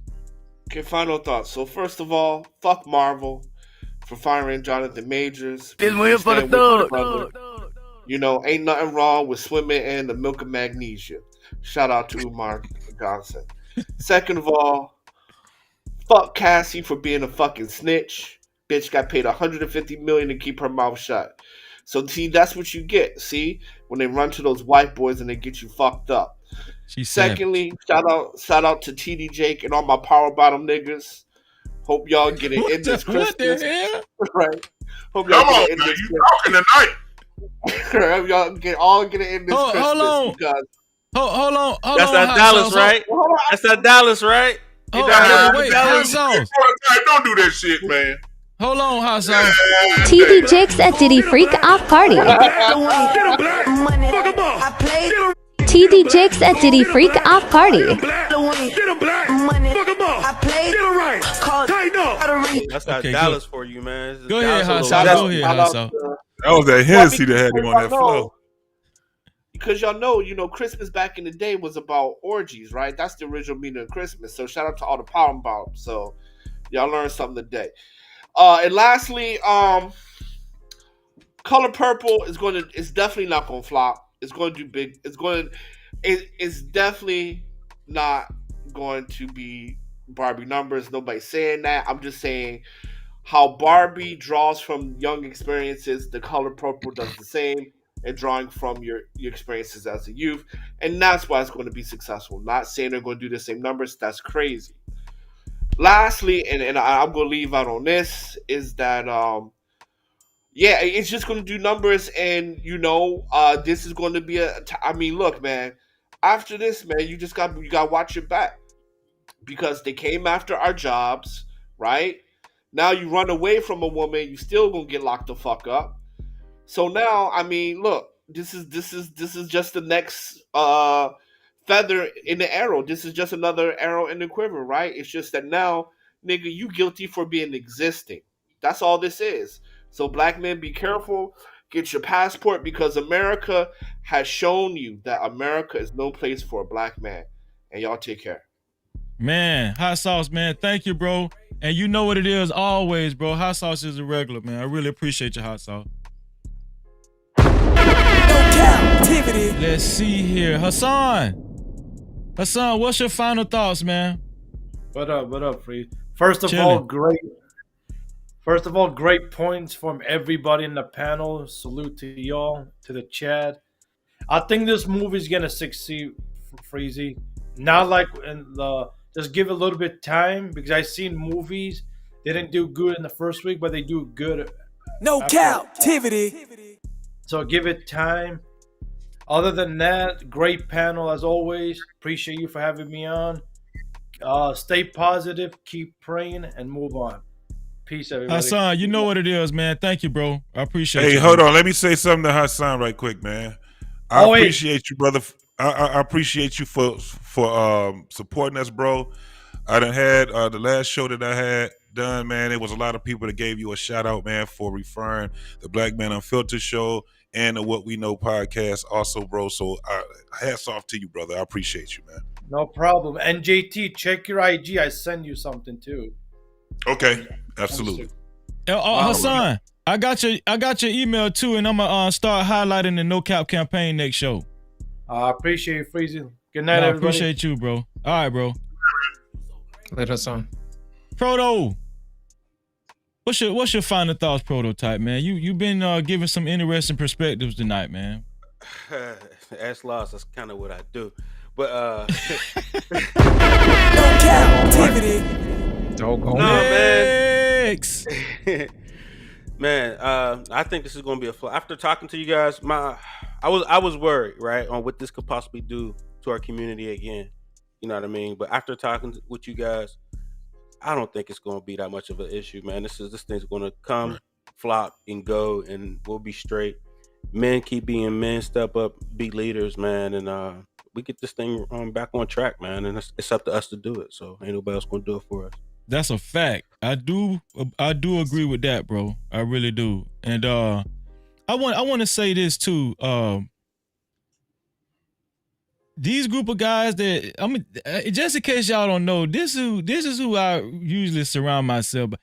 Do y'all understand how reserved? Do y'all see how smooth these guys is? I'm saying, do y'all see how this it's different, a little different over here, huh? It's all love.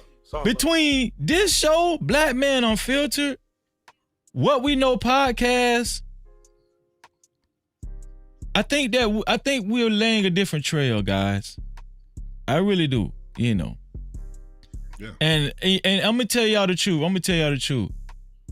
We proven it's possible to be organized and to be cordial and respectful and still have fucking fun. No Cap-tivity. You feel what I'm saying? I mean that's I don't like to leave panels and stuff stressed out with my spirit vexed. Right. You know what I'm saying? Prototype, man, thank you, bro. Thank you, baby. Prototype, he gave me a run for my money on Anton Daniels' show, man. He came up.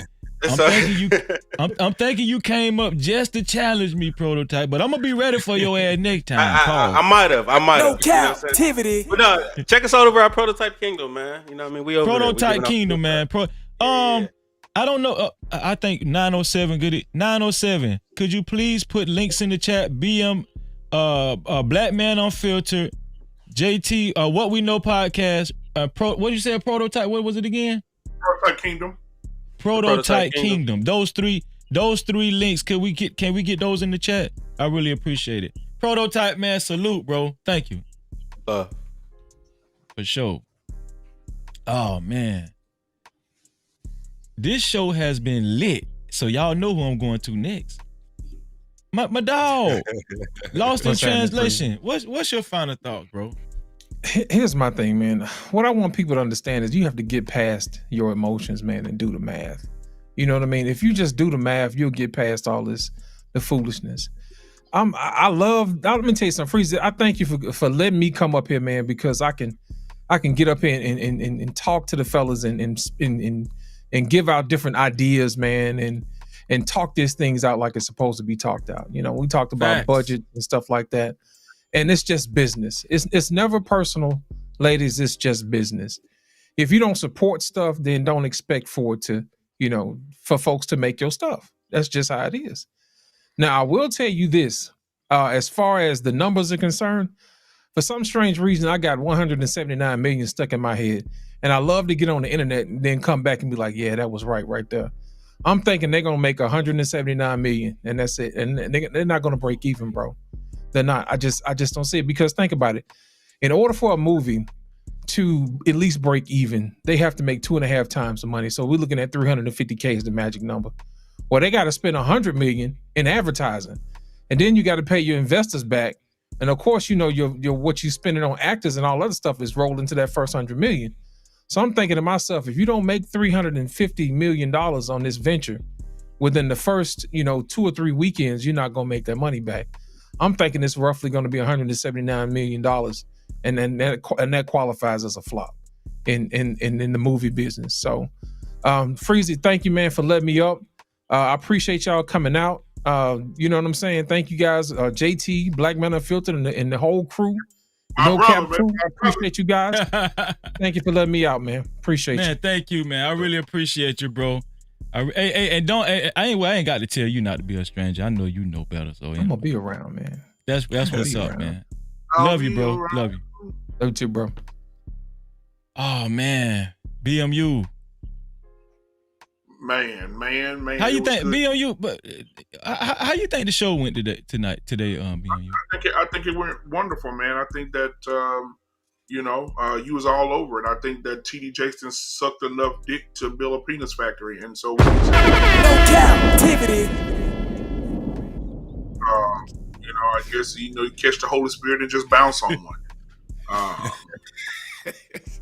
He changing scriptures. He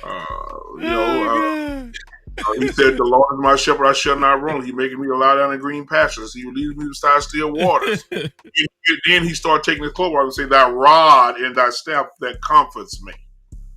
So now he real focused on that rod and that staff that's comforting him. I seen that picture that you put up earlier of him sweating in a wife beater right after he got plugged by the swimming pool cleaner. So and then he was at Diddy party, riding Diddy's dick. So it's just a lot. It's a lot. He was doing too much. It's a lot, and when he just take a moment, audience. There's 71 people watching this. Should be 71 likes on this video. Make sure you like and subscribe to Freeze It. But again, can you imagine TD Jakes just Diddy, thank you, shit Diddy, right there Diddy, goddamn Diddy. Diddy, he called Diddy Daddy. Put it there. He called him Diddy Daddy. Diddy Daddy. I just wanted to, say that, so I'm off for the TD Snakes, because he likes snakes. But with the whole Color Purple thing, man, I'm going to sneak into the movie theater and I'm going to go and record whatever I can. Because I think this movie is not going to flop. I think it's going to be a huge success. I think it won't break. It may not break even, but it may, because they did it at the right time. On a Monday, on Sunday, Christmas Eve, everybody's cooking and talking about it. Girl, what time we going to see Color Purple? And so I think Color Purple is going to be very successful on Monday, because everybody got to talk about it. Like he said, the social pressure from earlier. Everybody got to talk about it on Monday. So, and that's all I got, man. Hey, man, I appreciate you, man, for allowing me to come up and grace your panel. I appreciate the fact that you're having these conversations, brother. I want to thank you for gracing our panel the other night on the Barbershop Talk, man. I think that was a great conversation. And I appreciate you, my brother.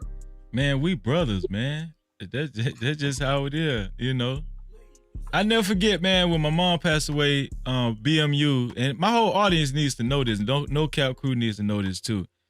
BMU dedicated his whole show to me and the super chats and everything. And so I'm never gonna forget that. That's I'm forever indebted, and that's just a fact, you know what I'm saying? So and we talk offline. Just same thing with JT. We brothers. We ain't just YouTube. This ain't no YouTube shit, man. For sure. So BMU, man, I love you, bro. Man, I love you too, man. You my brother, man. You and JT both, man. I love you, brother. Yes, sir. You know you my brother, man. That's a fact. Yes, sir. All right, BMU. All right, man. Y'all have a good night, brother. For sure. Salute to you, brother. All right. Man, JT. Hey, man, you killed it, bro. You killed it. You had me when I tuned in. I said, "Shit, drop the link, boy." Because I like your consistency, man. It's just because you actually, believe it or not, man, you motivated me to keep going and get my content out.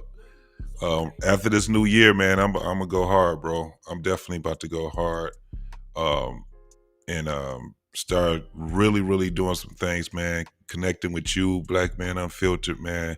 Keeping this thing going.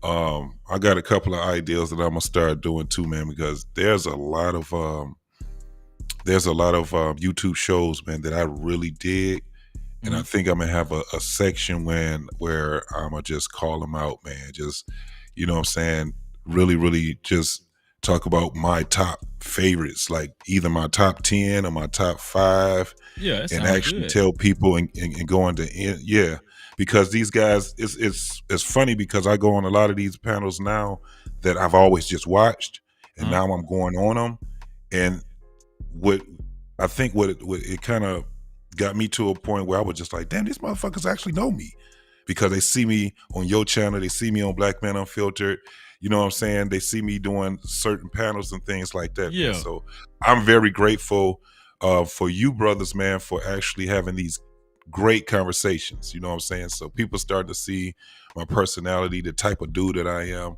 I am really a laid back guy, and I talk with passion and all these different things, man. But this is what I was yearning, man. Like in 2012, man, this is what I was looking to do. I said, once I get on YouTube, man, I want to have great conversations, find some great people to have those conversations with.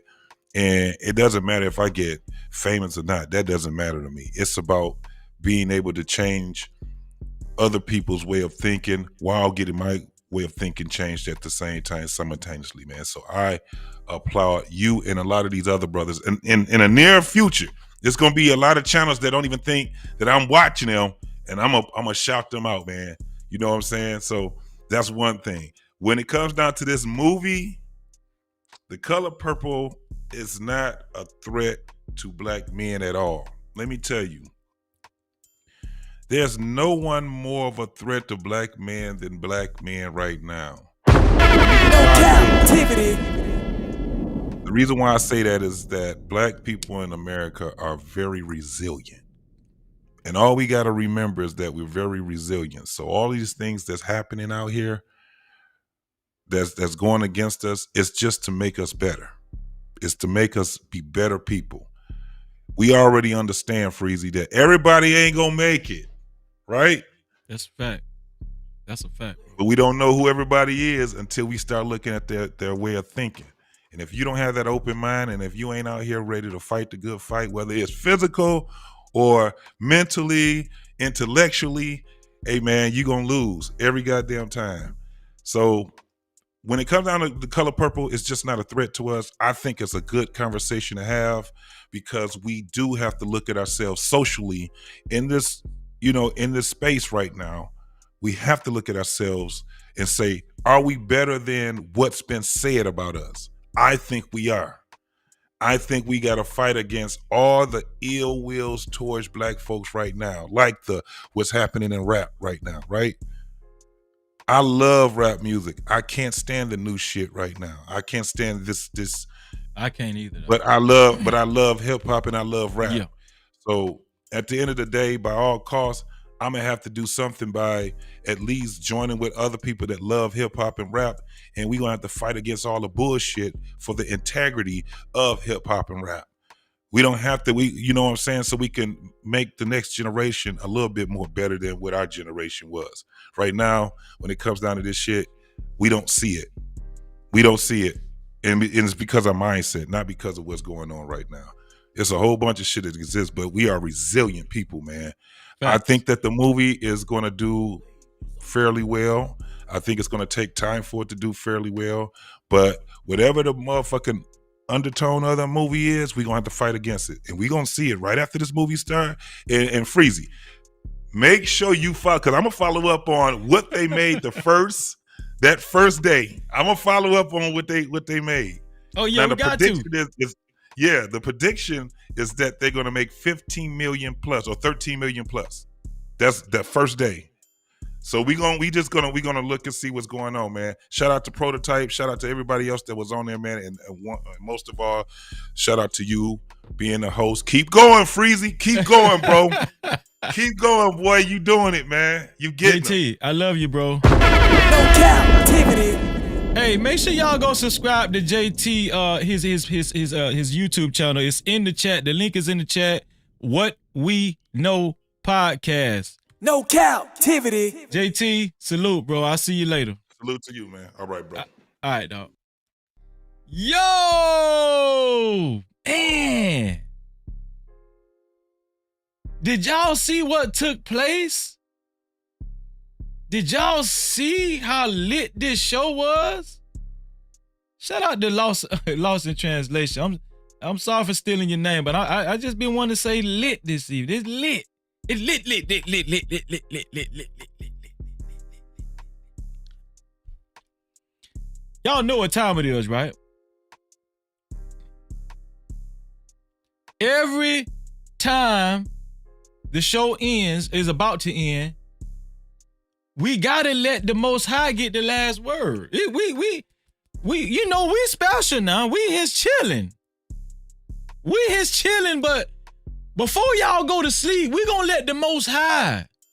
We gonna let our Father talk to us. Father,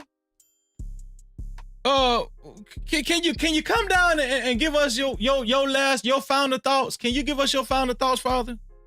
Let me see. Hold on. Oh, there you go. Shout out to the Most High. No Cap-tivity. The Most High came to us tonight, well, this morning rather, from 1 Peter 3:16. And it's in correlation with what we've been talking about this evening, right? Color purple. And the effect that it might have, the potential effect that it might have on families. In particular, black families, right? And it reads, having a good conscience. Having a good conscience. So that when you are slandered. This one here for the thug. Come on, man. Come on. How many of y'all out there done experienced some slander? Huh? How many of y'all out there done been slandered before?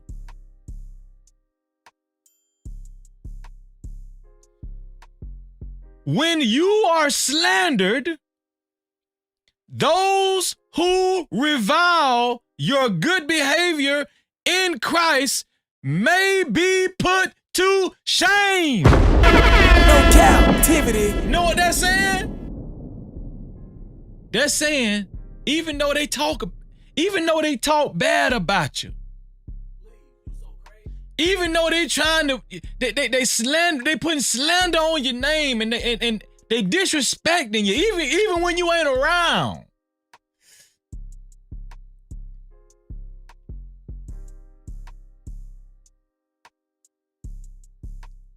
That touched me right then. That touched me a little bit right then. Even when they slander your name when you ain't around. Huh? Let's just be honest. You can't make everybody happy. What the Most High is asking us to do and what he's telling us to do, commanding us to do, right? Is to keep fighting the good fight and keep the faith. Walk the walk of righteousness. No Cap-tivity. And guess what? You ain't even got to say nothing. Because those who revile your good behavior, right? In Christ may be put to shame. And you can guarantee that. Oh yeah, you can guarantee they will be put to shame. It ain't no if and buts about it. You ain't got to say nothing to them people. You ain't got to keep going back and forth. You ain't got to disrespect them. If your wife, your sister, your auntie go see The Color Purple and it has an adverse effect on them, and they come back like they crazy and they start slandering you, men, stay the course. Stay the course. Keep a good behavior. Vengeance is mine, saith the Lord. Also, women. The women that believe in this goodness. Huh?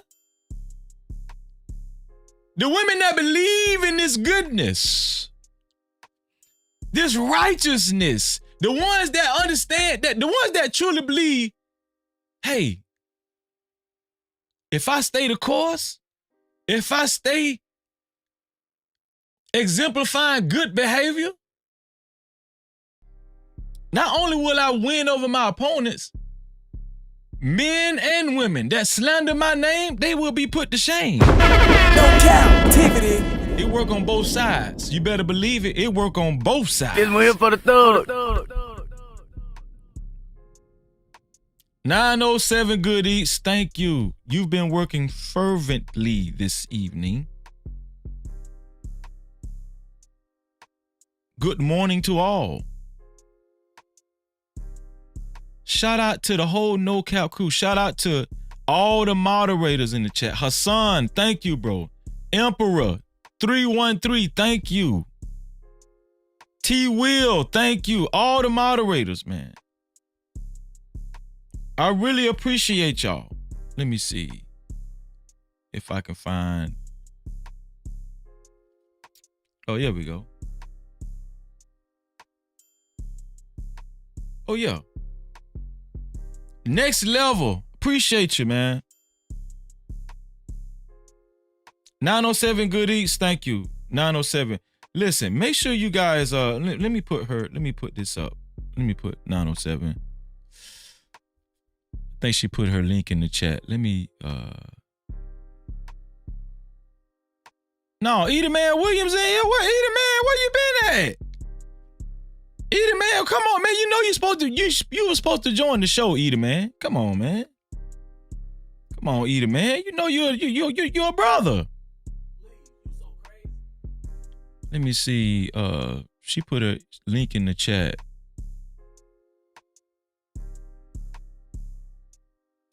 Yeah, here we go. This is 907 Good Eats link.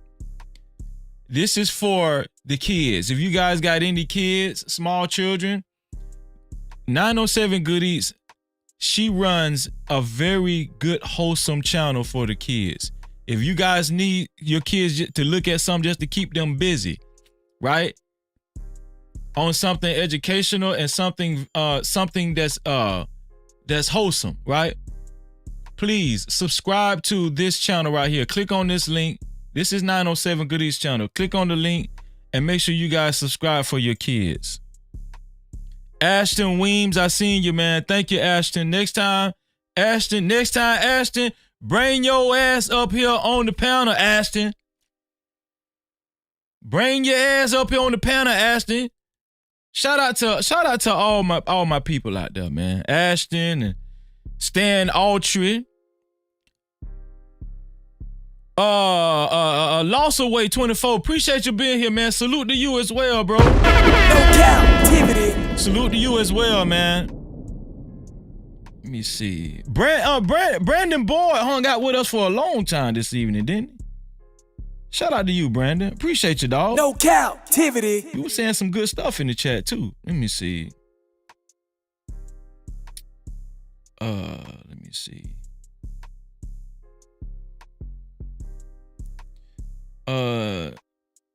907, I can't thank you enough. Thank you, 907.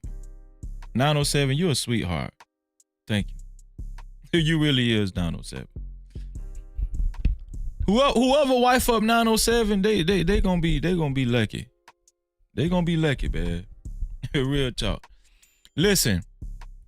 Shout out to the whole No Cap crew. Listen, if you were in the chat, right? If you was in the chat at any time, guess what? You was a part of the No Cap crew. If you in the chat at any time, you a part of the No Cap crew. And just so y'all know, our symbols over here is the circle with the line going across the middle. That's the no, and then the blue cap. That's our symbol. That's what we put in our names. That's, you know, if you feel like putting it in your name, you know what I'm saying? That's, you know, I appreciate it. That's the No Cap crew. If you was in the chat at any given time, you a part of the No Cap crew. That's just the way it go, whether you like it or not. You family. Shout out to my brother Cajun Darkfire. Appreciate you, bro. Appreciate This you. one here for the thug. I want to send a special appreciation out to everybody that gave monetarily, that helping No Captivity with Freezer keep the lights on. No Cap-tivity. Shout out to let me see. Shout out to my sister Lady Naveau with her cash cap. Shout out to I'm gonna say next level last. Shout out to JT from What We Know podcast. No Cap-tivity. Shout out to the RBN for his super cap and JT for What We Know podcast super cap. No Cap-tivity. Shout out to T Will super cap. Appreciate you, T Will. No Cap-tivity. Shout out to Ashton Ween for his super cap. I appreciate you, Ashton. No Cap-tivity. Shout out to my dog 2 Glock Hot for both of his super caps. Thank you. I appreciate you every time, 2 Glock. No Cap-tivity. And here's another one right here. No Cap-tivity. Shout out to Clement Gray for his super cap. I appreciate you, Clement. Thank you, bro. No Cap-tivity. Last but not least, thank you. Thank you. Right here to the bottom. To the sponsor of the show. The sponsor of tonight's show was Next Level. No Cap-tivity. Next Level. Thank you, dog. Thank you, dog. I really appreciate that, man. You know what? I just feel like the kind of brotherhood and sisterhood we're building over here. When we see each other, if we see each other in, somewhere else in these YouTube streets, we're gonna look out for each other. Oh yeah, that's No Cap crew right there. Yeah. Big Bad Bull. Big Bad Bull.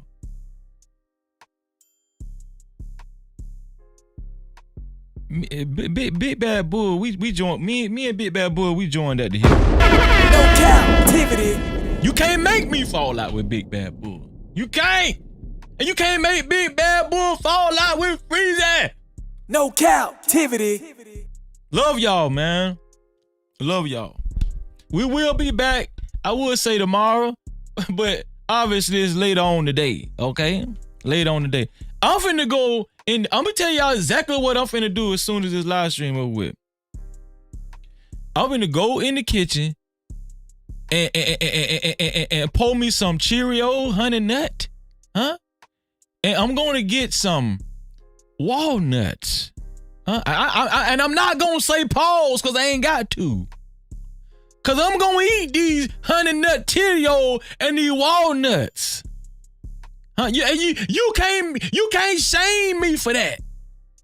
And I'm gonna get some oats, some crunchy oat bran, and I'm gonna sprinkle that over top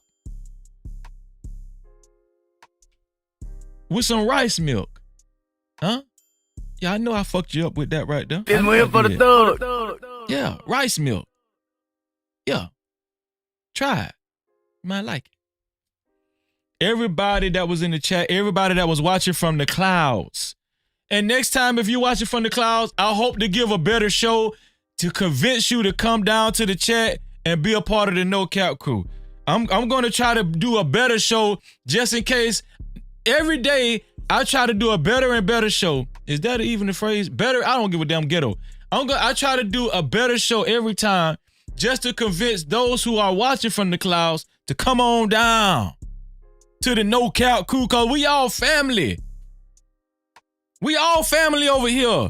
We keep it respectful. It ain't no egos over here. Y'all know I ain't got no ego. You know I don't.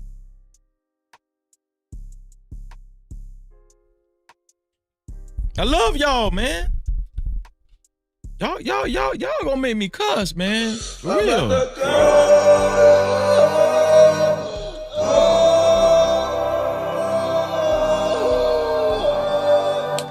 I love y'all, man. Real talk, man. Shout out to World Class. World Class had an excellent stream earlier. Shout out to Fatty. I was on Fatty's channel yesterday. Fatty had an excellent stream yesterday. We gonna tie all this shit in together. And guess what? Freeze it. No captivity with Freeze it gonna do it. No captivity. I wouldn't give a damn if that's the last thing Freeze it do. We gonna come together.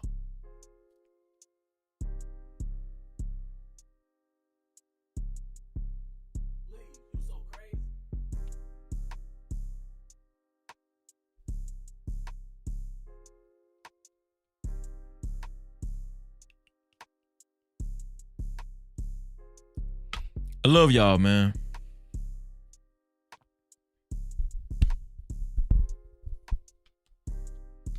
I really do. It's nonstop. It's nonstop. We got to push through. We got to keep pushing through. Okay?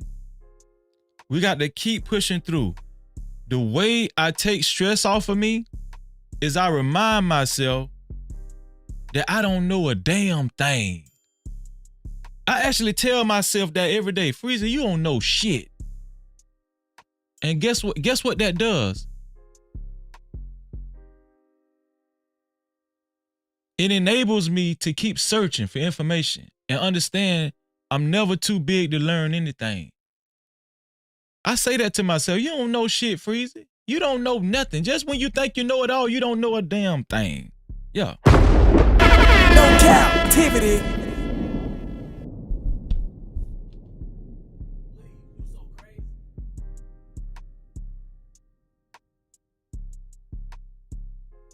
907 say, I'm making crock pot jambalaya for Christmas. It's gonna be fire. Damn, I wish I could have. This one here for the thug. That sound good too. That's right, T-Will. Unity. Unity. Yeah. Can y'all feel it?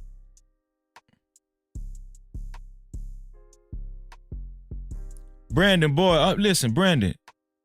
You hit it right on the head, dog. Let me see. Brandon say, as long as you're breathing, you're never too old to learn. Nothing. No captivity. Brandon, thank you for that. Thank you for that, bro. As long as we keep that type of mentality, we're gonna be a damn informational sponge. And yeah, you're gonna be humble, and you're gonna live in humility because you're constantly telling yourself you don't know everything. But little do you know, you're gonna be a force to be reckoned with.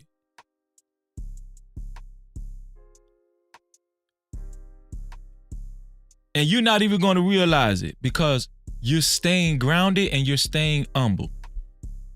That's how that shit work. That's how it work. Shout out to the Luxury Bucket List. Luxury Bucket List, thank you for being here. Thank you for being here, Luxury Bucket List. Maybe one day we can convince you to come up on the panel and have a casual conversation like we always do.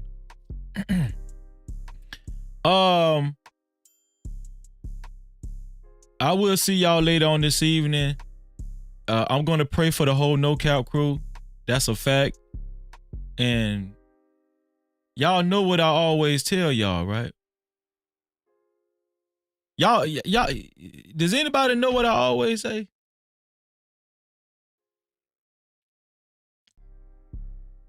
Does anybody know what I always say?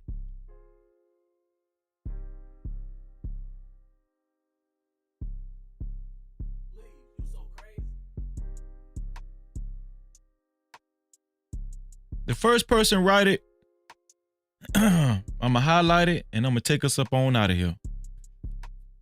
Yes, I am. I ain't going nowhere till somebody write it. Let me know y'all paying attention.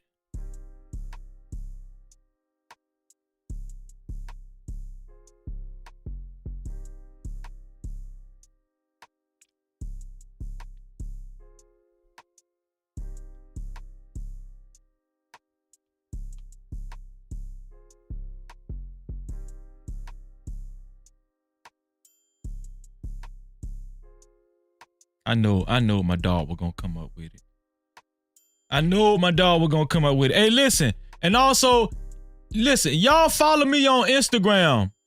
Okay, luxury bucket. Most everybody follows me. Luxury bucket list. If you don't follow me yet, follow me on Instagram or Facebook. It's No Cap-tivity with Freezy. Follow me on Instagram or Facebook. No Cap-tivity with Freezy. No Cap-tivity with Freezy. Shout out to my dog Big Bad Bull, man. Big Bad Bull just took us up on out of here. Big Bad Bull and T-Will. Oh man, love y'all, man. Listen. Y'all know what I always tell y'all. But Big Bad Bull is telling y'all this time. And you know what Big Bad Bull is saying? To free yourself, you must heal yourself. And until the next time, we out of here.